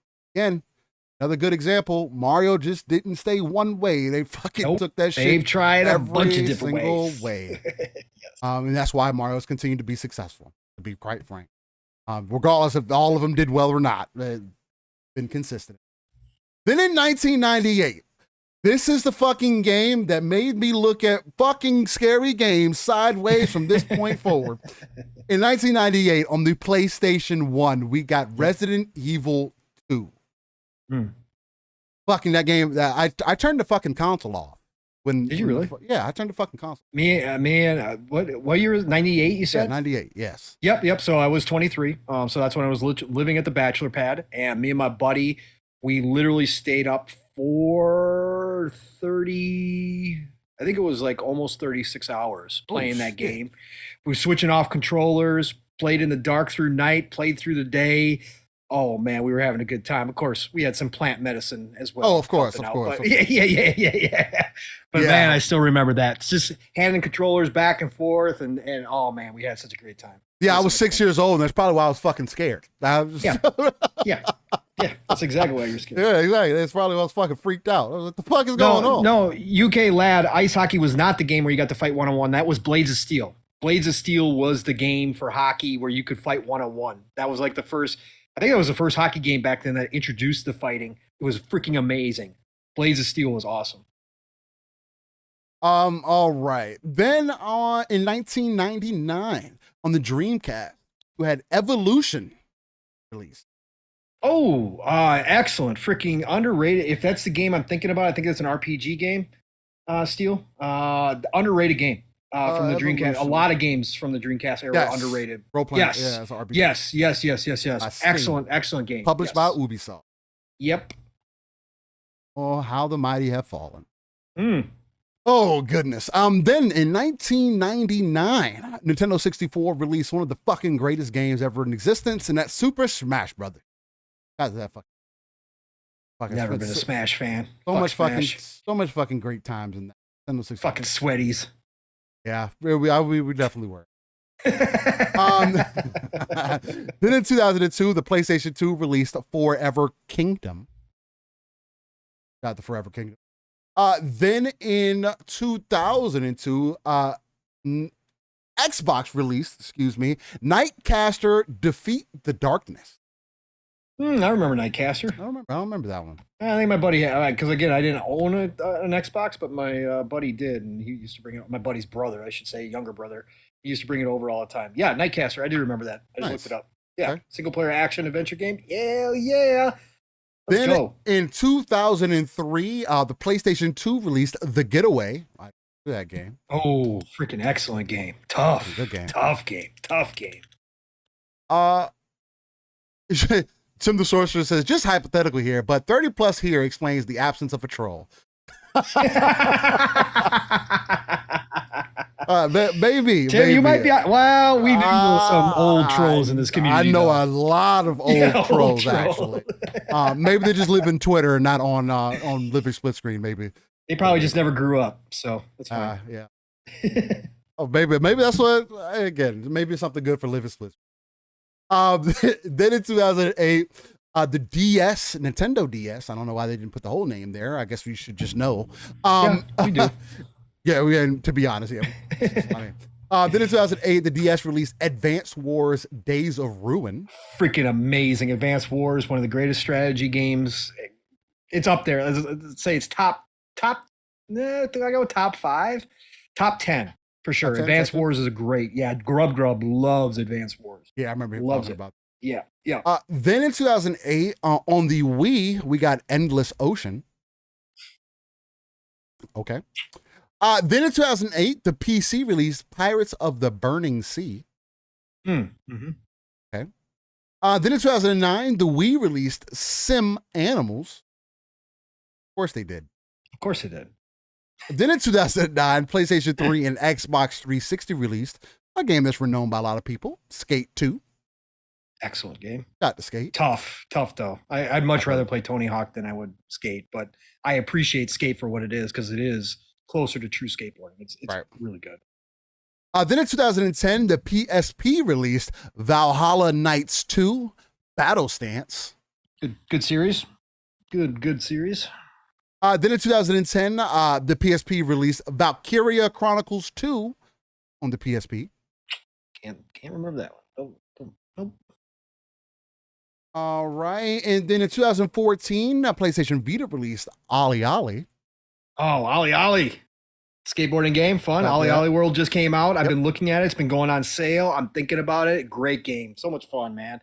I won't put the time into it to be on the leaderboards like some people. Right. But Ollie Ollie is a great fun game to sit down to and chill with. I love that. And by the way, the poll was won by the 41 to 50 plus crowd. Yes, Gen X represent. What's going on? Shout out to you guys. Then in 2016, the PC released FNAF World. Okay. Right. Then no, and I don't know. I can't come up with something. No, it's Friday Nights at Freddy World. Oh, it is. Oh, it's Friday Night at Freddy's. Oh, okay. I just saw the image and I was able to put it. Yeah, put two and two together because my kids fucking love that shit. Yeah, I know. Kids love weird shit these days, bro. It's fucking scary. Like it's fucking. Anyway, Roblox, fucking Friday Night at Freddy's. It's just weird shit, man. I don't get it. Hey, it is what it is. Whatever. Then in 2020, PC released Temtem. Temtem. Yep. That's a Temtem. Temtem. Then in 2021, PC released Ocean's Heart. Okay. Then in 2021, PlayStation 5 released Resident Evil Isn't Village. that the name of the necklace on Titanic? Ocean's Heart of the Ocean? I think was it Heart of the Ocean? Heart of the Ocean? Was that what it was? Okay, all right. If I'm not mistaken, again, it's been a while. Titanic being re-released, 4K theater, redoing it. Another remaster, Steel. Do we need a remaster of Titanic? I mean, I Is guess, it a money grab, Steel? Is it a money grab? Yeah, it's definitely a money grab. I don't know who cares about the Titanic today, but hey, I do. I saw Titanic literally 6-7 times. I've seen it. I've seen it at least that many times. I saw it in the theater that many times when it released. Mm-hmm. I didn't see it in theater. But. Oh yeah. All right. Then in 2021, PC release. Did you just take a bite before you start? God damn. Yeah, I did. Have some self-control. God damn you. I'm sorry. I'm sorry. I was hungry as hell. Then in 2021, PC released Who Needs a Hero? I do. I can be your hero, baby. American Hero back in the day was a TV show, bro. That was the shit. American Hero. My Gen Xers will know American Hero. Goodness gracious. Yeah, let's go. Then in 2022, Macintosh and PC released Needy Streamer Overload. Oh, that sounds fun. I can already know what that game is about. Yep. And again, GameSpot is continuing this future release thing that they got going on here, where they say 0 years ago in 2023, we got Nintendo Switch releasing Magic Klondike and Demolish and Build Classic. Is that the Klondike bar? No, I know. I don't know what that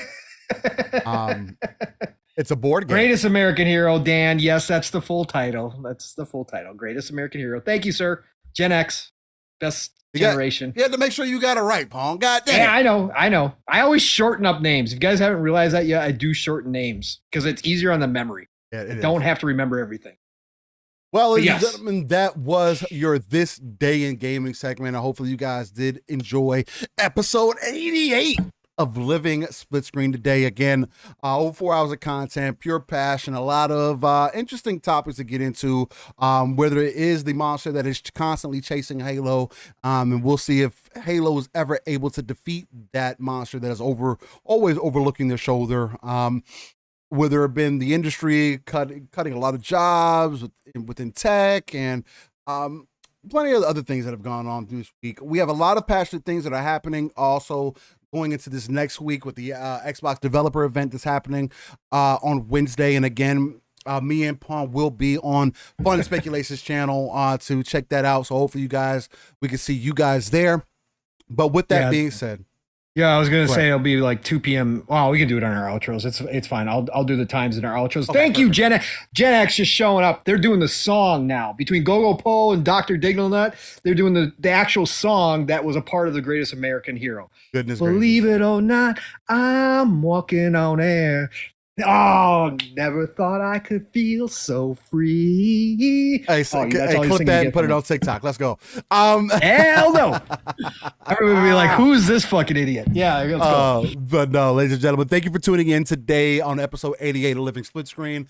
Hopefully you guys have enjoyed yourself, and audio listeners. Again, we provide that consistent content, live, raw, uncut, passionate, and again, we are non-console eccentric and try to touch on everything. This is what you get, man. And look, a lot of people say we're overdoing it, but me and Pong, we love what we do here. We're giving you that RTS perspective. pulling ourselves out of the world, looking at the darker crevices of the map, pulling those resources together to build up that foundation so we can potentially reach those 2 to 3 billion gamers that Phil always speaks on. And with that being said, again, you can find me, Steel Rain Steel Rain That's he is a 7 everywhere. Google's probably the easiest place to type it in at, but I do frequent the streets of Twitter and currently the Xbox ecosystem. So PC, whatever that can make.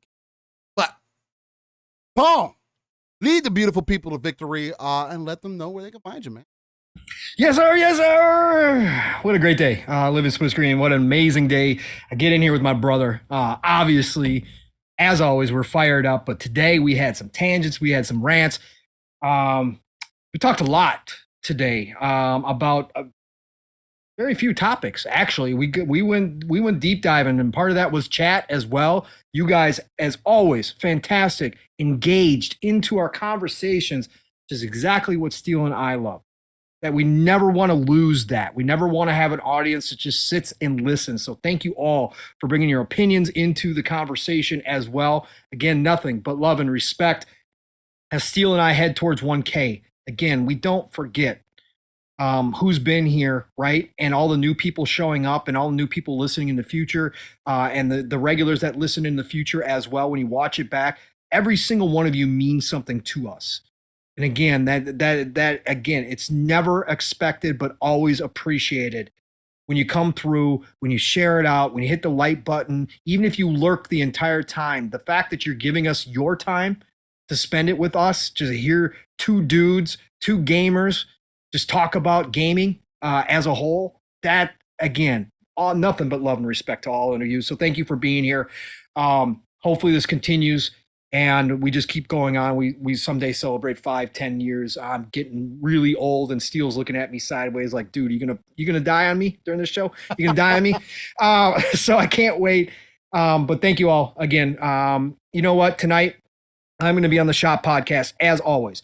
Fuzzy might not be there tonight. He does have some family engagements tonight, so he might not be there. But you know, PTK is going to be there for sure. I'm going to be there for sure, and we've got, of course, the one and only Kay Asante dropping on in tonight. Shout out to Kay Asante. Shout out to Everborn Saga. Shout out to the Gaming Circle podcast, our Saturday morning brothers in arms as they do their show over there. But they do half of what we do. I always got to point that out. Anyways, but we will have Kay Asante on. It's going to be a great show tonight. Again, big topics this week. You know, Kay Asante comes with a unique perspective, highly intelligent perspective. So you know you're going to get some great conversations tonight. Be there 8 p.m. Eastern, 7 o'clock Central Time. The Shop podcast, that is PTK Blam's channel. Search it. You will find it. Go to his Twitter. You will find it. But please show up tonight to end your Saturday the right way. Next week, it starts all over again. You know the drill. Xbox Factor, Double Barrel Gaming, Mr. Boomstick. Shout out to Boom whenever he's listening to us. One of the greatest in the community, 5 days a week. But Tuesdays is Xbox Factor podcast, all good things green. I'm sure he's going to be previewing the developer direct along with other topics coming into play. 12 p.m. Eastern, 11 o'clock Central Time. Always has a big panel no matter who is there. So be there. And then, of course, Wednesday, special Wednesday. Again, I'm working from home that day. I'll just so happen to be over on Fun Speculation Show with numerous members of the family as we go live. We're probably going to go live. Matt wants to go live either about a half hour before, which will probably be 2 p.m. Eastern, 1 o'clock Central Time, because I believe the start of the show is 3 p.m. Eastern that day for the developer direct. We are going to have a blast. You already heard Steele is going to be there. I know Fuzzy's going to be there, so you can get the Forza talk. You know that. You got Steele and Fuzzy.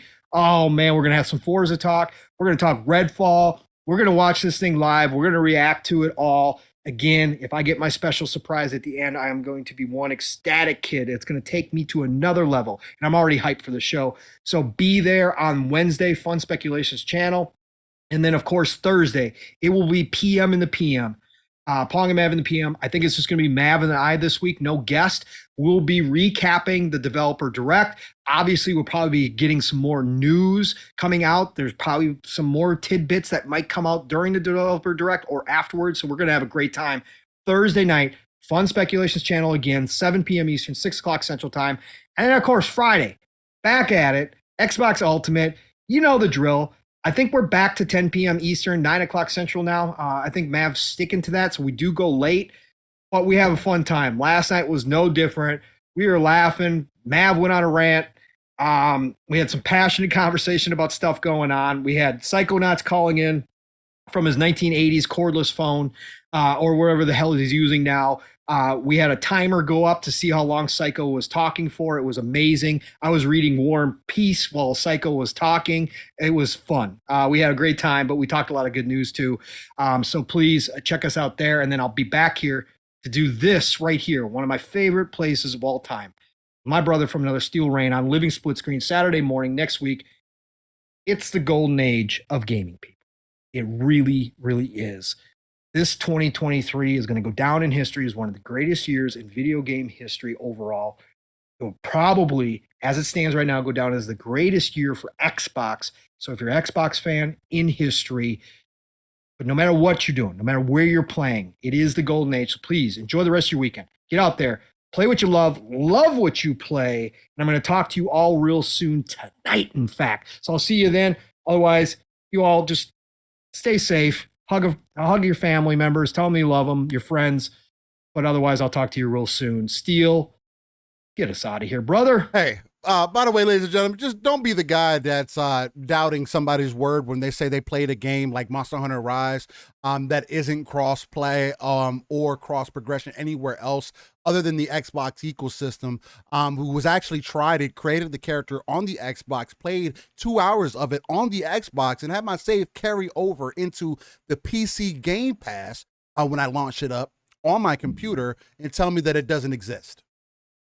With that being said, you guys have a fantastic rest of the day. Stay safe, much love, and we'll catch y'all next week on episode 89 of Living Splitscreen. Much love. Y'all stay safe. Peace! Later.